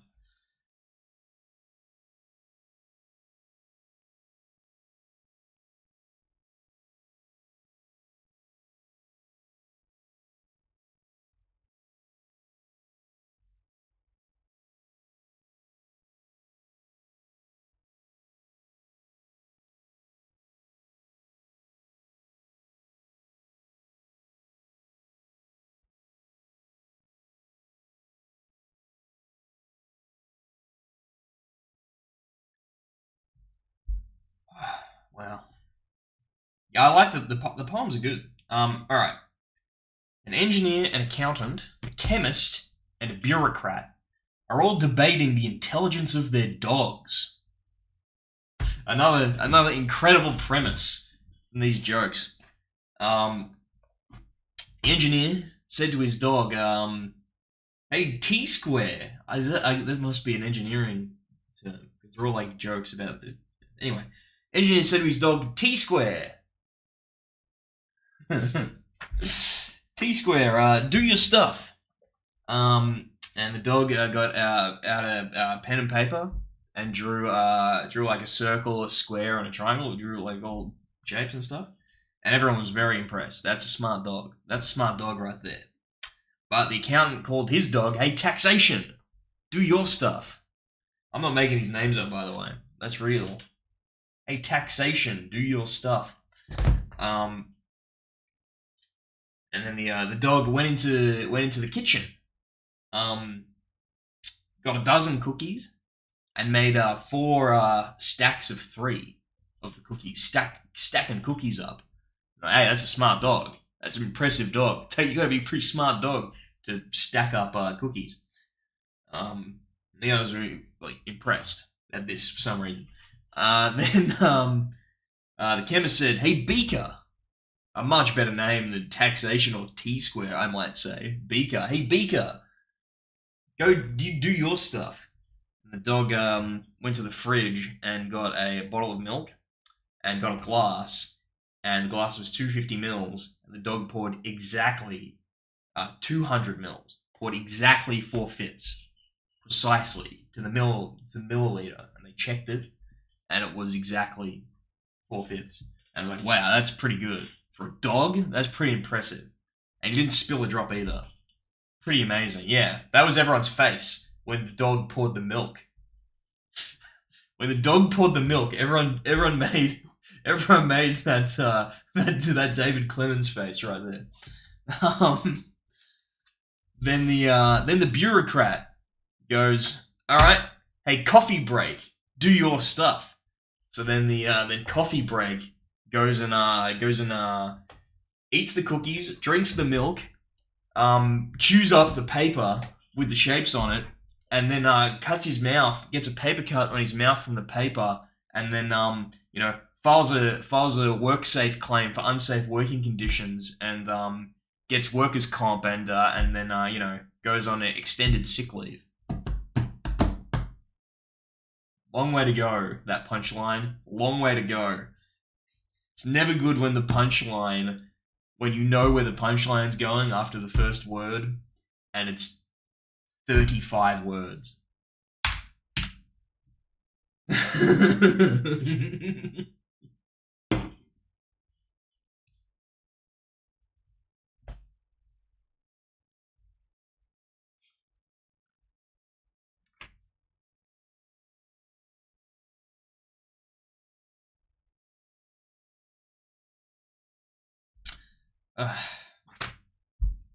So okay. There's a very, very short one. But fuck it, I'm counting it. Normally ones this short would be grouped with like 4 or 5, but this is just on its own. So I get a break here. I get a nice easy one. If an accountant's wife cannot sleep, what does she say? Any guesses? I'm sure you can all get it. I'm sure you can all guess it. Hey, darling, could you tell me about your work? Hey, fuck you. Hey, joke book. Who wrote this? Who wrote this fucking book? Hey, fuck you. I'm gonna be an accountant in 6 months. Fuck you. Hey, fuck you. You don't know the beauty and majesty of accounting. So shut your fucking mouth. Nick Bryant? Hey, Nick Bryant, go fuck yourself. Fucking idiot.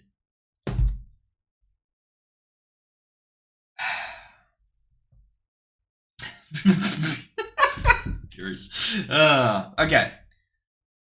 Now this one's confusing. We need to like this one's very confusing. So this one is like a long paragraph. Not that long, but every line is numbered. There's also a picture of a dude here, presumably an accountant. But anyway, and it goes across the page, so it's very annoying. And then we got it. It's okay. Let's just bear with us. This is like CPA, or maybe I just go a CA. I don't know. I'll do one of them eventually. I guess I won't really be an accountant until I get a CPA or a CA. Until I get on the charter, until I get certified or I get on the charter, I'm not really an accountant. I just have an accounting degree.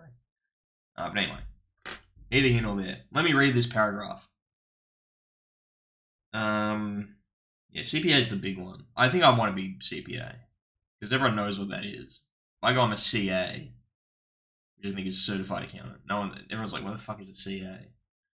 CPA, like, yeah, that's just like shorthand for accountant in a lot of people's minds. Anyway, maybe I'll do multiple. I'll start with a CPA, and there are other ones. Like, you can do ones that like also give you like an IT thing, certification. I should, yeah. Well, I would only be a CMA if I become a management accountant, which I don't know if I would. It seems a lot easier being a management accountant. But I guess if you're going into a small enough business, you got to be both. But a small business would be easier to be just a regular financial accountant. Anyway, getting lost in the weeds here on accounting chat. I passed all my units this semester. God damn, I did not deserve to pass. I straight up just skipped, like, assignments worth 30% because they were group assignments. I just ignored them. Ignored the emails. And nothing bad happened. Nothing, there were no consequences. Shouldn't have gotten away with it. Anyway. Let me read this fucking sentence. Alright. Gary Wales, assistant programmer, can always be found hard at work at his desk. He works independently without wasting company time talking to colleagues. Gary never thinks twice about assisting his colleagues and always finishes given assignments on time. He takes extended measures to complete his work, sometimes skipping coffee breaks. Gary is a dedicated individual who has no vanity in spite of his high accomplishments and profound knowledge in his field. I believe that Gary can be classified as an asset employee, a man who cannot be dispensed with. Consequently, I recommend that Gary be promoted to executive management. The proposal will be executed as soon as possible. But then there's an addendum. And it's an addendum. That moron was looking over my shoulder while I wrote the report. Kindly reread only the odd-numbered lines. I think we know where this is going. Gary Wales, assistant programmer, can always be found wasting company time talking to colleagues. Gary never finishes given assignments on time. He takes extended breaks. Gary is a dedicated individual who has no knowledge in his field. I believe that Gary can be dispensed with. Consequently, I recommend that Gary be executed as soon as possible. Holy moly. Holy moly. Gazza, that's no good. Gazza, I'm sorry, mate. Gary's a Pez dispenser. Yeah. Good lord. Man. We got some nice short ones coming up as well. I'm happy about that. We gotta get this count up. 4.5 hours and 89 jokes told. I'm doing like 20 jokes an hour. This is bad, man. This is not good. Not good to do 300 at the pace of 20 an hour. Anyway.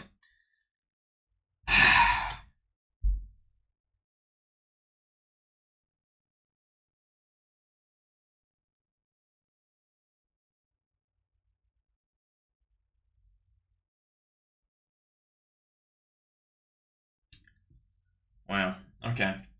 So, there's a world famous painter. And, yeah, well, I can't be 20. I do have to pop into work tomorrow. Like 14 hours from now. I think.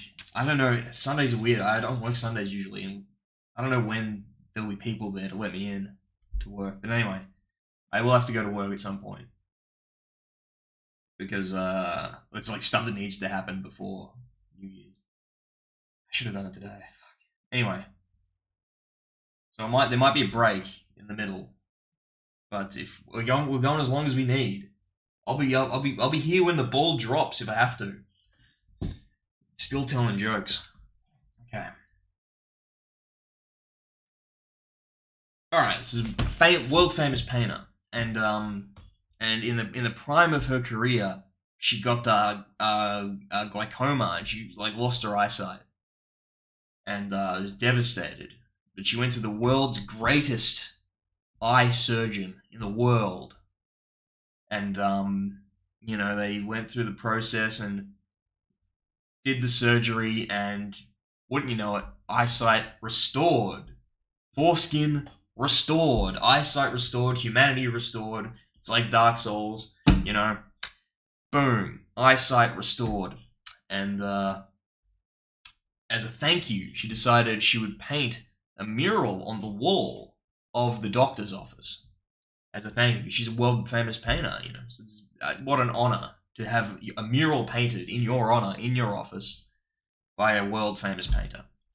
Well, she part of her mural was she painted a big great eye in the mural, to signify the eye surgery. And they held a big press conference to unveil the mural. And so they unveil the mural and they reveal that big eye in the center of the mural.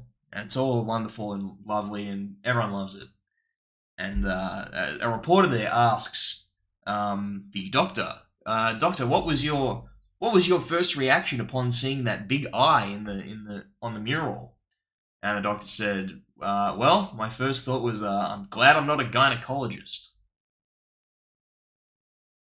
So I guess the doctor's gay. It's a gay doctor. I think the joke's the doctor's gay. It's a gay doctor. and he doesn't like vagina. I think that's the joke they were going for, right?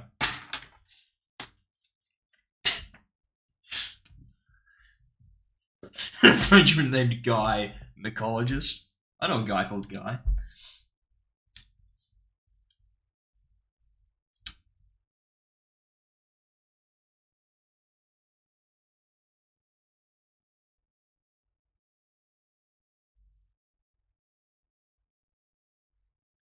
Wow.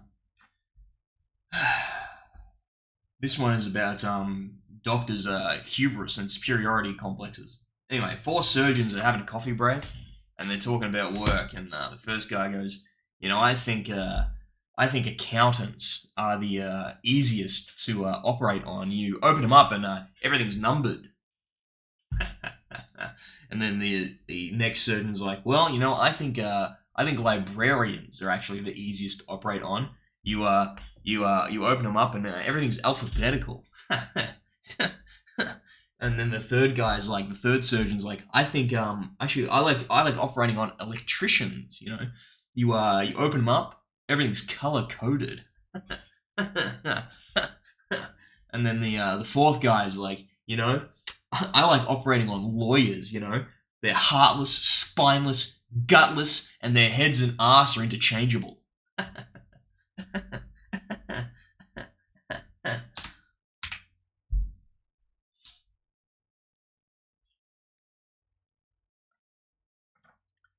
Alright, next to it, super short. Big ups for me. Big ups, Liquid Richard. Alright. What do lawyers use for birth control? Is like a classic joke, just like one line question, one line answer. What do lawyers use for birth control? Their personalities.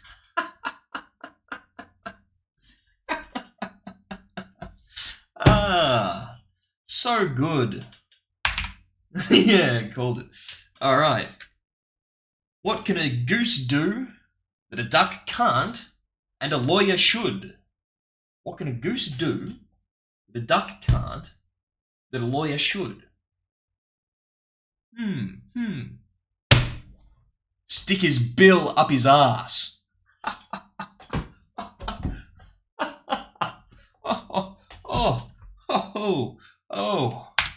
Oh.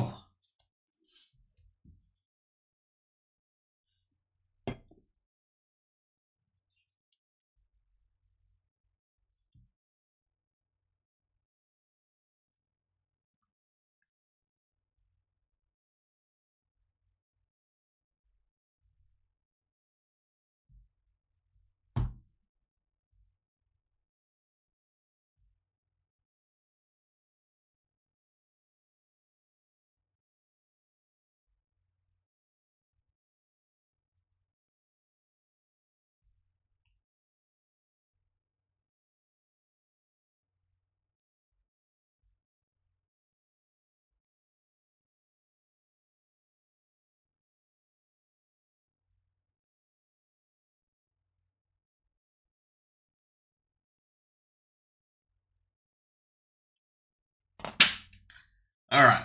A lawyer and a blonde are on a flight together. They're sitting next to each other on the flight. They don't know each other, but they're next to each other on a flight. Blonde's in the window seat. Lawyer's in the middle. And lawyer goes, hey Blondie, you wanna play a game? And the Blondie goes, no, I don't. And she turns over and goes to sleep. That's the end of the joke. No. And then, again, the lawyer like taps on the shoulder and goes, "No, come on, let's play a game. It's gonna be really easy and like super fun. Play a game." And she's like, "No." And he's like, "Come on, we'll play a game. This is the game. You don't want to play this game? The game is, I'll ask you a question, and if you don't know the answer, you give me $5. And then you ask me a question, and if I don't know the answer, I'll give you $5. Come on, it's fun." And she's like, "No, I'm going to sleep." But he keeps persisting. He's insistent. He goes, "All right, how about I sweeten the pot? I ask you a question. If you don't know it, you pay me $5. You ask me a question and I don't know it, I pay you $500. How about now?" So the blonde's like, "This fucking fucking lawyer cunt won't leave me alone. I better just play. And she go, all right, fine, let's play. And the lawyer goes first. He's like, all right, what is the distance from the Earth to the moon? And she has no idea, so she silently takes $5 out of her purse, gives it to him. Now it's her turn. She goes, what has 3 legs when it goes up a hill, but 4 legs when it comes down? And the lawyer's pretty stumped at this. So he sits there in silence for a little bit while thinking. Can't come up with anything. And then he starts, they didn't set any rules, right? So he starts, then he gets on the internet on his phone, he gets on the internet on the airplane Wi-Fi, and he's Googling, he's looking up it mentions the Library of Congress, I believe in this joke, and how it's written. He's searching the Library of the Library of Congress. He's emailing all his buddies the question. He's coming up empty. Can't find anything about this. There's no idea. And after 2 hours of researching stuff and talking to people, he gives up. Gives her the 500. And she takes it, and then he goes, well, what was the answer? And she gives him $5.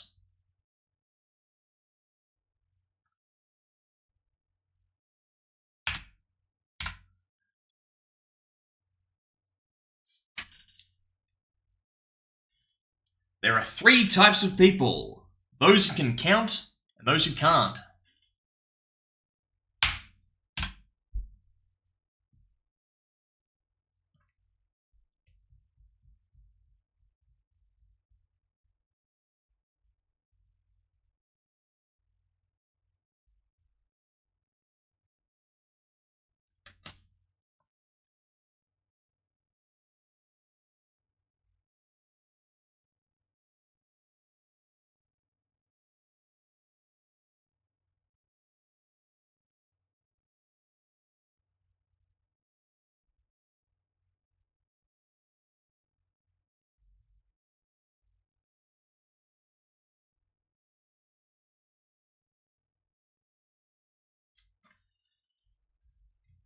It was, oh yeah, 200 jokes left. A player plus the 1.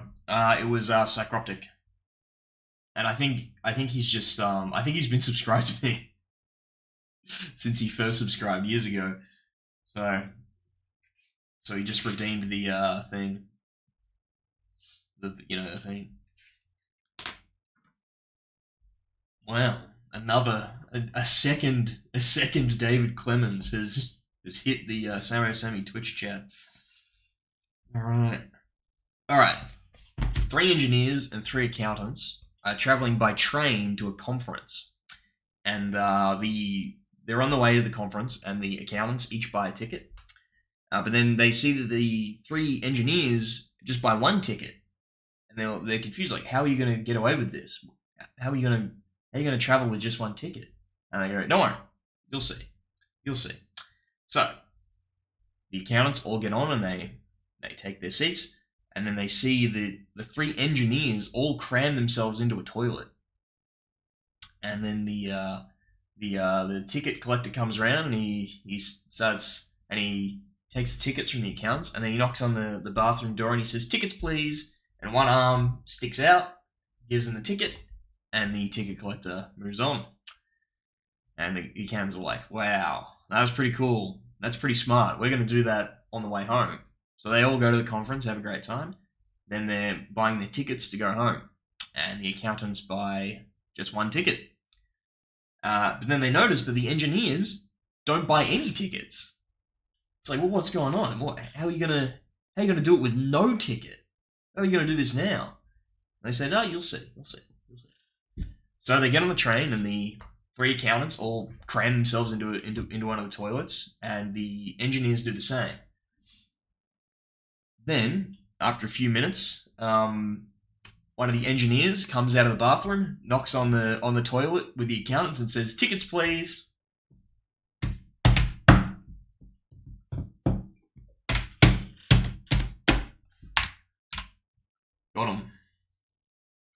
Got him. They got him good.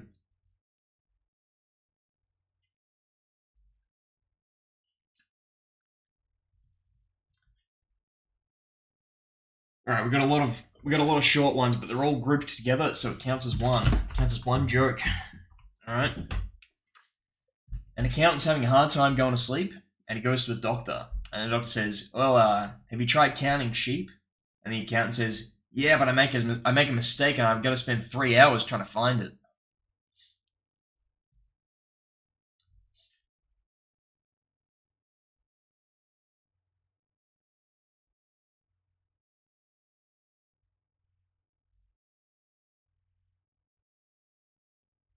I do not understand this at all.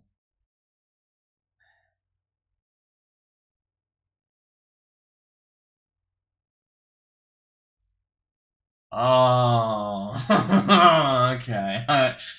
This one's a thinker. This one's a thinker. What's the difference between a lawyer and a rooster? This is interesting because usually this kind of joke they would they would like fuck this up. I'll explain it after I tell the joke. All right, and I'll give people a moment to get it. Because it took me a moment. What's the difference between a lawyer and a rooster? When a rooster wakes up in the morning, its primal urge is to cluck defiance. Cluck defiance. Its primal urge is to cluck defiance.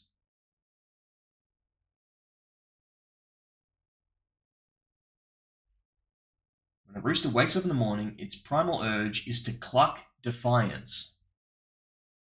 Cluck defiance. Think about it. Think about it. This one's kind of like an IQ test. And I don't mean that just in like, yeah, I don't mean, oh, you have to be smart to get this. I mean, it's like literally, like you have yeah, you got it. Like the thought process of solving this joke is very similar to the thought processes you need to do in IQ tests, like swapping stuff around and stuff. But yes, fuck the clients. Normally in this book, they would write, when a rooster wakes up in the morning, its primal urge is to cluck defiance, and the lawyer's primal urge is to fuck the clients. They would actually write the full thing. So it's surprising that this one they haven't. They've let you figure it out. Anyway, it's a good one. How can you tell when a lawyer is lying? His lips are moving.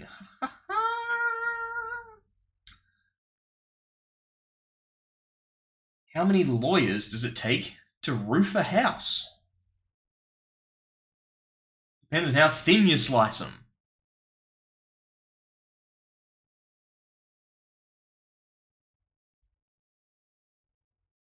What would happen if you locked a zombie in a room full of lawyers? He would starve to death. Because they have no brains? That doesn't matter. But that's not a lawyer thing. They have no hearts. No soul. That's lawyer stuff. This should have been a blonde joke. What would happen if you locked a zombie in a room full of blondes? He would starve to death.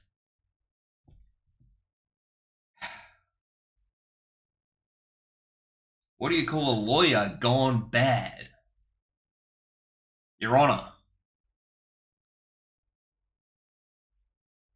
Oh, yeah, some of these are definitely that Better Call Saul scene. What do you call 5,000 dead lawyers at the bottom of the ocean? A good start. Genocide. Genocide's a good start.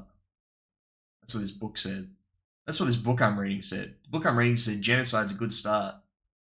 Guess the title of the book. It's adult only jokes.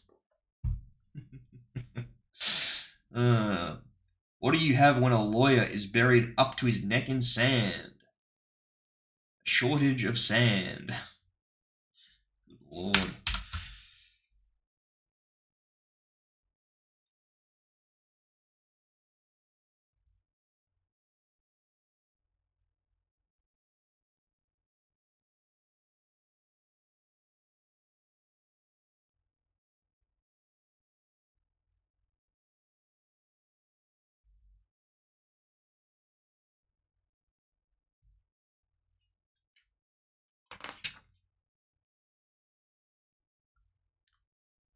Well, yeah, because I'm following a numbering convention, Goose.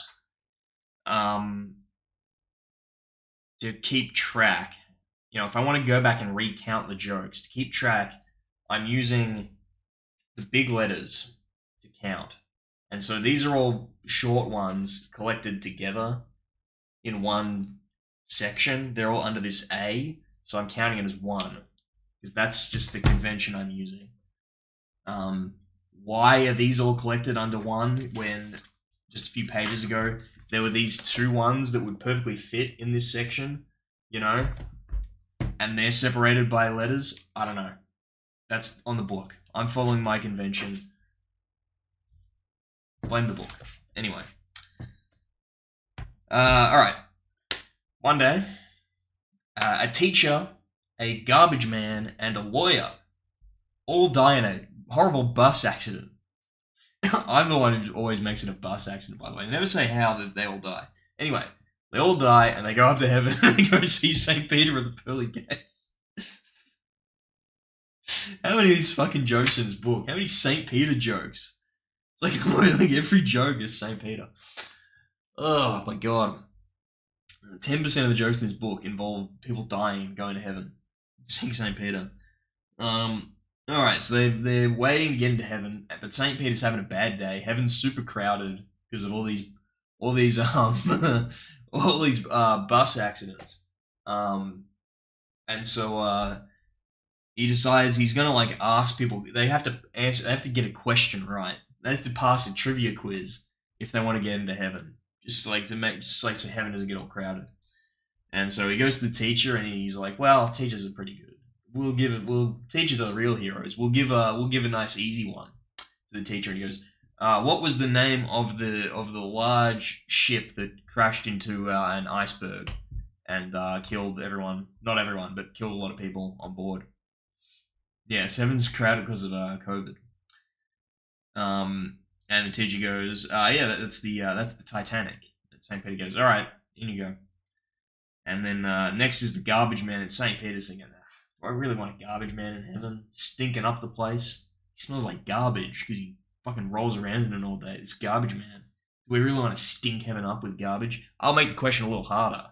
Try and keep this garbage man out. A little judgmental on St. Peter's part, if I'm honest. Job's a job, man. It's an important job. It's a great job. Imagine life without garbage man. Anyway, so St. Peter makes it a little harder. He goes, "All right, how many people died on the Titanic?" And the garbage man thinks for a second. And he goes, 1,228. And St. Peter goes, "Yeah, that's correct. In you go." Now, can we get a fact check on that? Is the book? That's the number used in the book. It's wrong. Come on. Yeah, more than 1,500. More than 1,500 people died, according to this website.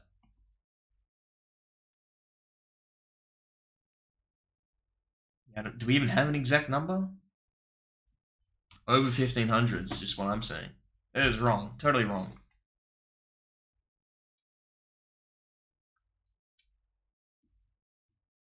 Anyway. Whatever. St. Peter thought it was right and let the garbage man in.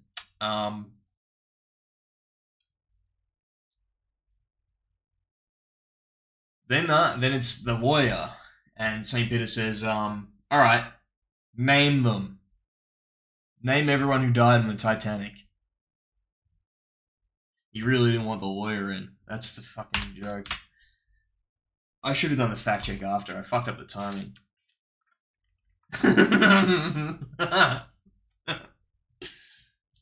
Imagine if you Google Rebecca Smith and it actually was someone who died on the Titanic. Is there anyone named Rebecca on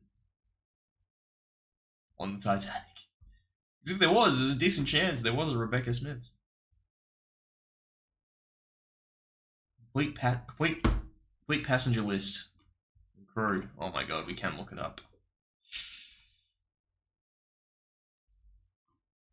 And 1,496 people. Alright.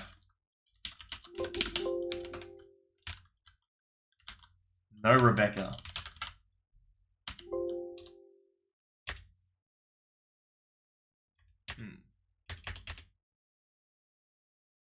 Captain was Smith. Yeah, there's some Smiths. Singular, you know. Smither. Some goldsmiths. Oh, Rebecca Smith's lived, actually. Rebecca Smith's lived. That's why we can't find her. Alright.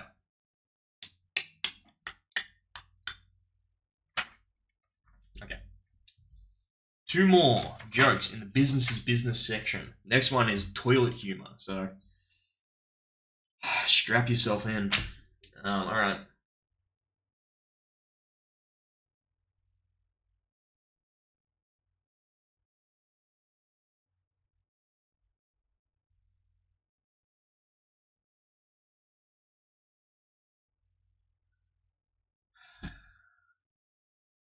Two tigers are walking through the jungle, and they're walking like in line with each other, like one behind the other, and yeah, you never know. Maybe he had a daughter called Rebecca. Maybe that was his wife's name. Wife of the captain of the Titanic. What an honor! What an honor to be married to that guy that killed everyone. I don't know anything about the Titanic. I don't know if it was his fault. Probably was. He's a captain. All right, 2 tigers are walking through the jungle, and it's one tiger licks the asshole of the other tiger, and the tiger turns around and goes, "Hey, stop it!" Then a few minutes later, does it again. Licks the other tiger's asshole. Hey, cut it out. Quit it. Well, this goes on, and after the 5th time, the tiger turns around, gives a real nasty glare, and goes, "What is your problem? Stop it. What is your problem? Why are you doing this?" And the tiger goes, "Look, I'm really sorry, but I just ate a lawyer, and I'm trying to get the taste out of my mouth."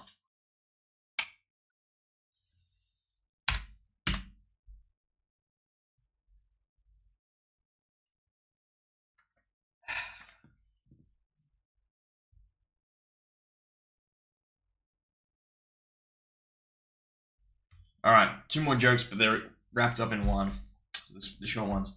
What's the difference between a lawyer and a trampoline? You take your shoes off to jump on a trampoline. Murder.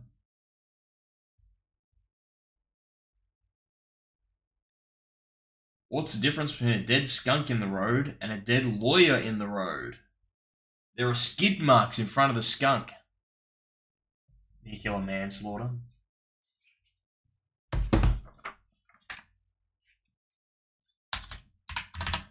Triple digits. We got triple dig. We made it to triple dig. Right at the start of toilet humor. That's a nice easy way to remember it. That first joke of toilet humor is 101. So if we get lost, we'll come back here. Oh my god. Holy shit, there is some real junk in this. There's some real super long stuff that counts as one joke under my counting system. And it's not gonna be, it's like lists. The lists are never funny.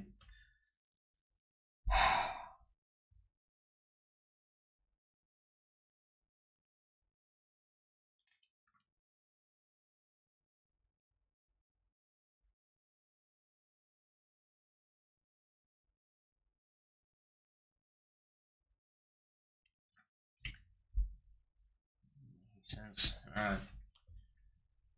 Barry and Joe are a couple of drinking buddies, and they also work at Tullamarine Airport, and they're mechanics, airplane mechanics at Tullamarine.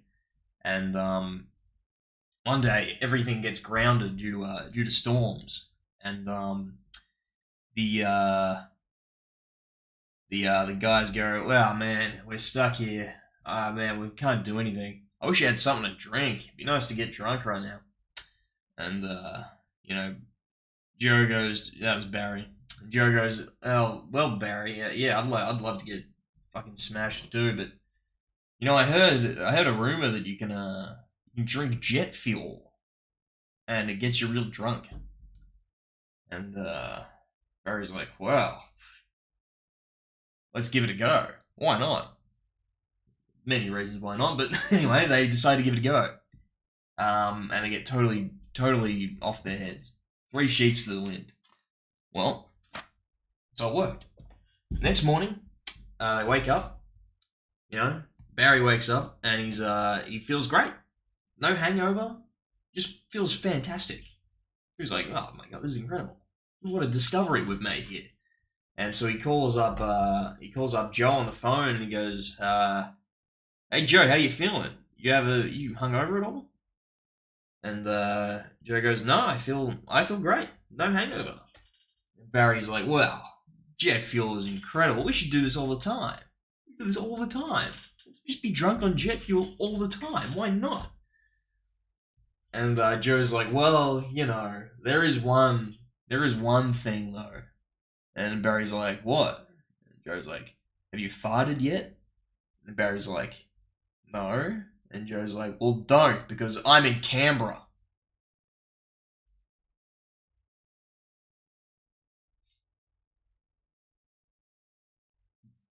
Flew to our nation's capital. Tullamarine, that's right. Tullamarine. Yep, this is an Australian book. They used Australian places. I added, it's just said Melbourne. I said Tullamarine. I'm from Melbourne. I know the name of the airport. I guess it could have been Avalon. That's another airport.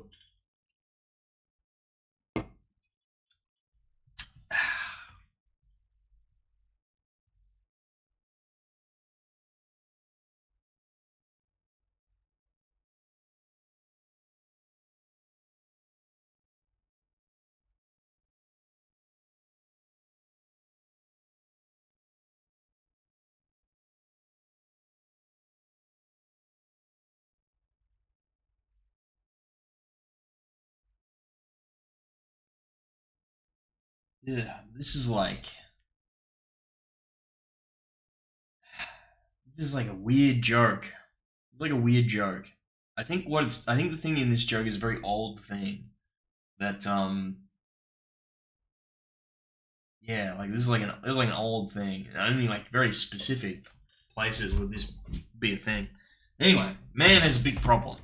And his problem is every time he takes a step, he farts. Right? And so every step a fart comes out, and so he goes to a doctor. Goes to a doctor, and he walks into the reception, and he's farting every step, and he goes into the exam room, and then the doctor says, "Well, why don't you demonstrate what your problem is?" And so he walks back and forth, farting with every step, and then the doctor goes, "You know what? I know what I'm going to do." And the doctor pulls out a big pole with a hook on the end of it. Big pole with a great big hook on the end of it. And the guy goes, "Well, Jesus, Doc, what are you going to do with that?" And the doctor says, I'm going to open a window. This place fucking stinks. So,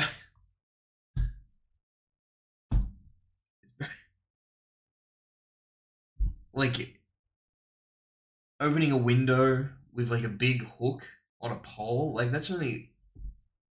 What kind of a place does that? Like, because the window's up super high? Is that what's... That's what it's getting at. Like, what a weird joke. Oh, I didn't increment. I'm at 102. Believe it or not, that joke counts.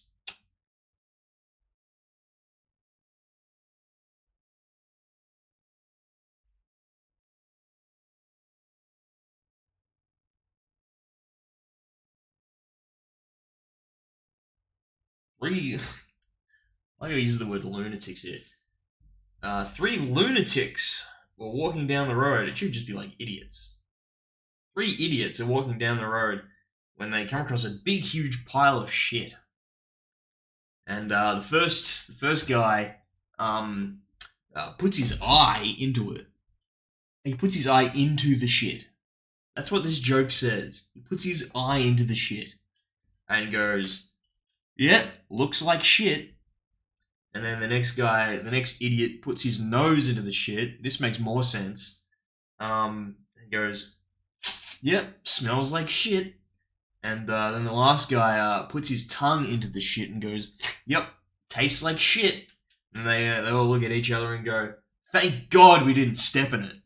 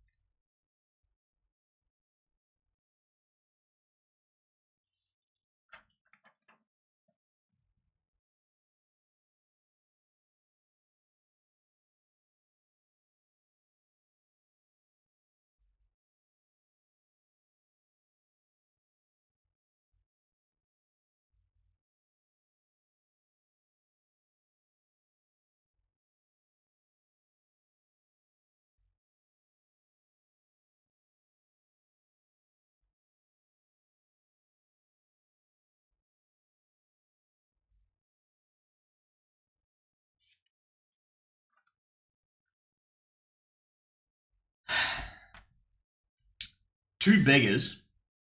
I guess this one's set in Ireland because the names of the beggars are Seamus and Niall. Um, Two beggars, Seamus and Niall, are walking along the road at night, and they're just beggars. They got nothing. But Niall's a little newer to being a homeless bum. So he goes to Seamus. "Seamus, man, I'm famished. I'm absolutely starving. What are we gonna do? What are we gonna do for food tonight?" And Seamus goes, "Don't worry, I'll show you how it's done." And so they come across a farmhouse, and Seamus grabs a big cow pat from the farm, a big dried cow pat, and then he goes up to the farmhouse and he knocks on the door, and a woman opens the door, and Seamus goes, "Sorry to bother you, my lady, but I have naught to eat but this dried cow pat here. Could I trouble you for some salt to go with it?" And the lady says, "By Christ, that's no meal. That's no meal at all. That's no meal for a man. Please come in. Come inside. Come inside. I'll make you a real meal." And about half an hour later, Seamus comes out. His belly full of steak and potatoes. And Niall's like, "Oh wow, I see. All right, I get how it's done." So then they go to the next farmhouse. Niall picks up a dried cow pat, and he knocks on the door. Woman opens the door, and he goes, "Sorry to trouble you, milady, but I have naught to eat but this dried cow pat. Could I trouble you for some salt?" And she says, "Good God, that's no meal fit for a man. Go out back and get you a nice fresh cow pat."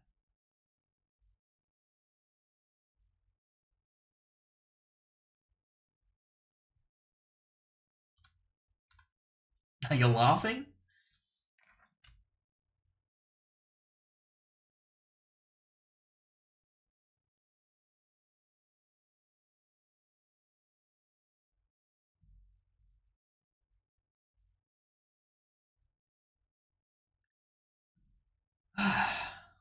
All right, beautiful. What was that word? Pulchritudinous. A yeah, pulchritudinous lady is sitting in a fine dining restaurant, and she's waiting for a date to arrive. She got there a little early. And it's a very special date, and she wanted everything to be perfect. And so she decided she'd check herself in the mirror. She had a little pocket mirror. So she bends down to get her mirror from her purse, and she lets out this big. She rips a fat one, big old fart, and then she sits bolt upright and super embarrassed, and she wants to try and save face. So she goes to she turns to the waiter, and goes, "Hey, stop that!" And the waiter says, "Of course, miss. Which way is it headed?"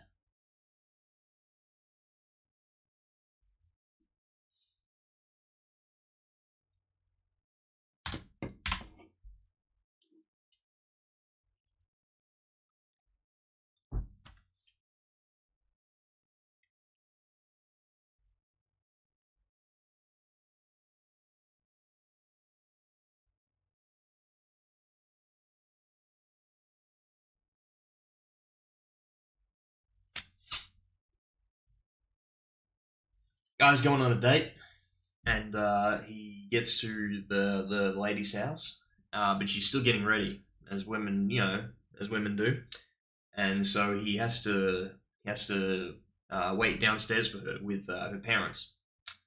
But he also needs to he needs to rip a fat one, if you know what I'm saying. He needs to fight bad. He's got some bad gas. He was eating beans earlier.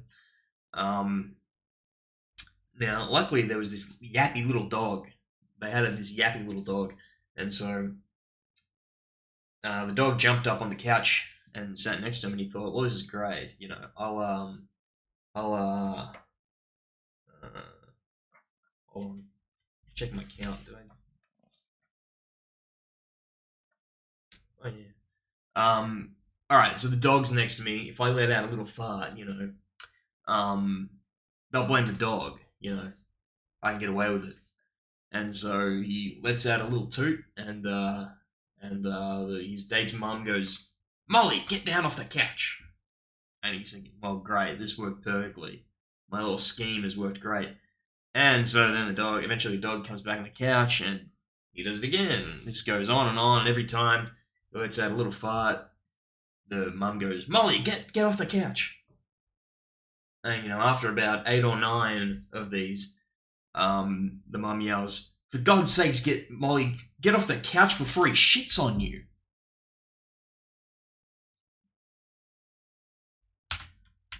Fuck that up a bit, whatever.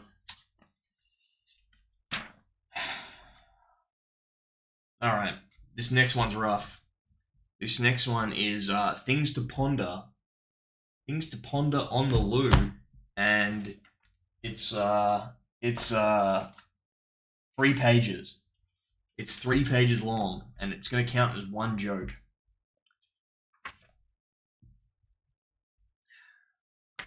So this is like stoner thoughts, basically. So we'll get through them. We'll get through them. If all the world is a stage, where is the audience sitting? If all is not lost, where is it?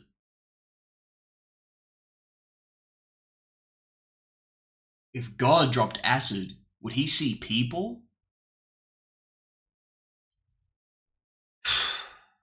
We're 3 in, and there's what, like 40? What's the speed of dark? It's a Vsauce video. Good video. If you're in hell and mad at someone, where do you tell them to go?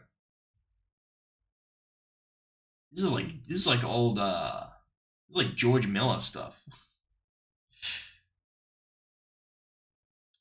What happens if you were scared half to death twice?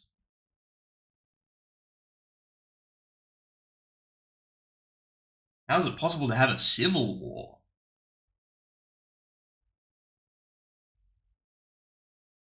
If only the good die young, what does that say about senior citizens?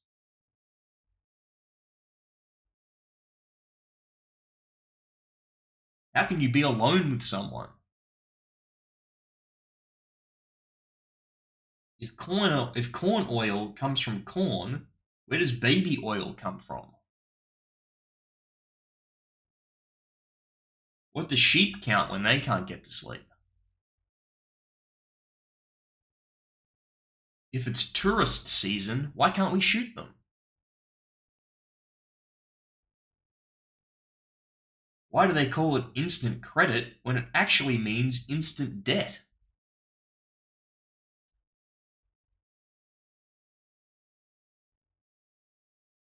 If we're not supposed to eat late night snacks, why is there a light in the refrigerator?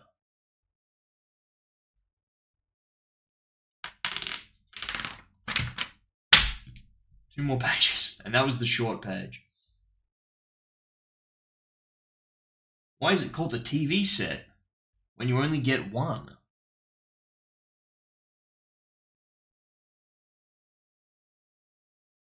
Did God create man before woman because he didn't want any advice?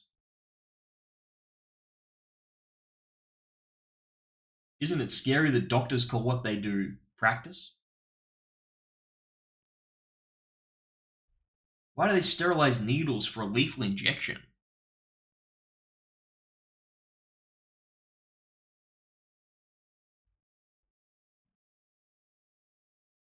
What?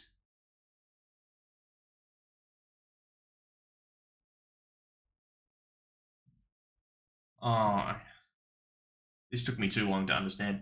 Can a blonde play an AM radio in the evening? AM? Fuck you. Why are they called apartments when they're all stuck together?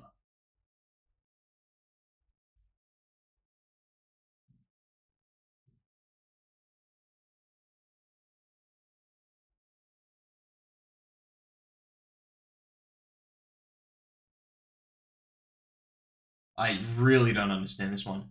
Does a heavy voice on the phone mean I should not go to bed with that person? What? What the fuck does that mean?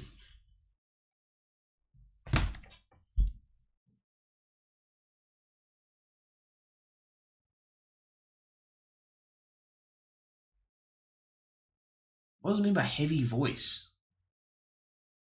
Is it like...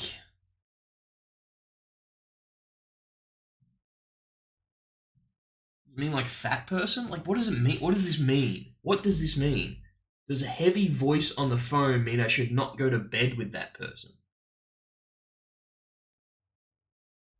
What the fuck? What does that mean? What does that mean?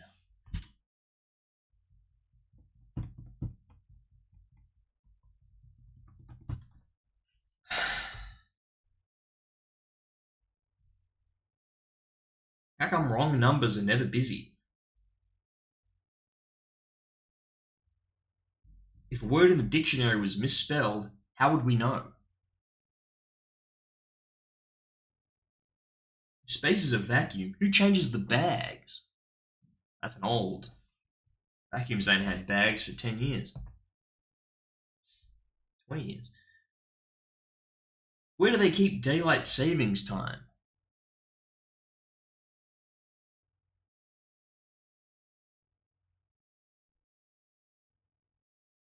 Why do banks charge you an insufficient funds fee when they know you don't have any funds?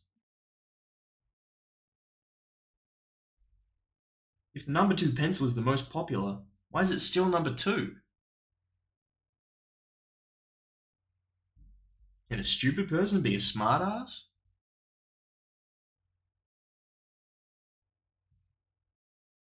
Why is the time of day with the slowest traffic called rush hour?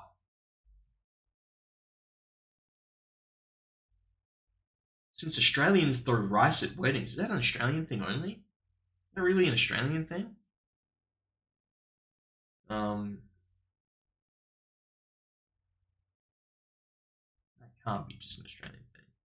They must just be saying Australian because it's an Australian book, but they really mean white people. Since Australians throw rice at weddings, do Asians throw meat pies? And so they can say meat pies. When God rested on the seventh day, what did he do?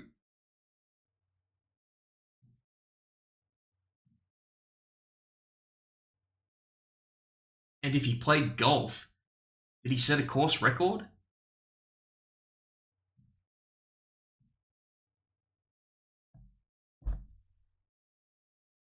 If man evolved from monkeys and apes, why are there still monkeys and apes? Good point. Answer that one, Reddit atheists. They give pilots crash courses in. Blah, blah, blah. Do they give pilots crash courses in flight school? Last page. 2/3 through this joke. Is killing time a crime? When I erase a word with a pencil, where does it go?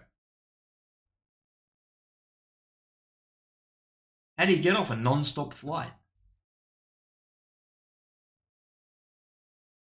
If you're sending someone styrofoam, what do you pack it in? How do you write 0 in Roman numerals? Can you buy a full chess set in a pawn shop?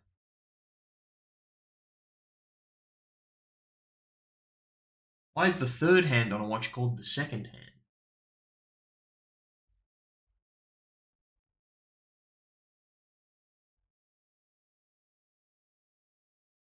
Why don't people in Australia call the rest of the world up over?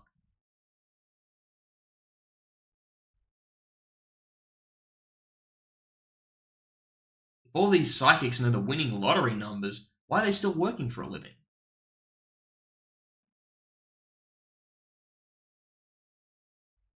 How did a fool and his money get together in the first place? Why doesn't the fattest man in the world become a goalie? Are you listening, Boogie?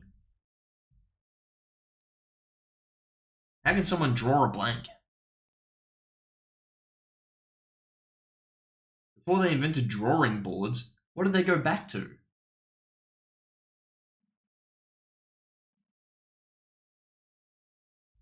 How come Superman can stop a bullet with his chest but always ducks when someone throws a gun at him?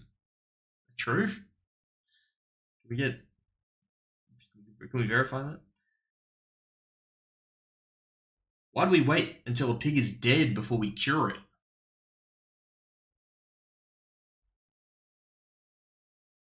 When everything is coming your way, are you in the wrong lane?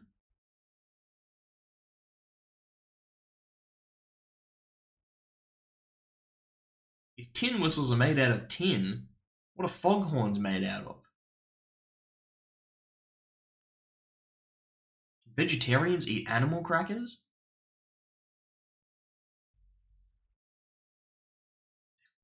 This is the last one. This is a Christmas one. Is Santa always jolly because he knows where all the bad girls live? Wow. Wow.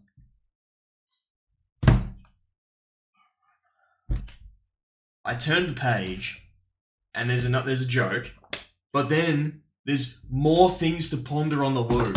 So there's a second section that's a page and a half.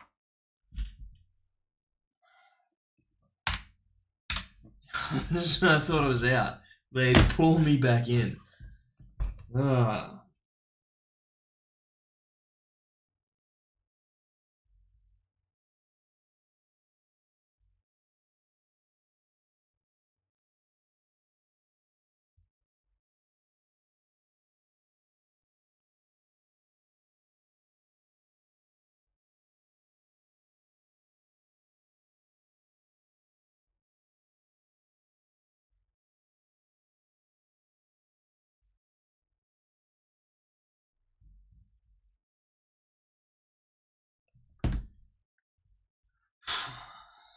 This next one's rough.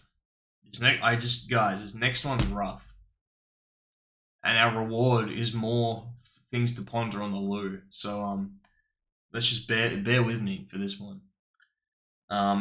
As a present for himself, on his 65th birthday, Scott joins a luxury nudist colony. And so on his first day, he immediately takes off with his clothes and walks around. Well, he's exploring the facilities, and a beautiful, a pulchritudinous blonde lady walks past, and he gets an erection.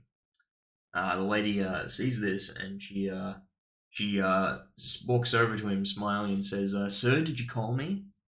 And Scott goes, He's embarrassed. No. What are you talking about? And she says, "Well, here it's a rule. If I give you an erection, that means you called for me." And then she lays down and he lies down on top of her, and they have passionate sex. It says in the book here they have passionate sex. Well, having done that, Scott continues to explore the facilities, and he goes into the sauna, and he's in there and he accidentally farts, and all of a sudden, this big, huge, hairy man with a huge erection comes out, emerges from the steam, and the guy says, "Sir, did you call for me?" And Scott goes, "No, what are you talking about?" And the guy goes, "Well, you must be new here. It's a rule that whenever you fart, that means you called for me." And then the huge man turns Scott around, bends him over, and has passionate sex with him. It says here in this book. Raped. He got raped. A man raped him. Anyway, after this event, he runs back to the the office and gives his keys and his membership card back, and he says, I don't know where he was keeping him, but anyway, he gives him back and he says, "You can keep the joining fee. I'm out. I'm leaving." And the receptionist says, "Who's naked?" Goes, "Sir, but you've been here a few hours. You've only seen a tiny fraction of what we have to offer." And Scott goes, "Listen, I'm 65 years old. I get a hard-on twice a month, but I fart 30 times a day. No, thank you."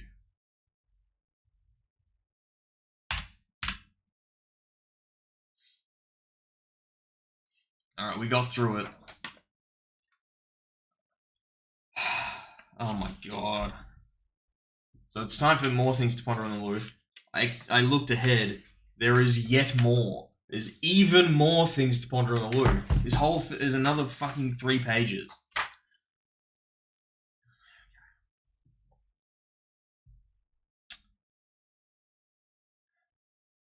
Did I increment? I think I did.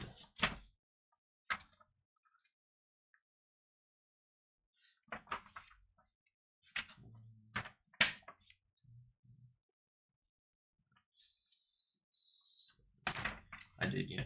Okay. Alright, more things to ponder on the loo. All those who believe in psychokinesis, raise my hand. Ambition is a poor excuse for not having enough sense to be lazy. Beauty is in the eye of the beer holder. Black holes are where God divided by 0.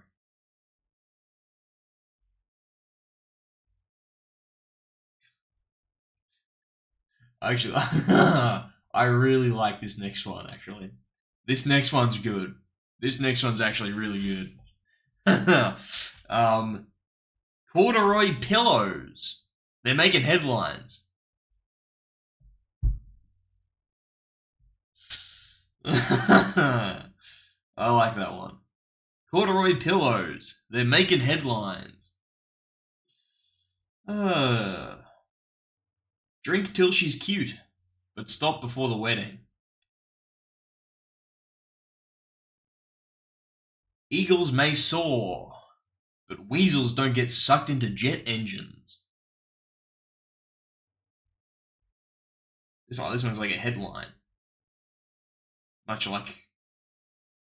You don't get the corduroy pillows one? Because you would get lines on your head. Because corduroy's has like a shape to it. So if you when you lie on it, you'd wake up and you'd have lines on your head. Like when you take your socks off, you got like sock lines on your legs. It's good. It's a good one.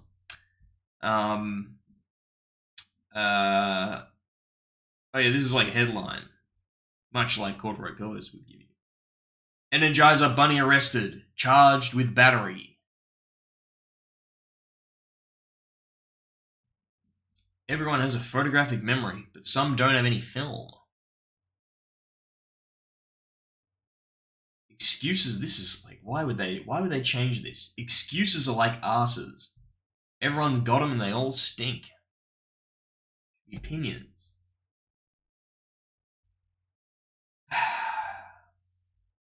For sale. This one's like the baby shoes thing. For sale, parachute. Only used once, never opened, small stain.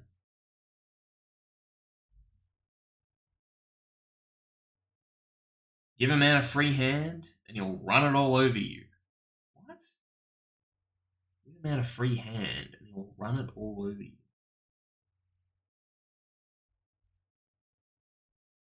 He'll grope you?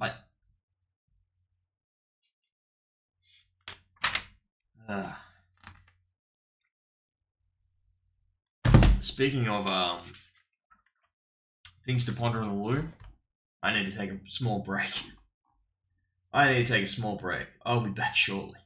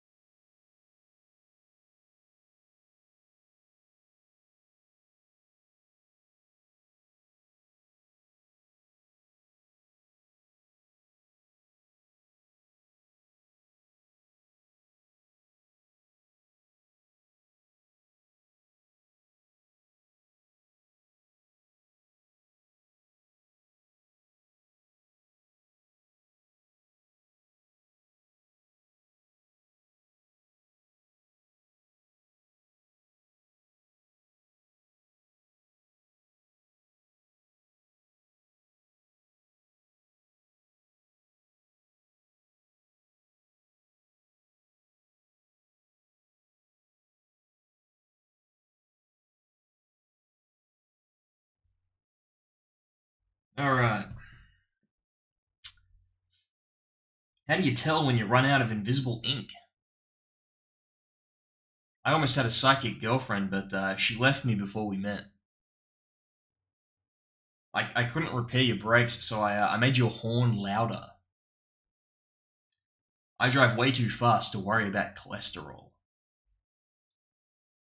I intend to live forever. Hey, so far so good. I love cute defenseless animals, especially in a good gravy. I poured a spot remover on my dog. Now he's gone. I used to have an open mind, but my brains kept falling out. Hey, if Barbie's so popular, why do you have to buy her friends? Everything seems to be going well. You have obviously overlooked something. If I worked as much as others, I would do as little as they do. You ain't making waves. You ain't kicking hard enough.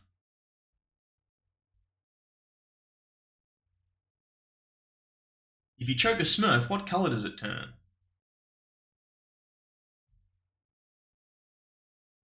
Join the army, meet interesting people, kill them. Laughing stock. Cattle with a sense of humor. Did you know this is a did you know sort of thing? Did you know many people quit looking for work when they find a job? Quantum mechanics. The dreams stuff is made of. Shin. A device for finding furniture in the dark. Support bacteria. They're the only culture some people have. Early bird gets the worm, but the second mouse gets the cheese. Only substitute for good manners is fast reflexes. Wear short sleeves. Support your right to bear arms. When I'm not in my right mind, my left mind gets pretty crowded. Who is General Failure? And why is he always reading my hard disk? And lastly, why do psychics have to ask for your name? That was more things to ponder on the loo. Jesus Christ.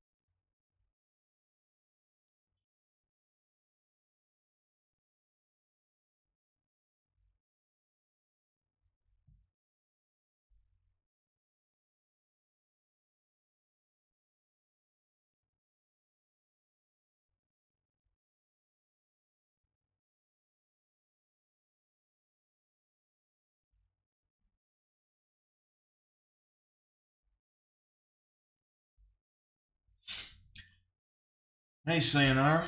Sayonara, you're just in time for a joke. A woman has a passion for baked beans, and she loves them. She loves baked beans, her favorite food. Unfortunately, she has a very lively reaction to them, you could say. And it's bad. It's bad.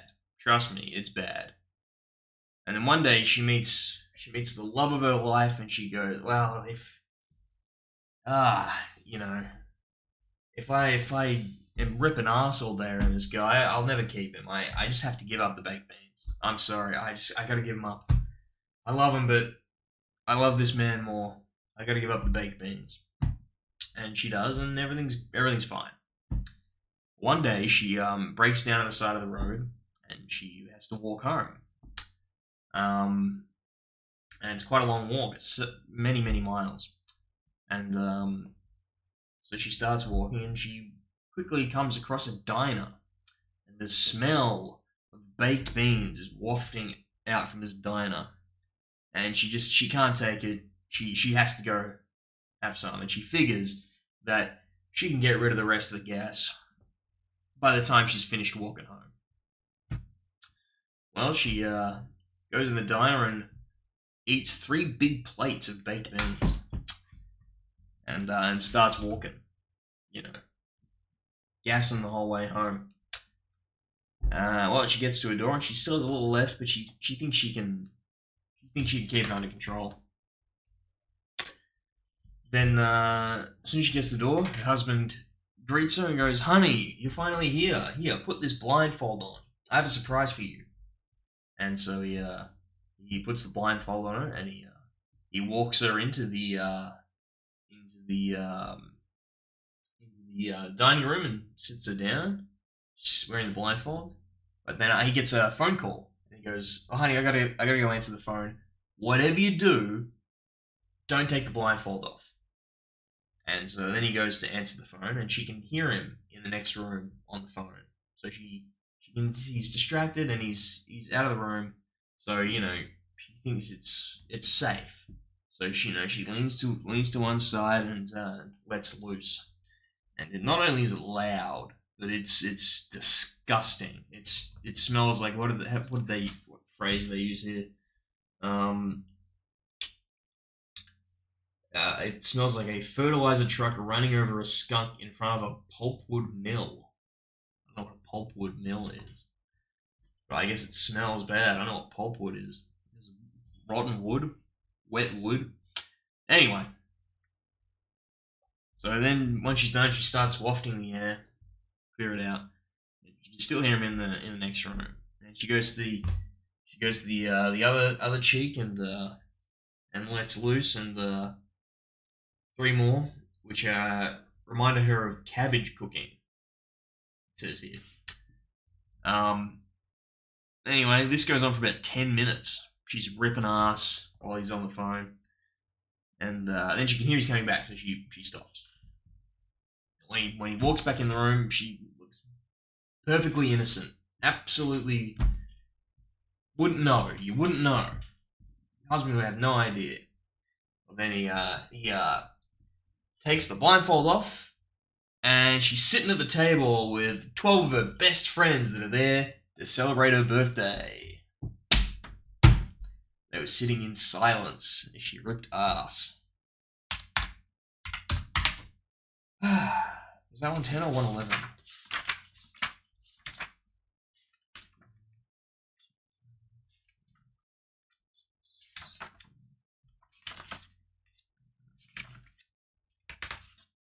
No, it was 10. It was 10. Alright. So, we got through one joke, and what's next? What's next? Even more things to ponder in the loo. Everyone's favourite. Everyone's favourite. A planetarium puts on all-star shows. A plastic surgeon's office is the only place where no one gets offended when you pick your nose. If a cow laughed, would milk come out her nose? This one's longer than the last one as well. This one's like 2 pages. If a no-armed man has a gun, is he armed? If a shop is open 24 hours a day, 365 days a year, why are there locks on the doors? If a turtle doesn't have a shell, is he homeless or naked? He's dead. If nothing ever sticks to Teflon, how do they make Teflon stick to the pan? If swimming is so good for the figure, how then do you explain whales? If you cross a 4-leaf clover with poison ivy, would you get a rash of good luck? Well, if you crossed an electric blanket with a toaster, would you pop out of the bed quicker in the morning?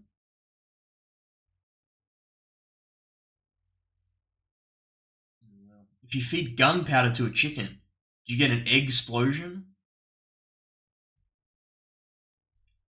If you get into a taxi and the driver starts driving backwards, does he owe you money? They've, for no reason, on this whole book, they've done this.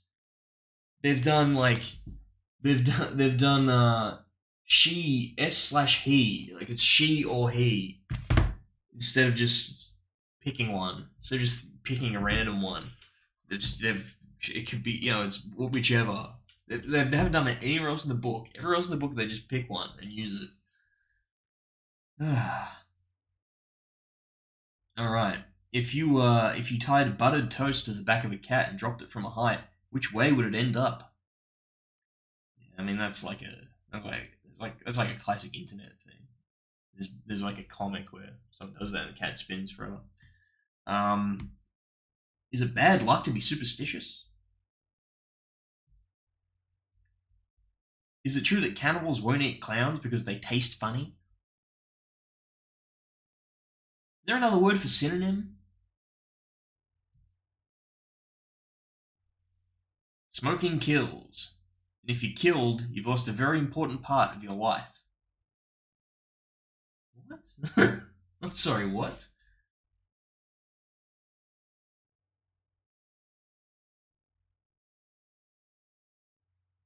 Smoking kills, and if you're killed, you've lost a very important part of your life.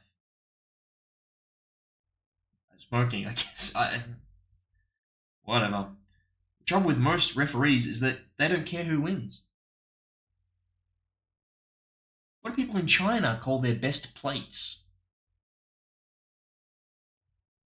What do you call a male ladybird?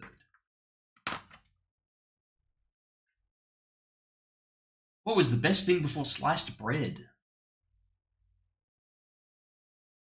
When dog food is new and improved, who tested it?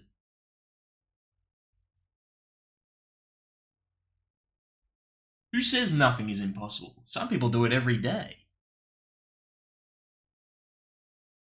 Why didn't Noah swat those two mosquitoes? Why doesn't glue stick to the inside of the bottle? Why is a carrot more orange than an orange? Why is abbreviated such a long word?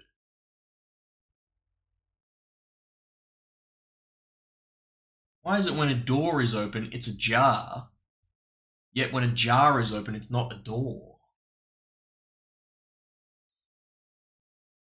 Why isn't phonetics spelled the way it sounds? Why isn't there mouse-flavored cat food? Would a fly without wings be called a walk?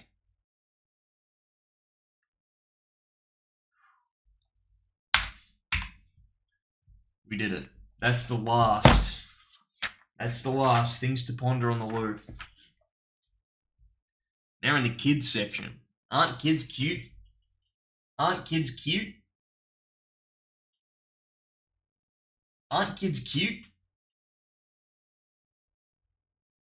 Aren't kids cute? Aren't kids cute? Aren't kids cute?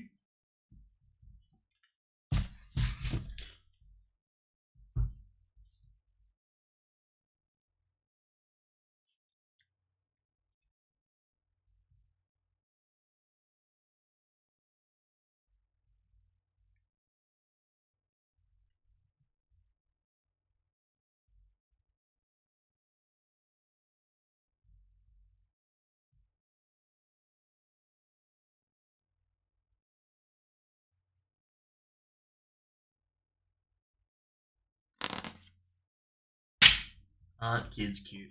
Okay. Little Joe sees his dad.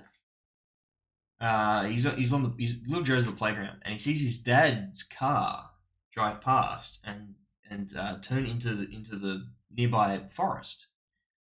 So little Joe, being a curious little boy, decides to go follow and see where what his dad's doing in the forest. And he doesn't take long to find the car. They didn't go that deep in. And he finds the car, and he sees his father and his aunt Susie in a passionate embrace. Now I'm assuming it's a sister-in-law.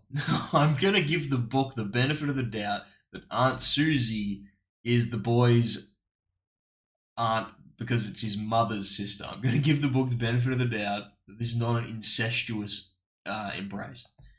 Anyway, Aunt Susie and Daddy are in a passionate embrace. And Joe's so excited and he wants to tell this story, so he rushes home and goes, "Mummy, mummy, I saw Daddy at the playground. He's like talking real quick. And then Mummy goes, slow down. I want to hear the story.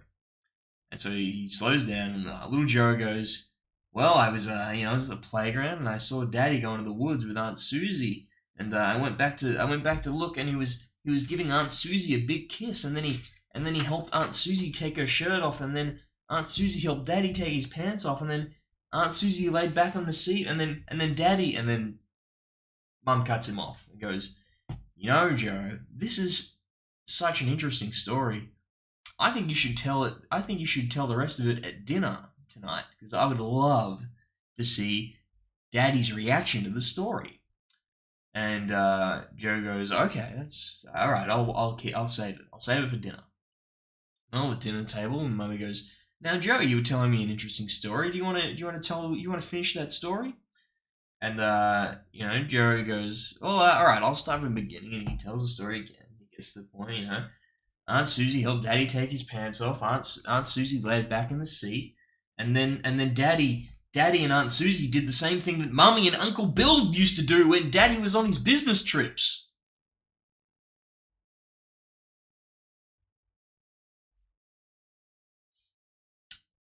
Again, benefit of the doubt, I'm gonna assume that Bill is Daddy's brother and not the other way around.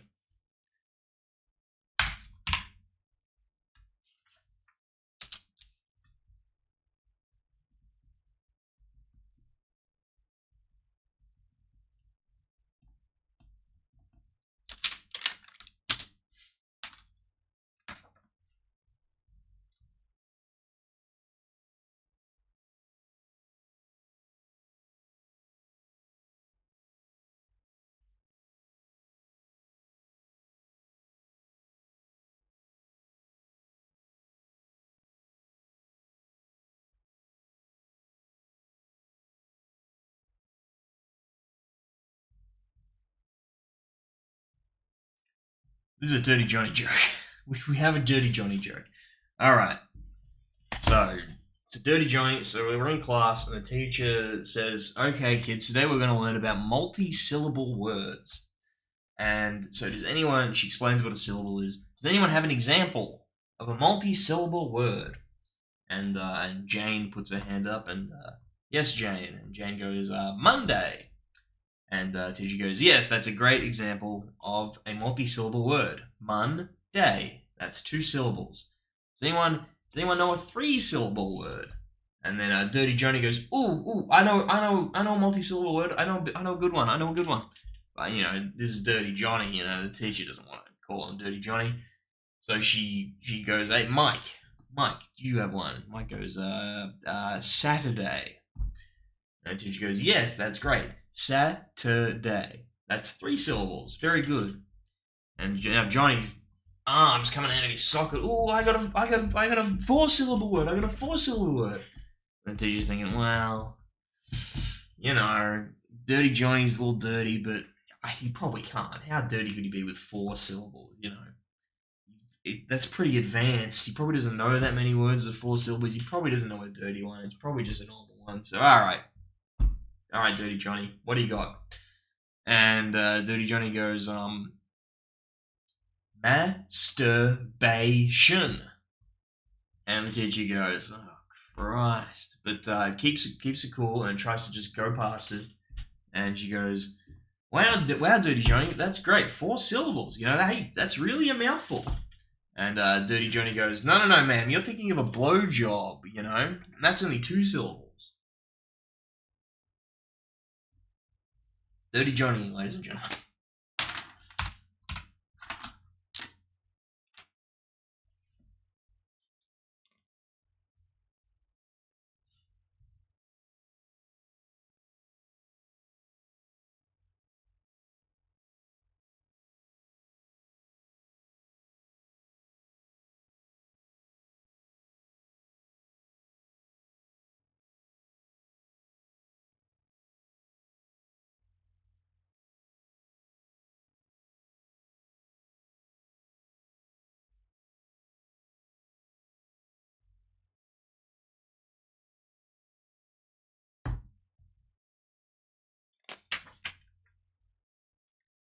Oh, this one's foul. This one's foul because it's 10-year-olds.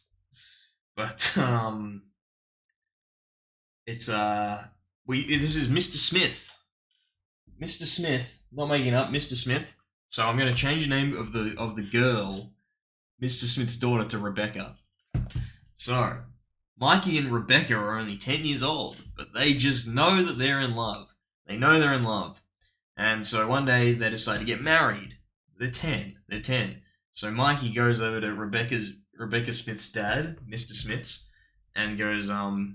Smith's, I want to marry Rebecca Smith's. And we're in love, and I want to marry her, and I'm asking for permission. And Mr. Smith thinks this is very cute, and he's going, wow, he's chuckling along. Well, where are you two going to live once you get married? And Mikey goes, well, of course we'll live in Rebecca's room. It's much bigger than mine. We'll be comfortable in Rebecca's room.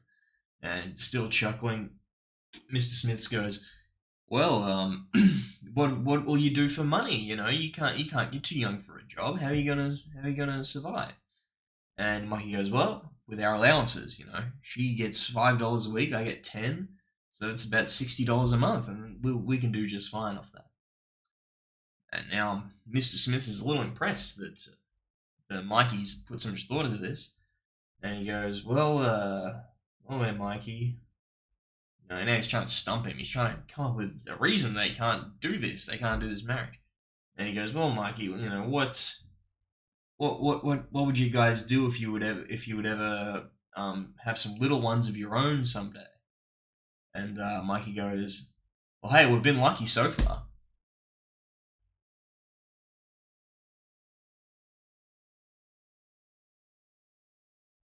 "10-year-olds fucking." The punchline of this joke is 10-year-olds fucking.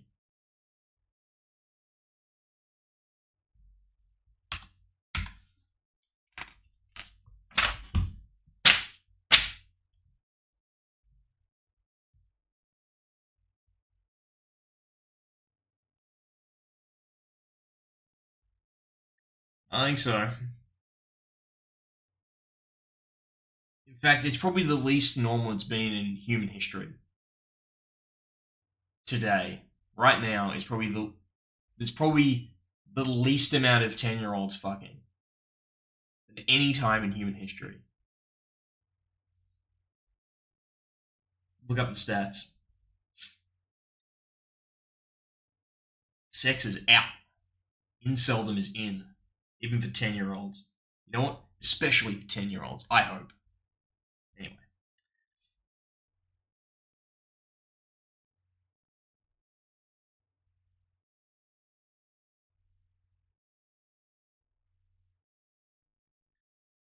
All right, little girl's shopping with her grandma, and they're walking along, and they see a couple dogs fucking. They see some dogs fucking. Dogs are fine. 10-year-old dogs can fuck. See some dogs fucking, and little girl goes to grandma. What are those dogs doing? And the grandma is embarrassed and goes, "Oh, the top dog hurt his paw." Yeah, exactly. That's 7-year-olds fucking in human years. That's fine. We already did that section though. Oh yeah, the top dog. The grandma's explaining. The top dog hurt his paw, and the bottom dog is just is carrying him, so he doesn't have to walk on his paw. And the girl goes, "Wow, the dogs are just like people, aren't they, Grandma?" Grandma's like, "What do you mean by that?" The little girl says, "Well, you lend someone a helping hand, and they fuck you every time."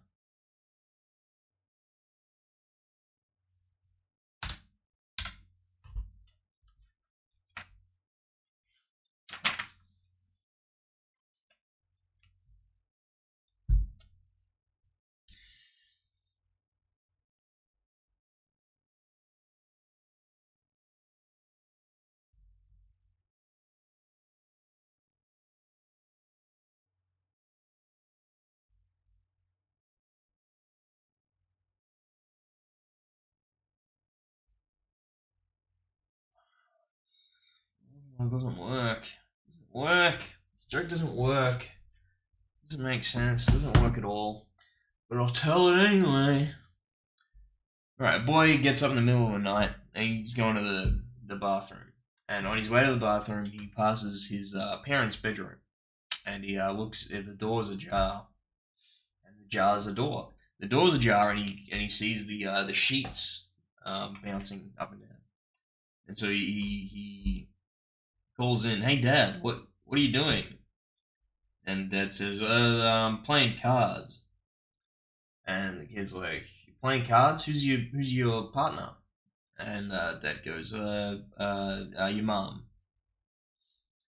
And satisfied, the boy then keeps walking, and he passes his sister's room, his older sister's room, and the door's ajar, and he can see the sheets bouncing.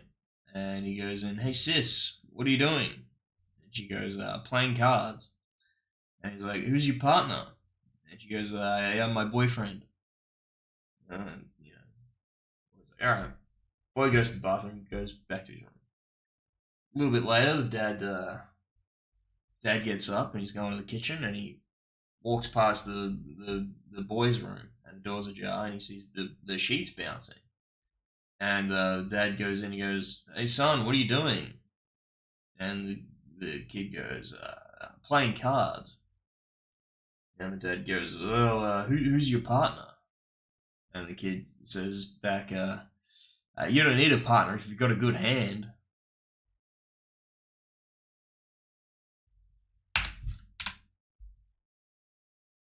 Worked at all. None of that joke worked at all.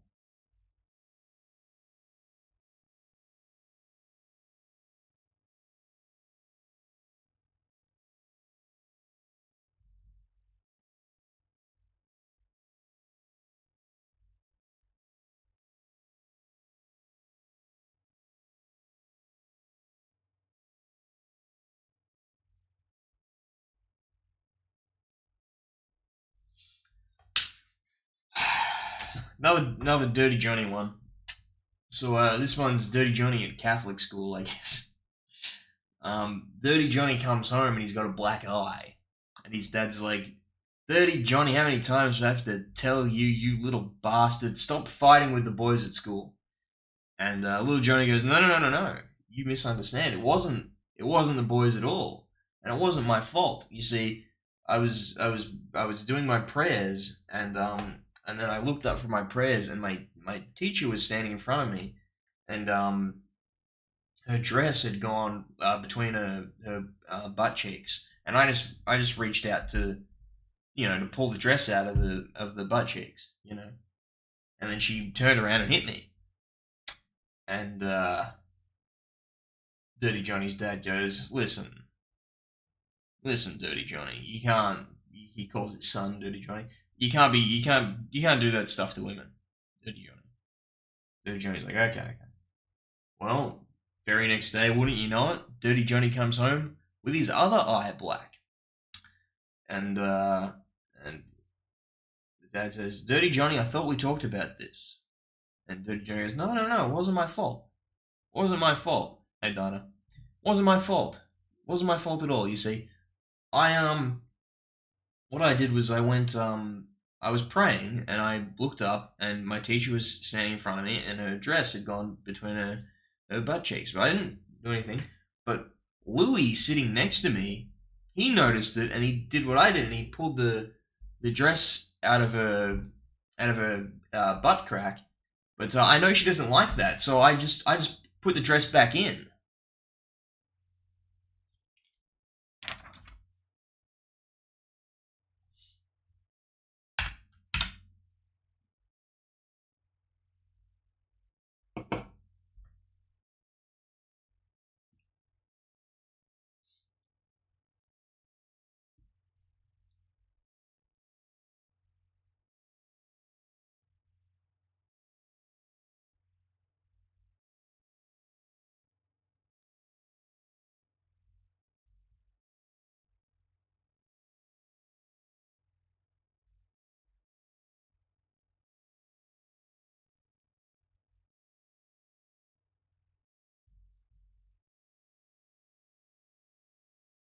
Dinah's telling a joke. Ugh. Very good. All right, we have another Dirty Johnny joke. So, Dirty Johnny's hanging out at home this time, and he's in the backyard. His dad's doing some lawn work, but he's chilling in the backyard, and a bunch of bumblebees, a bunch of bees are floating around his head, Dirty Johnny's head, and so he gets mad and he starts swatting them out of the sky and trampling on them, killing them, and Dirty Johnny's dad gets mad and he goes, "Dirty Johnny, no honey for you for a month." And then day goes on and Dirty Johnny starts catching butterflies. And then after he catches them, he crushes them in his hand, throws them on the ground, stamps on them. And his dad goes, "That's it, Dirty Johnny. No butter for you for a month." You know? And then later on, they're waiting for dinner to be served, and they're in the kitchen. They're on the table in the kitchen, and Dirty Johnny's mum sees some cockroaches, and she stamps all over and kills the cockroaches, and then Dirty Johnny looks up at his dad and goes, "Are you gonna tell her or am I? You gonna tell her or am I gonna tell her? No cock for you for a month. No cock for you for a month."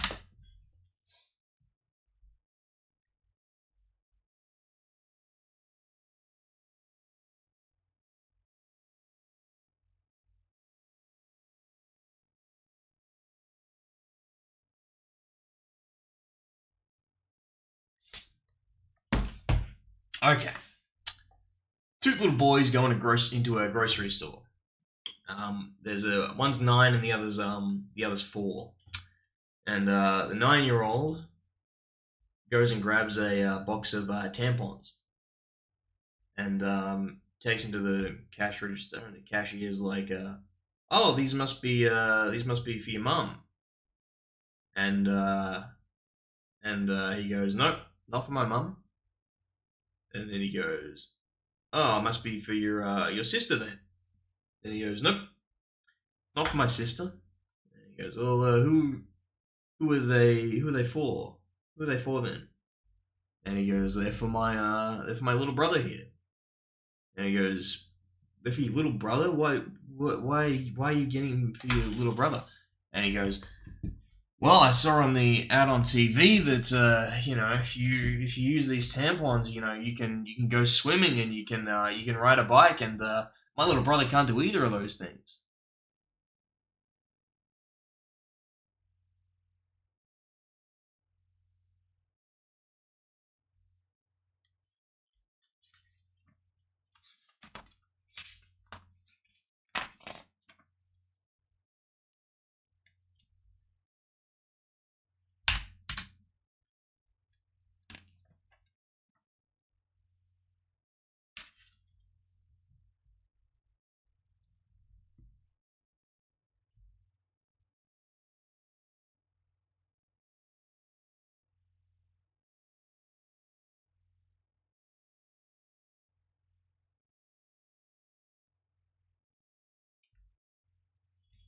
Okay. Another Dirty Johnny joke. It's actually not. They actually don't mention Dirty Johnny, but it's a Dirty Johnny joke. Teachers, they're in class again, and the teacher's is teaching about animals. And so the teacher holds up a card with a cat on it and goes, "Can anyone tell me the name of this animal?" And Susie goes, "Yes, that's a cat. That's a cat. Very good, Susie. Okay." And then she holds up a picture of a dog. Hey, and Rebecca Smith says, "Yes, that's a dog. That's a dog." And yes, very good, Rebecca. And then she holds up a picture of a deer. And silence, total silence. And after a few moments, everyone thinking and no one has an answer, the teacher says, "I'll give you a clue. It's something that your mother would call your father." And Dirty Johnny yells out, I know, it's a horny bastard."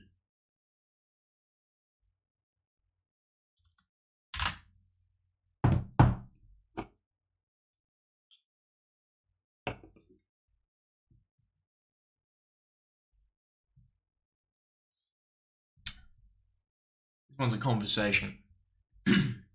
Sally, Mummy. This is Sally speaking. Mummy, why can't I go in the sea?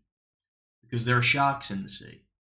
But Mummy, Daddy's swimming in the sea. That's different. He's insured.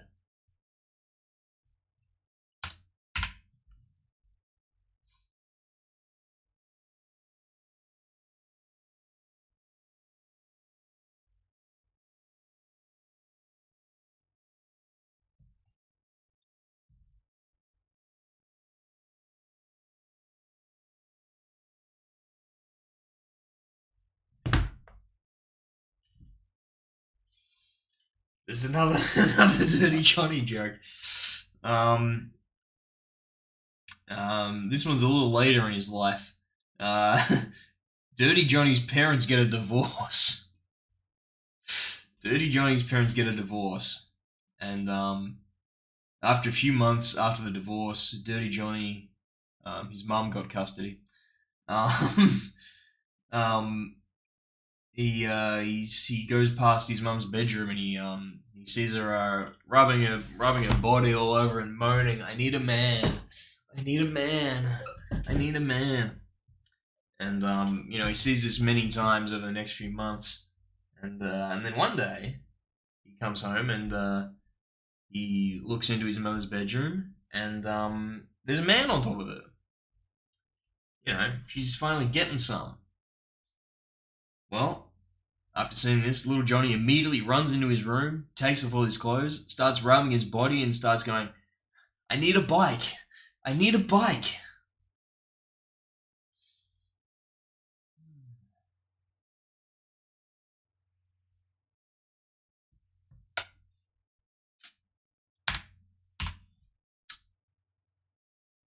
Another conversation. Woman. A woman says, "Your son is terribly spoiled." The mom goes, "How dare you? He's not spoiled at all." And the woman says, "Yes, he is. He just got hit by a bus." God.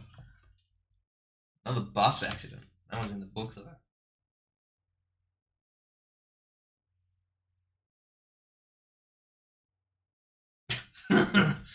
All right. These are this is a series of jokes where it's a little girl saying something to her mum, and then her mum responds. These are like one line each, and they're all separate jokes, but they'll all count as one when I do them. All right. Mummy, why can't we give Grandma a proper burial? Shut up and keep flushing. I got the laundry going. Mummy, Daddy's on fire. Hurry up and get the marshmallows. Mummy, my head hurts. Shut up and get away from the dartboard. Lord. Mummy, Jesus Christ. Mummy, why can't we buy a garbage disposal? Shut up and keep chewing.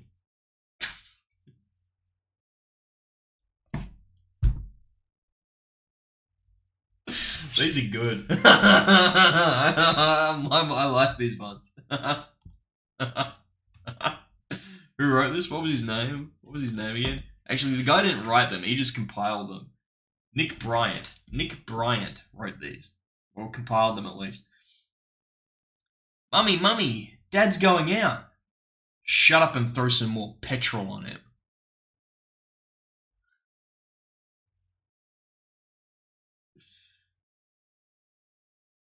Mummy, Daddy's hammering on the roof again. Shut up and drive faster.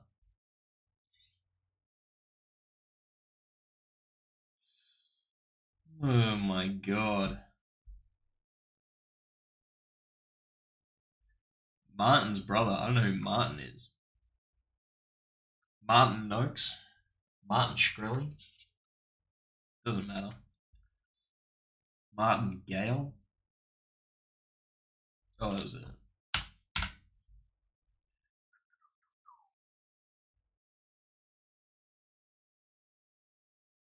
Martin Freeman.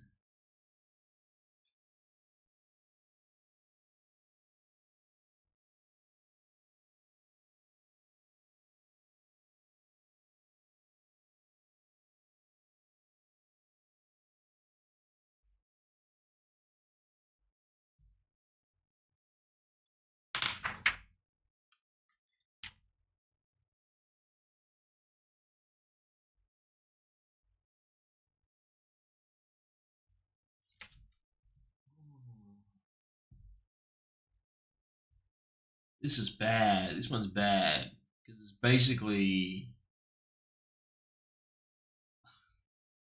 I don't have to explain why this is bad. I don't have to explain what this is or why it's bad. But it is. It's just a joke. It's just a joke. God, it's gross. This is a real gross one. Last one in the kids section. Thank God. Thank God. Given the quality of them. There's some good ones in here, but there's some really disgusting ones, like this one.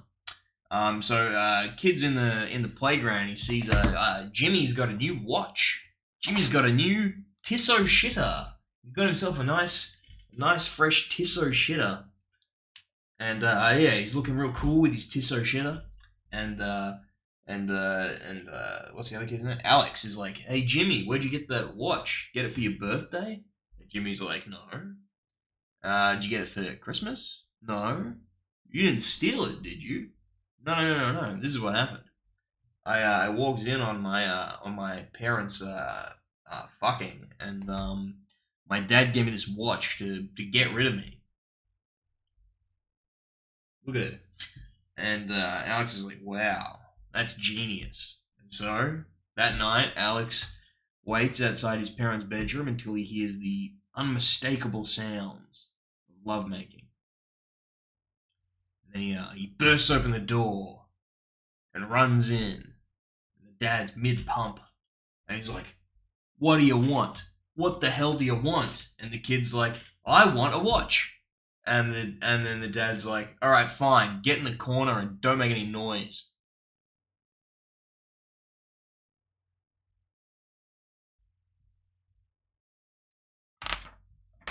Horrific sexual abuse.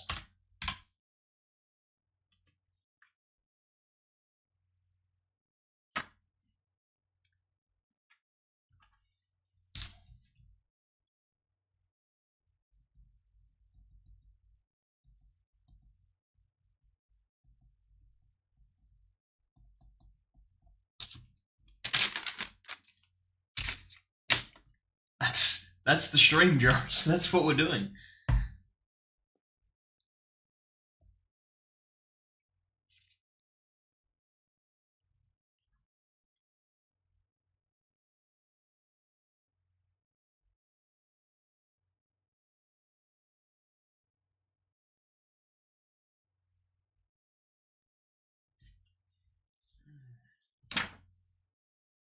This is so. This next section is called "That's Disgusting."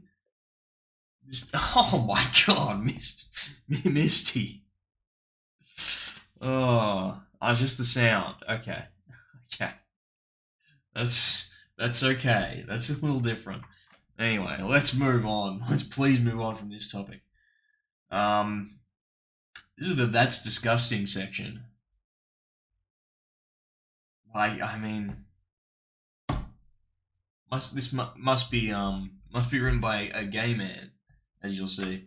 All right, a woman goes into a tattoo parlor, and she says, "Can you do a tattoo of a turkey on my right inner thigh?" And underneath the turkey, can you write "Happy Thanksgiving"?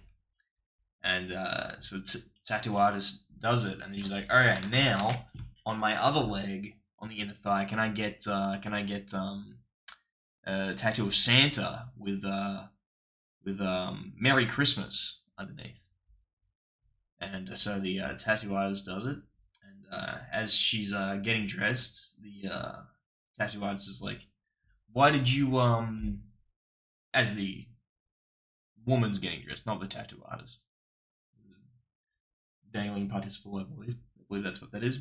Anyway, why did you want such unusual tattoos?" And the lady goes, "Well, I'm sick of my husband always complaining that there's nothing good to eat between Thanksgiving and Christmas."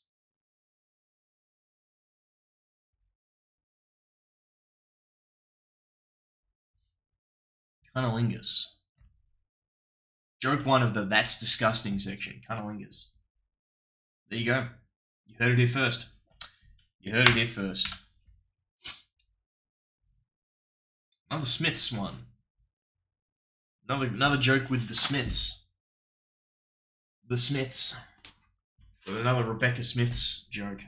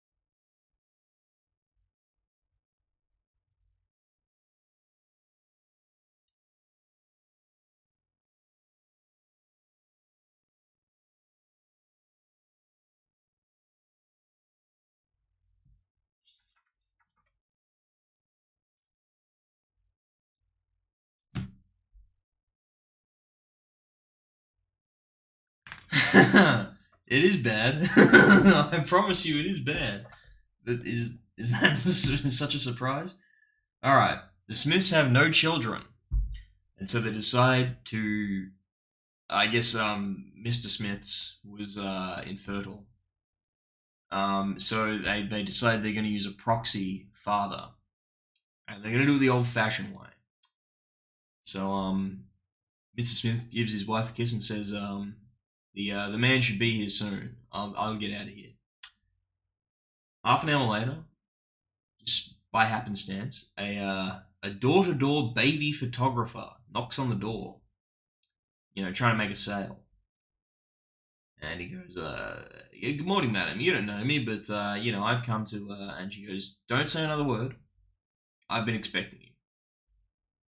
And Photographer goes, oh, really? Well, great. I've made a specialty of babies, And she goes, that's what my husband and I had hoped, Please come in, have a seat. Just, where do we start? And the photographer says, well, leave everything to me.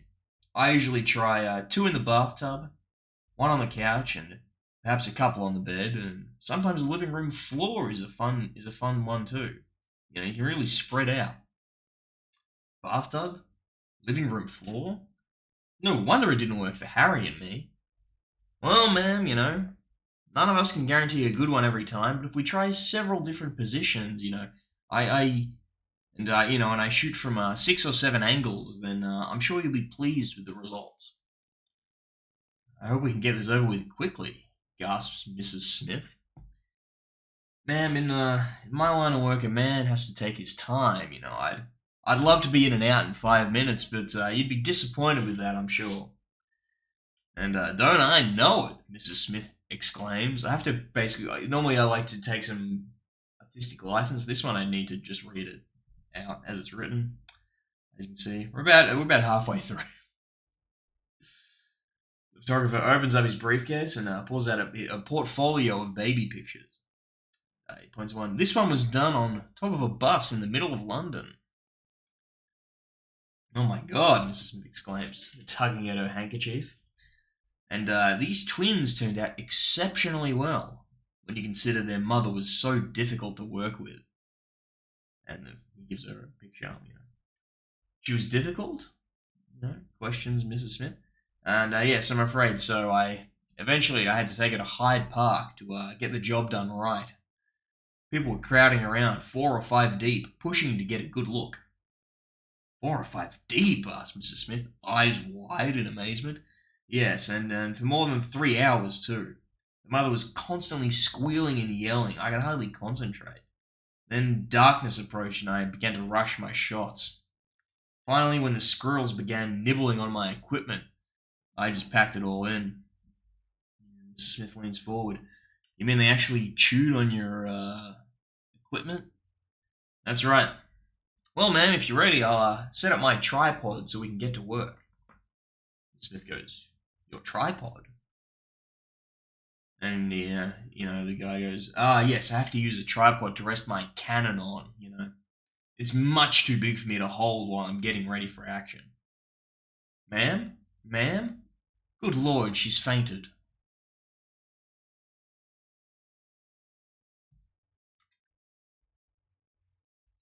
That's a long one.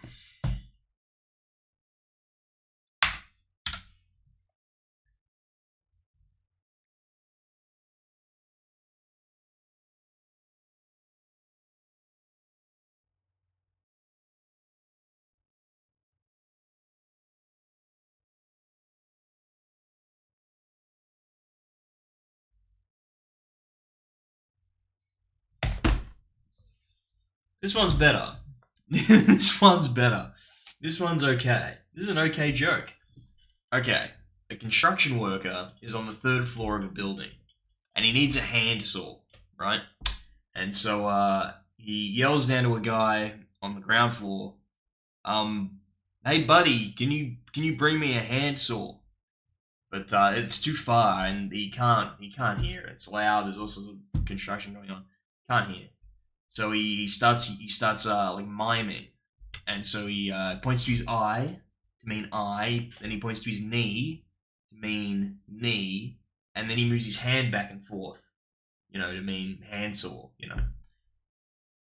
And then the guy on the ground floor then pulls down his pants and starts masturbating. And the guy on the third floor starts freaking out, runs downstairs, and then runs down to the ground floor and goes to the guy and he goes, "What the hell are you doing? I was asking for a handsaw. What are you doing?" And the guy says, "Yeah, I know you wanted a handsaw. I was just telling you that I was coming."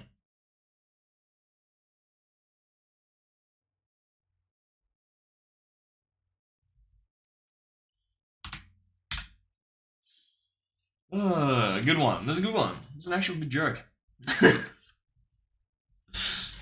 Short and good. Yes. Yes, haha, coming.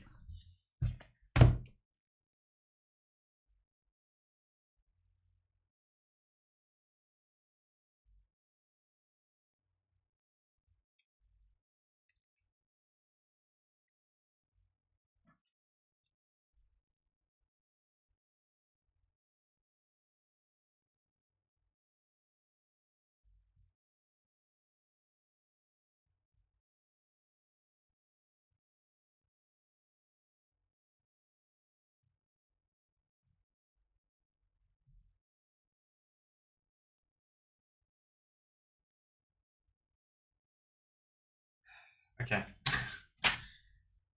One day, Bill is complaining to his friend that his elbow hurts, and he goes, "Yeah, my elbow's really hurting. I guess I gotta go to a doctor." And his friend goes, "No, don't do that. They got a whole new machine now at the chemist. All you do is you give it a urine sample, and it analyzes your urine, and no matter what's wrong with you, it'll diagnose you. Better than a doctor, better than anything. It's never wrong, and it only costs $10." Bill thinks, well, this is ridiculous, but I got nothing to lose. Well, I'll give it a go. So he pisses in a jar, and he takes it down to the chemist, and he finds the machine, and sure enough, for $10, yeah. So he puts his urine in, puts $10 in, starts bubbling and steaming, and after a little while, a little slip of paper pops out. Reads the slip of paper, and it says, "You have tennis elbow. Soak it in warm water and avoid heavy lifting, and you'll be better in 2 weeks." And that night in bed, Bill was, thinking about how amazing this new technology is. That's totally revolutionized medical science. But he thought, well, how good is it really? Can I trick it? Can I trick this machine? So he gets a jar and he what does he do with it? What does he do with the jar? What does he put in it? Oh yeah, he puts in some tap water. He puts in some dog shit. He gets his daughter and wife to piss in it. The pretty filthy family agreeing to do this, pissing in the jar with dog shit and tap water in it. But he gets his daughter and wife to piss in it, and then to finish it off, he jerks off into it. I think Bill's a pretty sick individual, to be honest. What a sicko. So now he's got this jar of tap water, dog shit, his daughter and wife's piss, and some cum, and he goes back to the chemist and puts it in the machine, puts in a tenner, and sure enough, out pops a slip. What does the slip say? It says, "Your tap water's too hard. Get a water softener. Your dog has worms. Get him vitamins. Your daughter's using cocaine. Get her into rehab.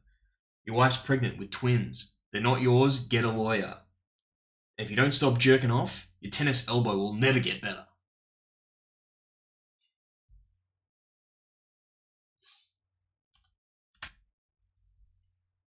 it got gross. You'll have to watch the VOD to catch that one again. Good lord.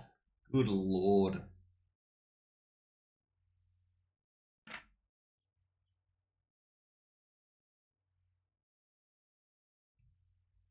Oh, this is the joke. This is the joke I didn't want to. I didn't want to tell on stream.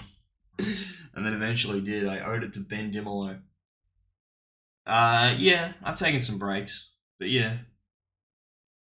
Yeah, probably taken half an hour worth of breaks. So yeah, 6 hours. 6 hours of jokes. Yeah. And I've only done 129. Did I increment for that one?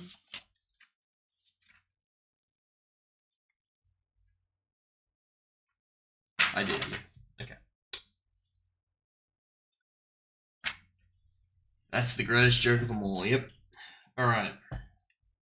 So, this is a joke. I have told this one before because this was the joke I owed Ben Dimolo. And I said, I'll tell it in a year because it was a very tense time. And it is a little. It's fine. It's fine. I'll tell it again. All right. So the professor goes and decides to go live with a primitive tribe. He goes to North Sentinel Island to live amongst the tribe, and he spends years with them. He teaches them how to read, you know, how to write, teaches them mathematics, science, you know. Then one day, the tribe's chief, his wife, gives birth to a white baby. Now the tribe are all shocked, they're astonished, you know, and the chief goes, "Listen here, Professor. You're the only white person here. You're the only white person we've ever seen, and my wife just gave birth to a white baby. It doesn't take a genius to figure out what went wrong here." And the professor's now he's like he's got to think quick, right? He's got to think super quick. And he's like, "Listen, chief, what you're wrong. What happened here is a natural occurrence. We in the civilized world we call it an albino. Look at that field over there. You know, all of the sheep are white except for that one black one. You know, nature just does this on occasion." The chief is silent for a moment and then he goes, "Tell you what, you don't say anything more about the sheep, I won't say anything more about the fucking white baby."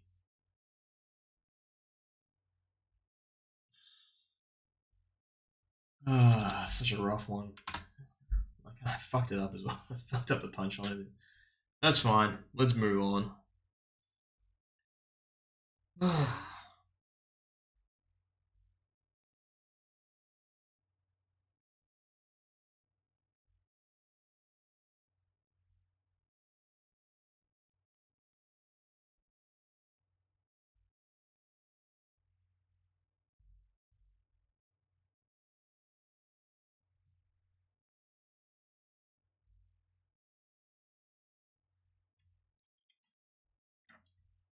Alright.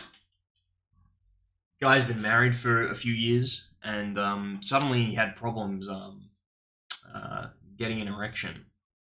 And so he went to a doctor and they tried all the usual methods and nothing was working.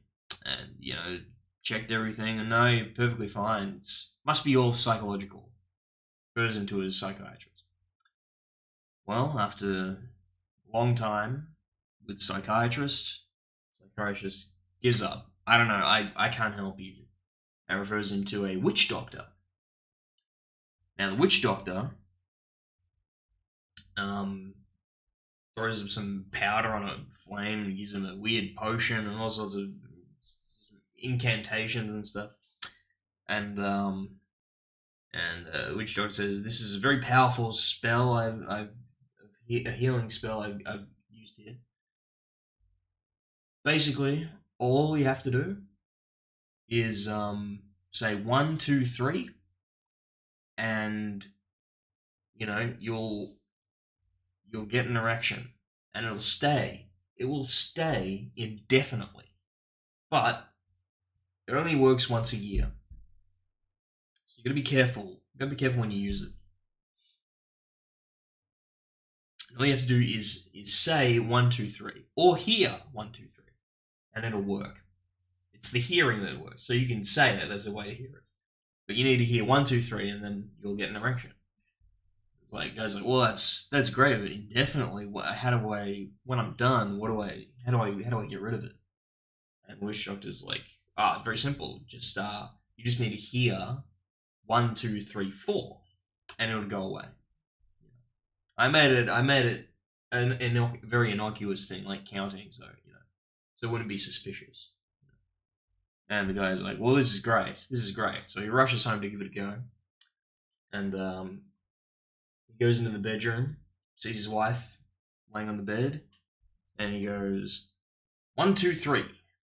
And well, you know, it works. Gets an erection. And then his wife says, what did you say 1, 2, 3 for?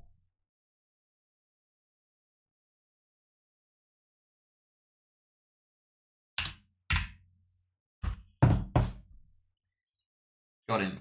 Got his ass. F. F in the chat for this dude.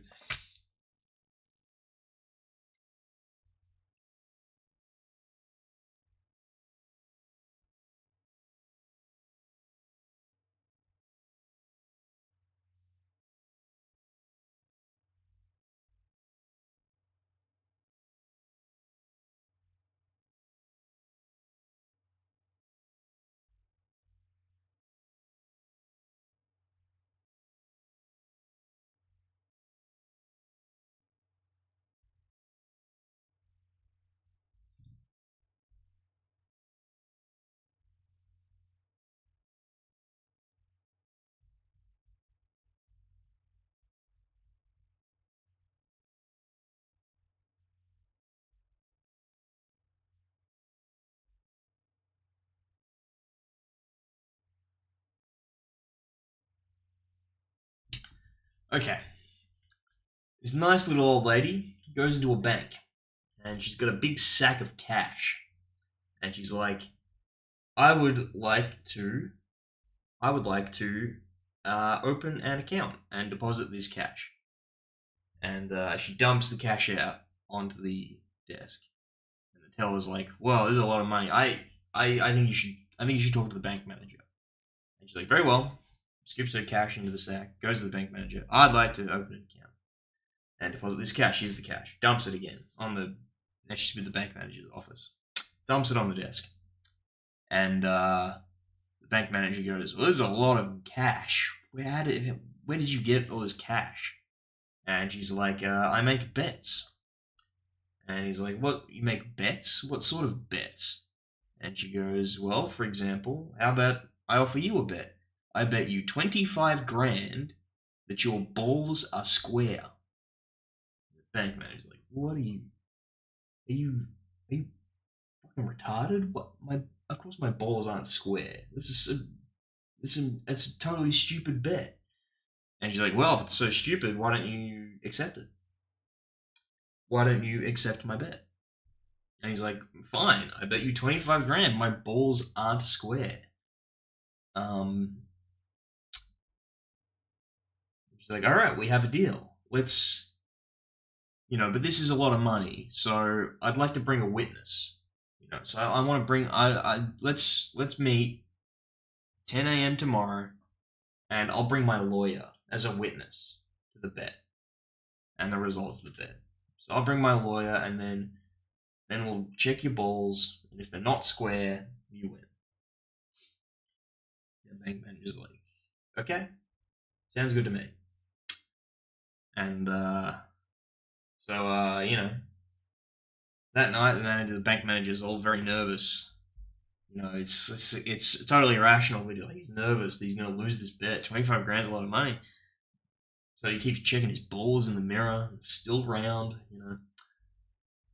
Well, the next day, 10 a.m. rolls around, and on the dot, little old lady shows up with her lawyer and her sack of cash.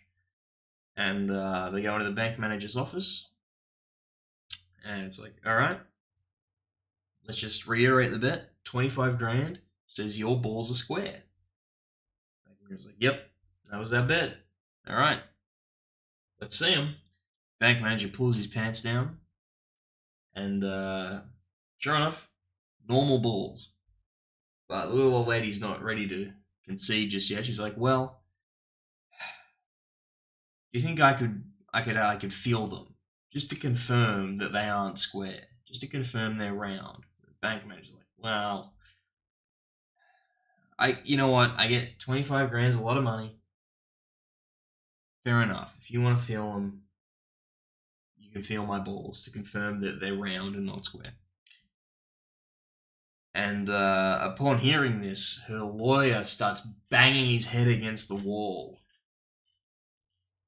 And the bank manager's like, "What's wrong with him?" You know, while he's getting fondled, while his sack's getting rubbed. And she goes, "Well, I bet him 100 grand that at 10 a.m. today I'd have the bank manager's balls in my hand."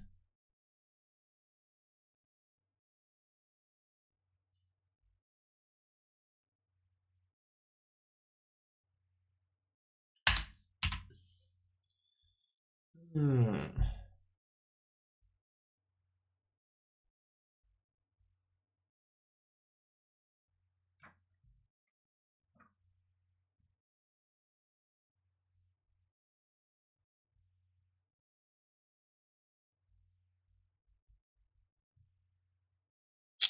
This joke is like unfinished. Like it kind of works the way they've written it, but it needs another. It needs like another line. I'm gonna think of what the other line should be and add it myself. Fix this joke up a bit.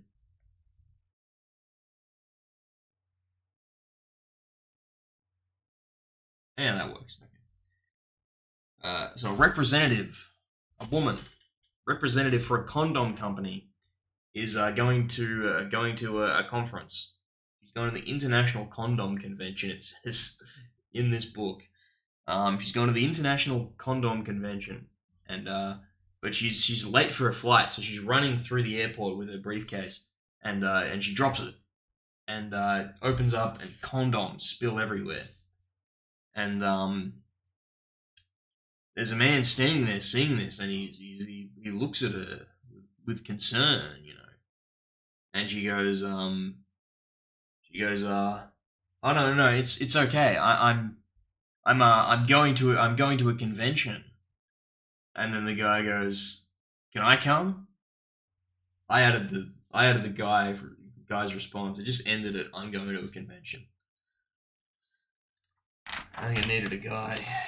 So, it sounds like a pretty good convention, I think it needed that, in my opinion.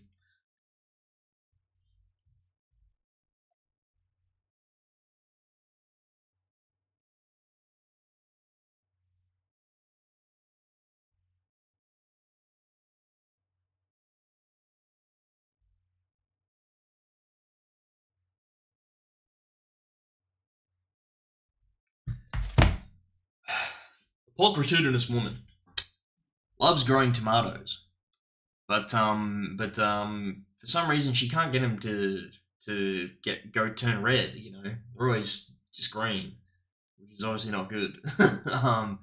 So, but she notices her neighbor Bill, um, always has these beautiful red tomatoes. And actually, I'm getting kind of hungry for some tomatoes. I'm gonna eat some tomatoes while I do this.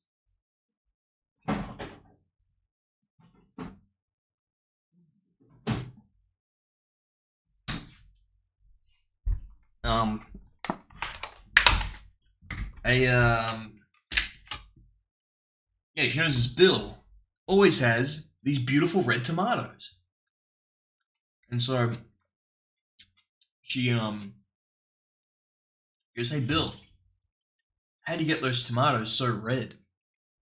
And he's like, "Well, twice a day I go out there and I expose myself to the tomatoes, and they turn red from blushing so much." And she goes, "That sounds insane, Bill. What are you, crazy? But hey, you got beautiful red tomatoes. I don't. I'll give it a go." So over the next 2 weeks, she goes out in the backyard and exposes herself to the tomatoes. And then one day Bill comes over and he's like, "Well, lady, how are you? How you got tomatoes? Did it work? Did your tomatoes turn red? And she's like, no, my tomatoes didn't go red, but my cucumbers are enormous.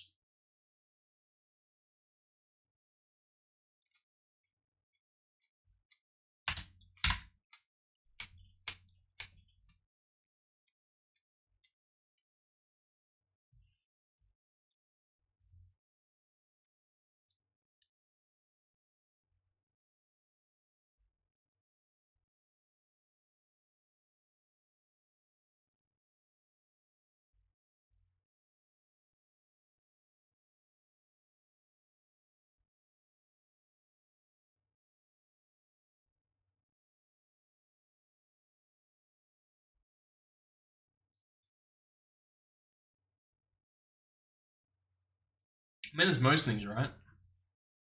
Because the flavor gets like diluted. Um, all right, Little Red Riding Hood is skipping down the lane when she sees the big bad wolf and he's crouching behind a log. And she goes, "My, what big eyes you have, Mister Wolf!" And upon hearing this, the wolf jumps up and runs away. Well, she keeps skipping down the lane and she sees the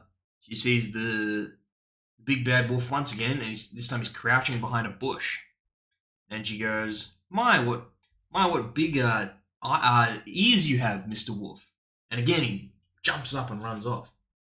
Oh, she keeps skipping down again, and once again she sees the big bad wolf, and he's crouching behind a sign. And she's like, "My, what big teeth you have, Mister Wolf!"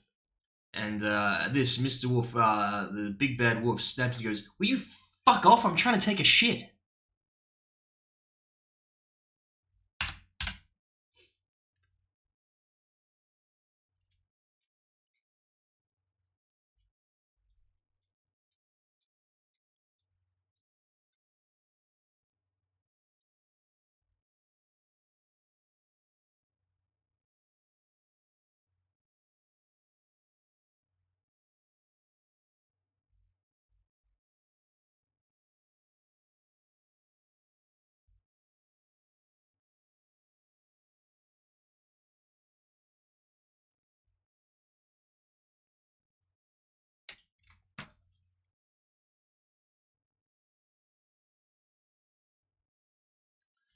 This is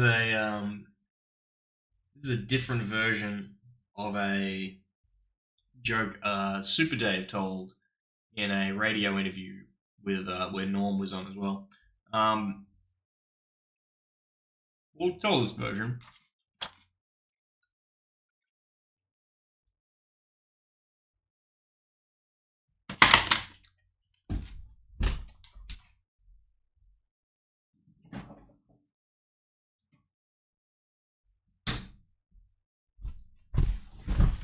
A high court judge is in a bar in a fancy hotel, as he is often found, and this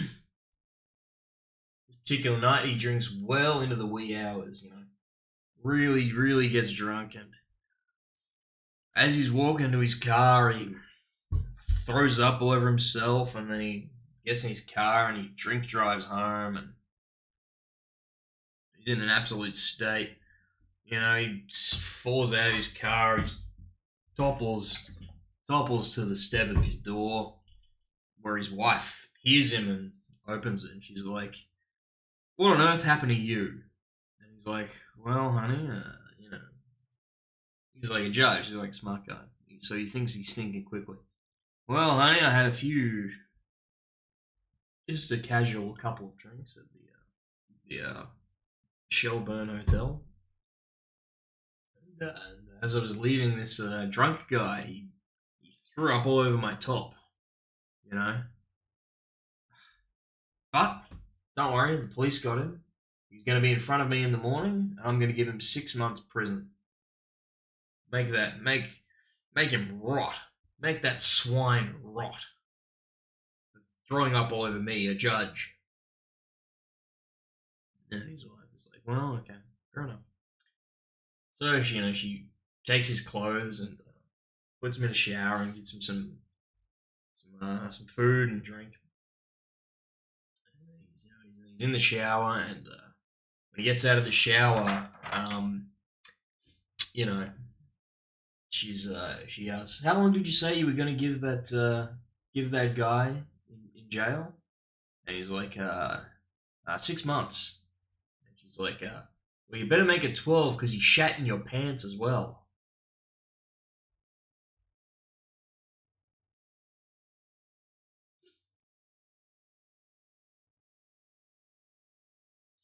I like the Super Day version better.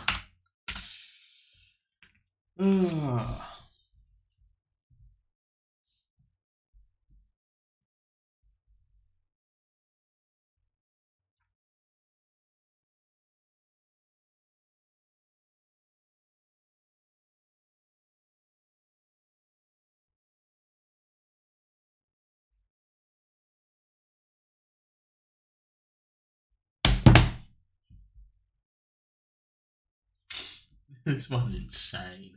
This is an insane joke. A white guy goes into a bar and goes into the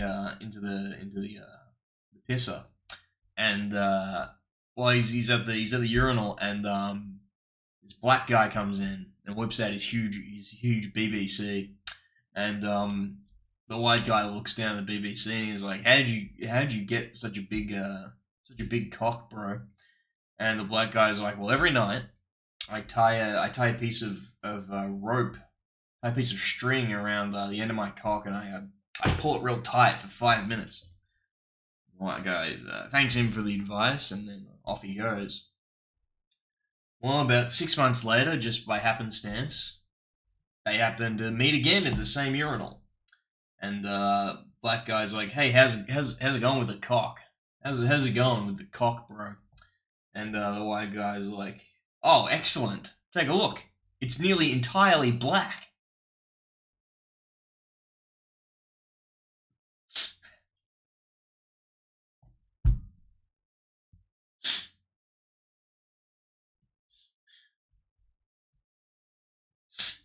He wanted to make it black.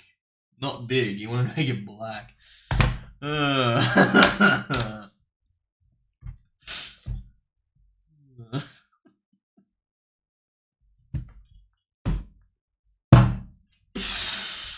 Oh, I think I'm losing it. I need to get to 150 and stop. Oh, man.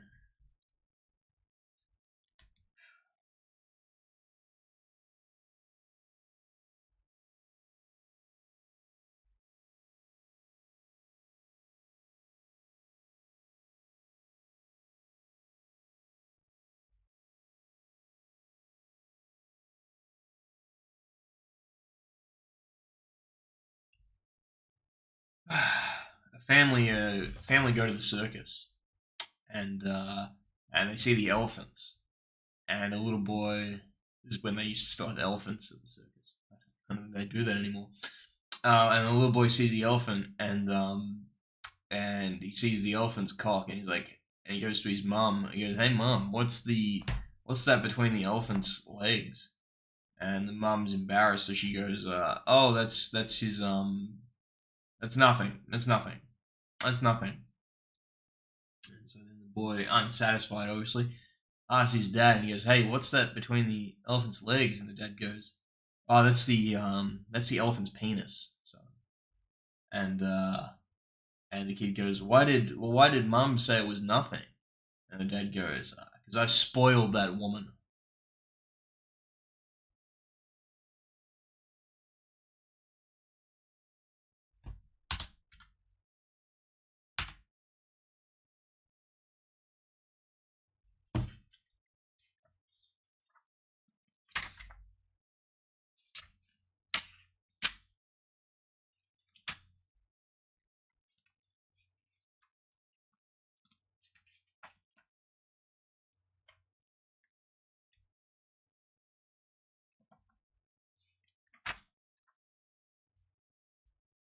My count off? What?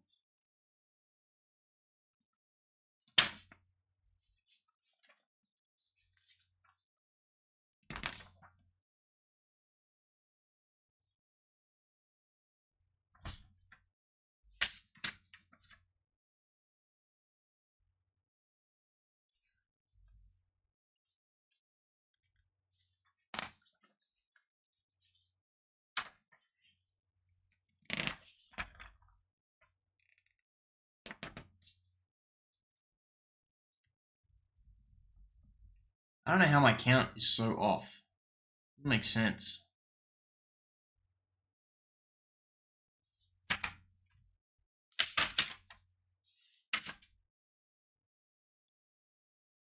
Oh.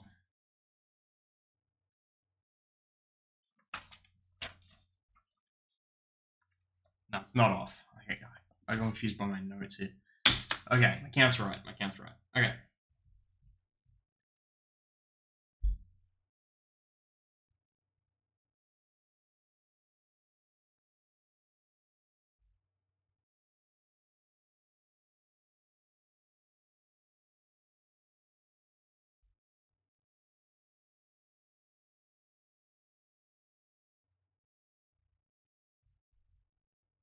All right.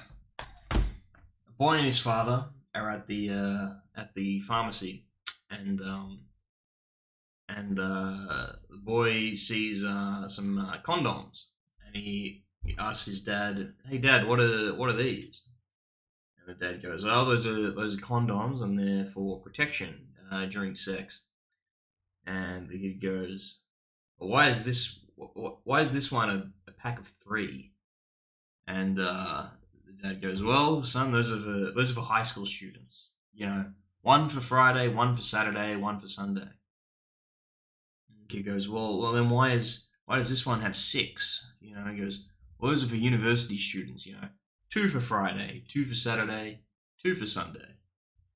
And then the kid's like, "Well, what about this? What about this 12 pack?" He's like, "Well, son, that one's for married men. You know, one for January, one for February, one for March."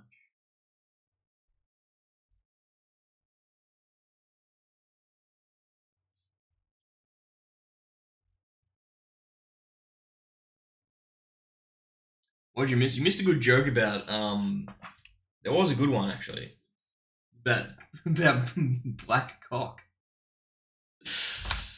but I'm not telling it again.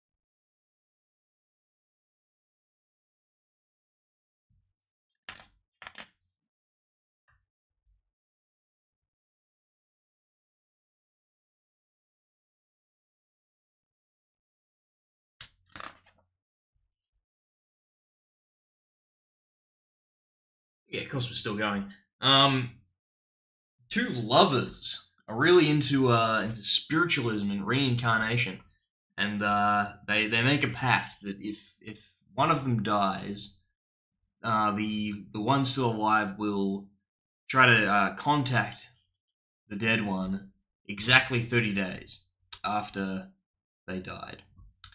Um, and unfortunately, the man died in a car accident, a bus crash, if you will. And true to her word, she the woman has a séance and tries to contact the guy. John's his name, I believe. Yes, John and Martha. So she goes, John, it's Martha. Is that you?" And John goes, "Yes, Martha, it's me. It's me, John." Martha, asks John, "Oh my God, what's it like where you are?" And he goes, "Oh my God, it's great. Oh my God, there's azure blue skies, sunshine, green grass. Oh, like there's cows here, and they all have beautiful eyes. Oh my God, it's just fantastic, so great." And Martha asks, "Well, what do you do all day?" The guy goes, "Well, Martha, we get up before sunrise, have a good breakfast. Then there's nothing but making love till noon. Then we have some lunch. Then we nap until 2. Then we make love again till about 5.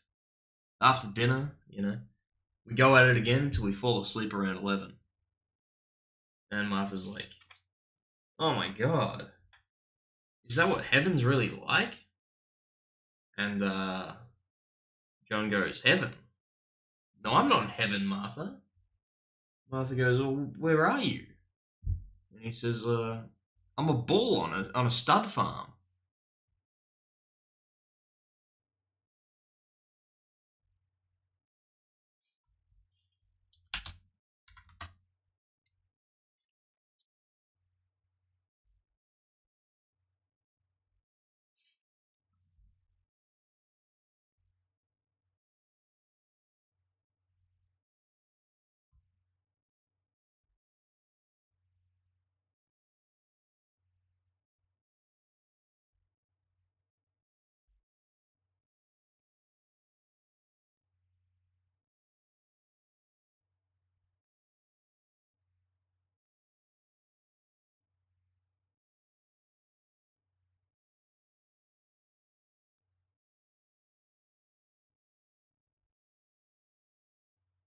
Oh my god.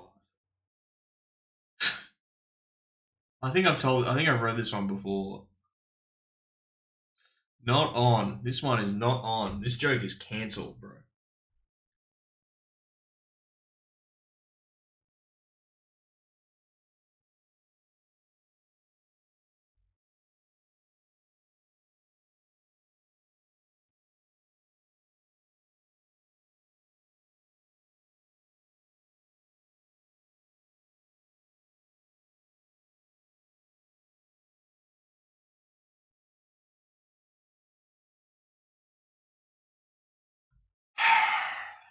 It's a nasty one. I'm gonna tell it that this joke is cancelled. This joke is rape. There's rape in this joke, and it's just accepted as like as an okay thing. Bill Bodgy. They've given him a surname. Bill Bodgy's a traveling toy salesman, and he's going through a rough period. And well, one day he's doing the door-to-door thing, and he knocks on the door of a large mansion, and a little boy, 9-year-old boy, answers the door, and he asks if the boy's parents are home. And the boy says, "No, they're not." Well, Bill Bodgy, he's persistent. He never gives up on trying to make a sale. So he tells the boy all about these bikes that he's selling. The greatest thing, the latest thing in trail bikes. But the kid's not having it. No, I'm not interested. Not interested. I'm too old for this shit. Not interested. And he insists, and eventually they come to an agreement. And it's this: if Bill Bodgy can do everything that the 9-year-old boy can do, then he'll ask his parents for a bike from Bill Bodgy for Christmas. And if not, if he fails, then he has to give a bike to the 9-year-old for free. And he agrees to this. Well, first, the boy gets on the roof of the shed and balances on the top of the shed on one foot, and then jumps off doing a somersault. And luckily, Bill Bodgy's in pretty good shape, so he manages to do it. He gets on the shed, bounces, and then does a flip. Then they go into the front yard and they do little boy does some handstands, and Bill follows suit. So far, so good. Then they go inside and start raping a lady. Then they go inside and they go into a bedroom where a pulchritudinous 25-year-old is sleeping. And the boy says, "This is my cousin Jackie. She's a flight attendant for Qantas. And she's just come back from an international flight." And yeah, oh no indeed. And she's taken a couple of sleeping pills. Nothing will wake her. You still game, Bill Bodgy? And, he's a little apprehensive, but hey, times are tough for Bill Bodgy, so he agrees. the boy pulls down Jackie's bedclothes and reveals a very skimpy negligee and underwear. Why she's wearing this, I don't know. But she's just taking sleeping pills. But anyway, so he pulls down her clothes and then reveals her underwear, and then he pulls the clothes back up. And Bill then follows suit, does the same thing, takes her clothes down, back up. Then the boy pulls the bedclothes down and then takes the negligee off. And you know what? I'm gonna make this simple. They only do it twice. Okay? Takes the negligee off and then puts the negligee back on and the bedclothes back on. I'm gonna skip over. They do this a few more times. They do this anyway. And then Bill follows suit. That's fine. And Jackie's still asleep. And they've ogled her, and they've taken her clothes off, but they haven't done anything else. And they don't in the actual written joke, but anyway. Then the boy takes his dick out and he folds it in half and says, "I'll have a red one with racing handles."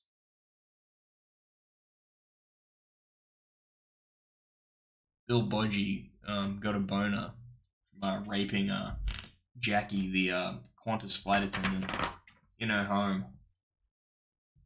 Nice one, Bill.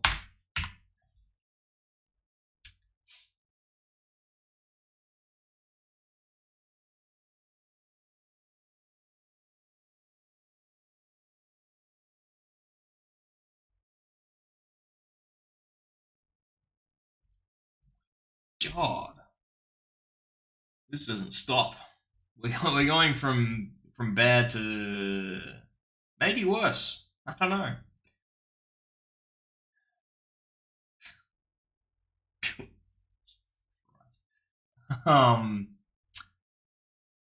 A pianist is hired to do some music for a movie, and when it's finished, he goes, where can I see the movie?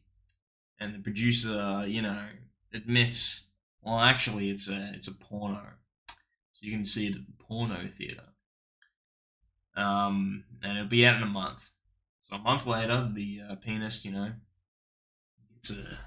gets a jacket with a big collar and sunglasses and a hat.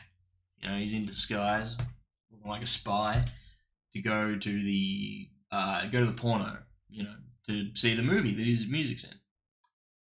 And the movie's even kinkier and nastier than he had anticipated. There's group sex, S&M, and even a dog features in the film. Bad to worse. Now, next to the pianist is actually a couple who also seem to be in disguise, sitting next to him in the porno theater. And so after a while, watching the porno with the group sex, S&M, and even a dog, he goes, he feels he has to defend himself, so he turns to the couple and he goes, I'm just here to listen to the music, and they go, yeah, well, yeah, we're just here to see our dog.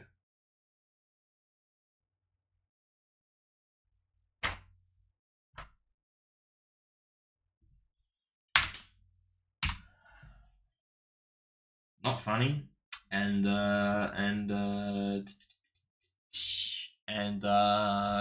illegal bestiality. Cool. All right.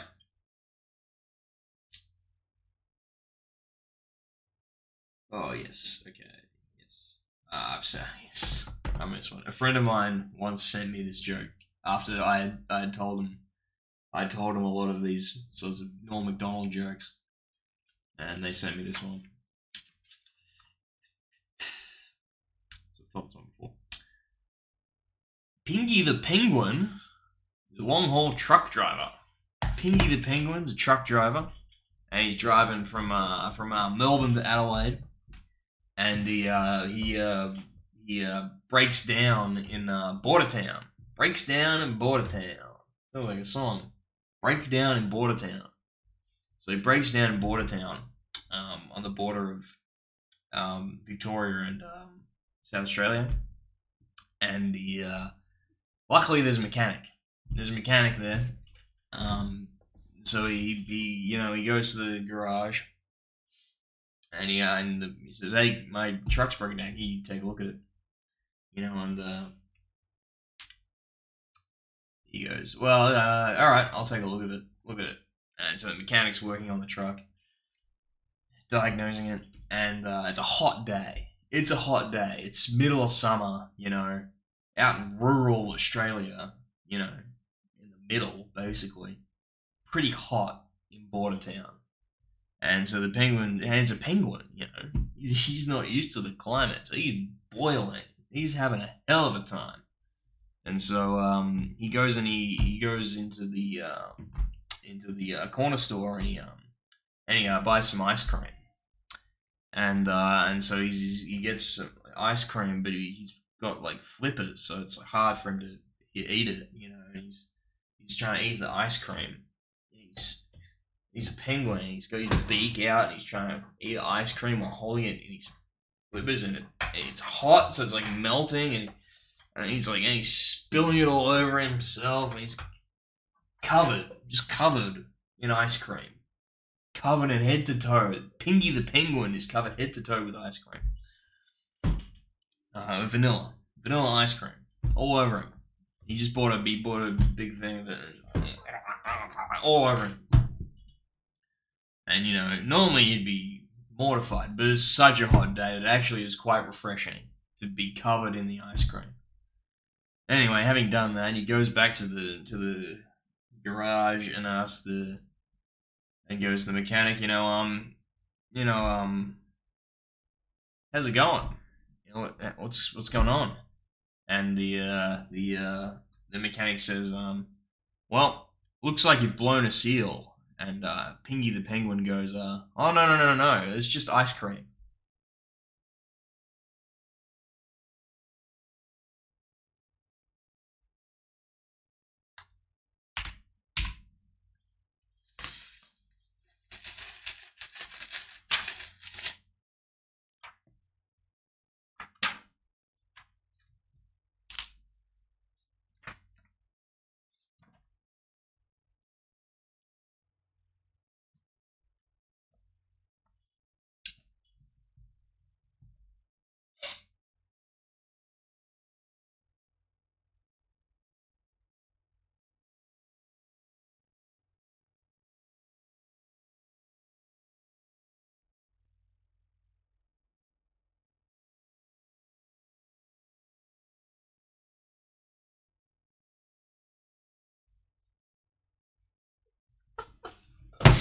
This isn't funny, but it made me laugh.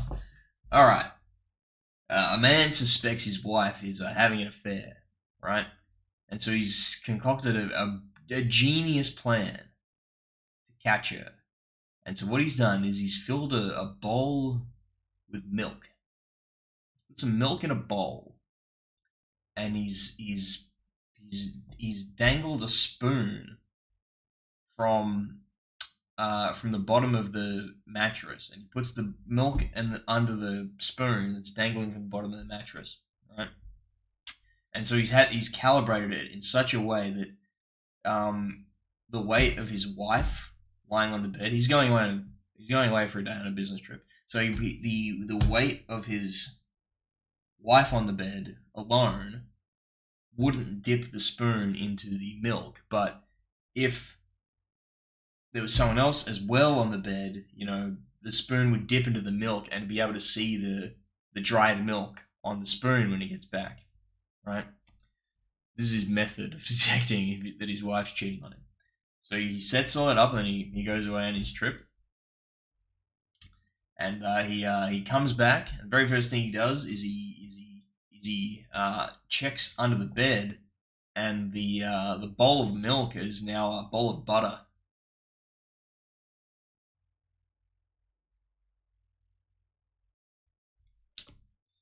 She churned that shit.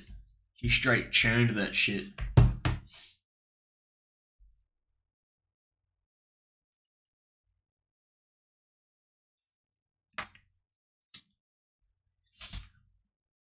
Andy bumps into his friend Fred, who looks really upset. And Andy goes, "Hey, what's wrong, Fred?" And Fred goes, "My brother just told me that there's a sperm tank. There's a sperm bank in this neighborhood that pays $50 per donation. $50 per donation." And he goes, so? Like, why are you upset about that? And Fred goes, "Don't you realize I've let a fortune slip through my fingers?"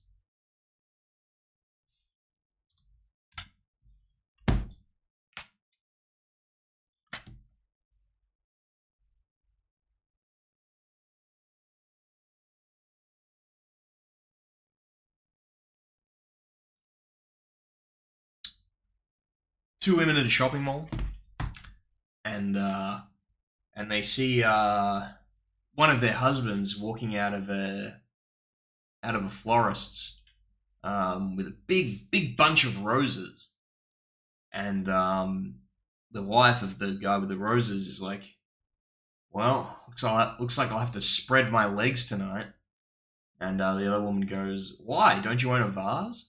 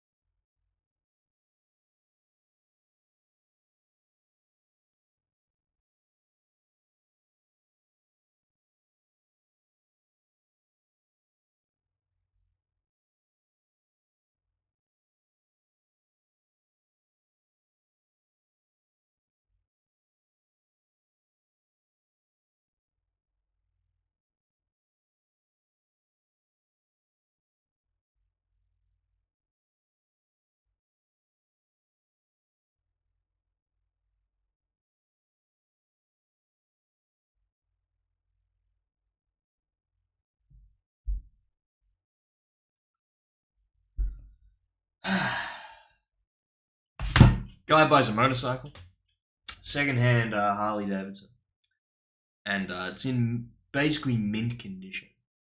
And the guy asks the guy who's selling it. He asks him. The guy who's buying it asks the guy who's selling it, "How did you keep it in such good nick? You know, how did you keep it in such great condition?" And he said, "Well, it's simple, really. Anytime it's if the bike's outside and it's gonna rain, I rub Vaseline all over it and protects it from the rain, keeps it good." The guy's like, "All right, cool." Well, the next day, the guy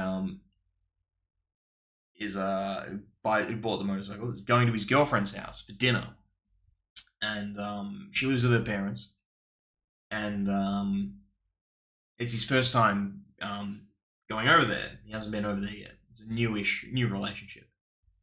And as they're about to go in, she says, "Hey, I gotta warn you. We have a rule in our house that we don't talk during dinner.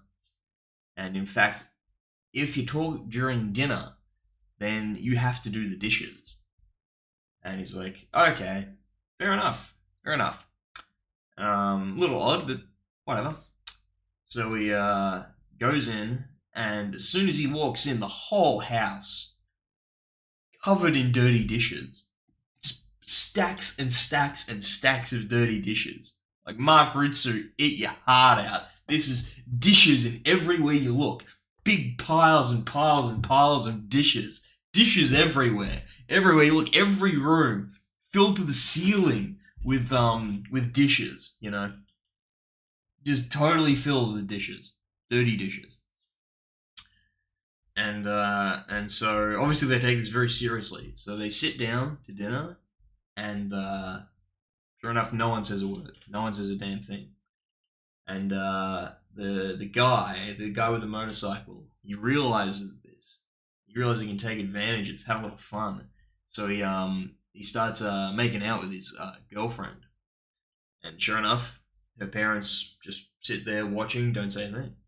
So then he takes it a little further. In fact, he strips her naked and starts having sex with her on the dinner table in front of her parents. And no one says a word. Then he's looking over at the mum and he's thinking, it's pretty cute. Why don't I just? He starts fucking her. He starts fucking the mum. And no one says a word. No one says a damn thing. Then, right as he's finishing up with the mum, you can hear outside it's yeah, I know. That was my reaction. That was where I went. I was reading it. Then he can hear that it's starting to rain. So he goes, "Oh, I better go put Vaseline on my motorbike." So he pulls some Vaseline out of his pocket, and then suddenly the dad stands up and goes, "All right, fine, I'll do the dishes."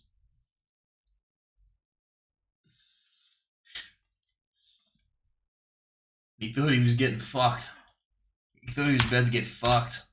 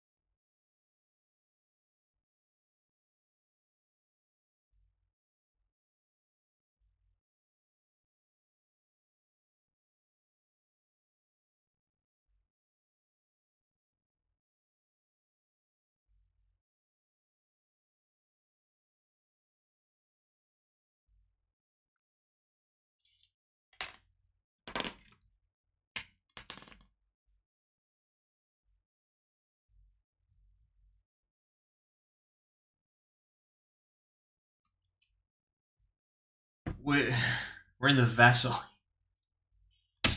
Oh god.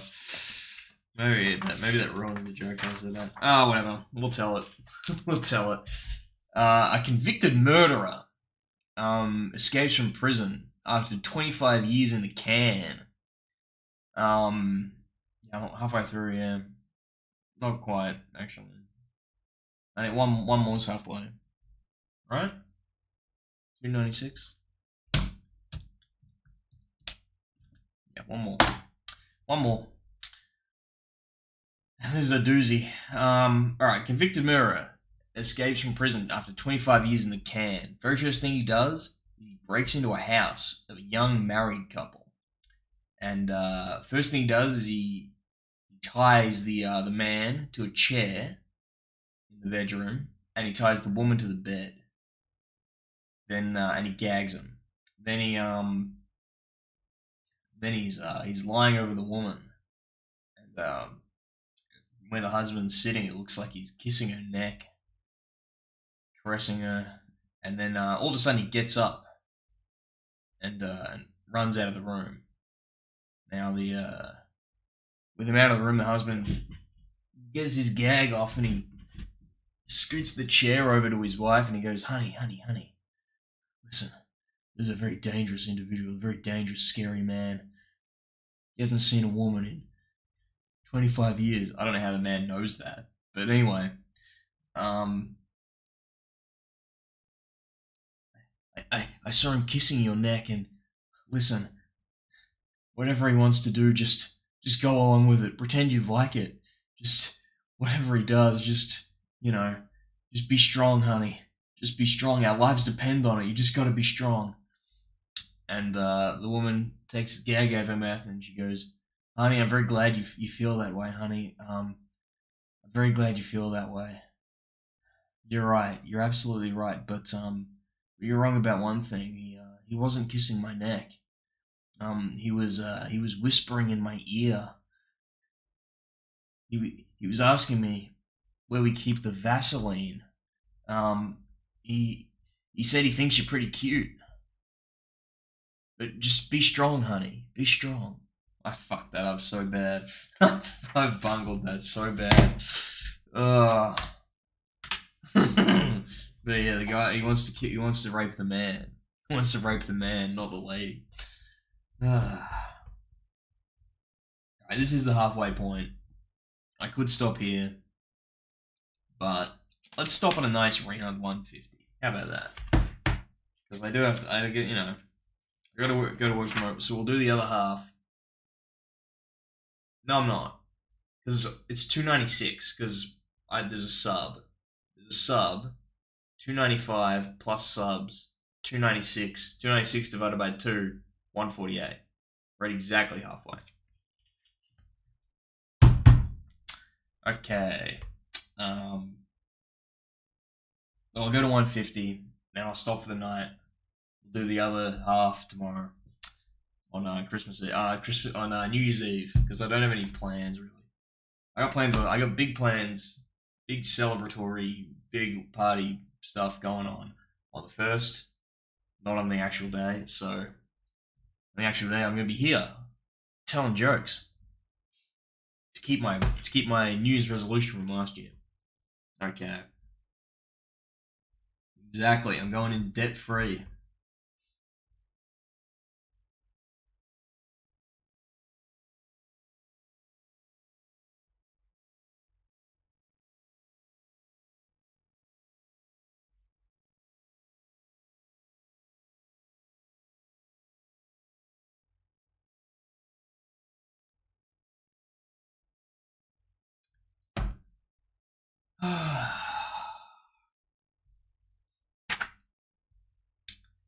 I think I've told this one before, but anyway, middle-aged man and a middle-aged woman meet, and they fall in love and they get married.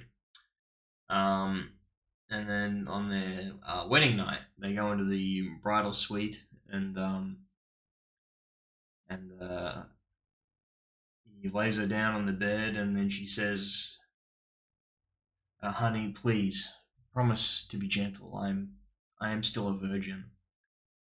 And the guy goes, how could that be? We're both in our 40s, and you've been married 3 times before. How can you be a virgin? And she goes, well, you see, my first husband was a psychiatrist, and all he ever wanted to do was talk about it. And my second husband was a gynecologist. All he ever wanted to do was look at it. And my third husband was a stamp collector, and all he ever wanted to do was, oh God, I miss him.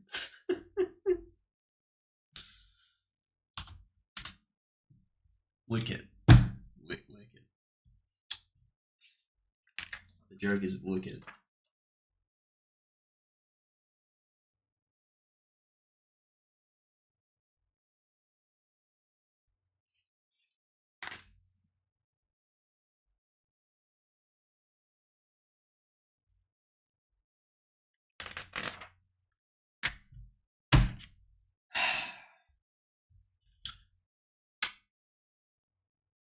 A woman is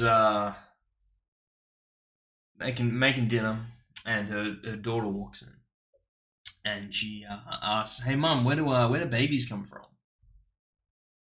And the mum says, "Well, when mummy and daddy fall in love, and they get married, one night they'll go into their room and they'll kiss each other, hug each other, and then they'll have sex." And the daughter looks a little confused, and she's like, "That means that daddy puts his penis in mummy's vagina. That's how you get babies. That's how you get babies. You know, daddy puts his penis in mummy's vagina. That's how you get babies." And the daughter goes, "Well, the last night I saw you with daddy, and you had daddy's penis in your mouth. What do you get?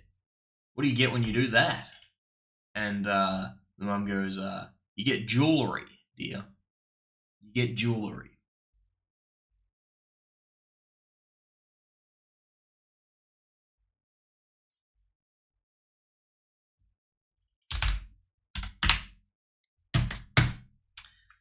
And that's the stream.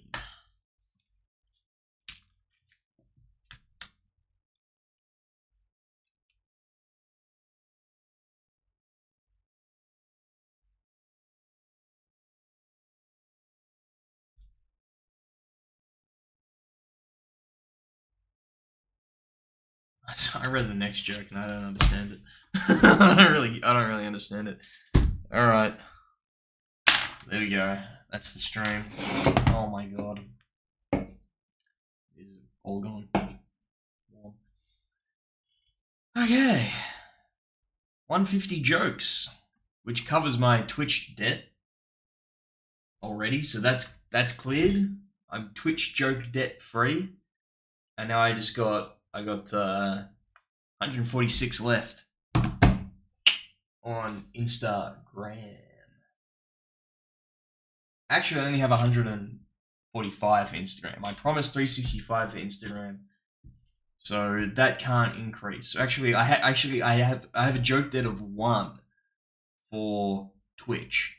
I have a joke debt of 1 for Twitch. I have to end. After any Twitch jokes accumulated during the stream have to be done at the end. So I have a joke debt of 1 for Twitch, joke debt of 145 for Instagram, and now because I've cleared the initial Twitch debt, they are separate. They have to be cleared separately. That makes sense to me. I don't know if it makes sense to anyone else. It makes sense to me.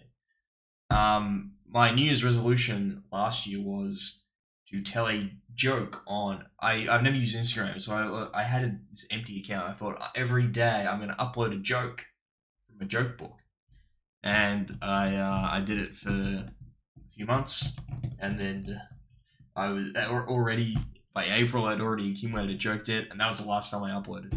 So this is to clear that my obligation to do 365 jokes before the end of the year. That's why I'm doing it now, this stream. So there we go. No one in the elite knew about the Instagram. I don't know if anyone's found it. It was more for my friends. But there you go. That's why it's so high, because I only had 100. I only had 99 on Twitch. Anyway, goodbye. Goodbye. This is how I say goodbye. Goodbye. Do I have my goodbye things? Ooh, I do. Alright, see everyone.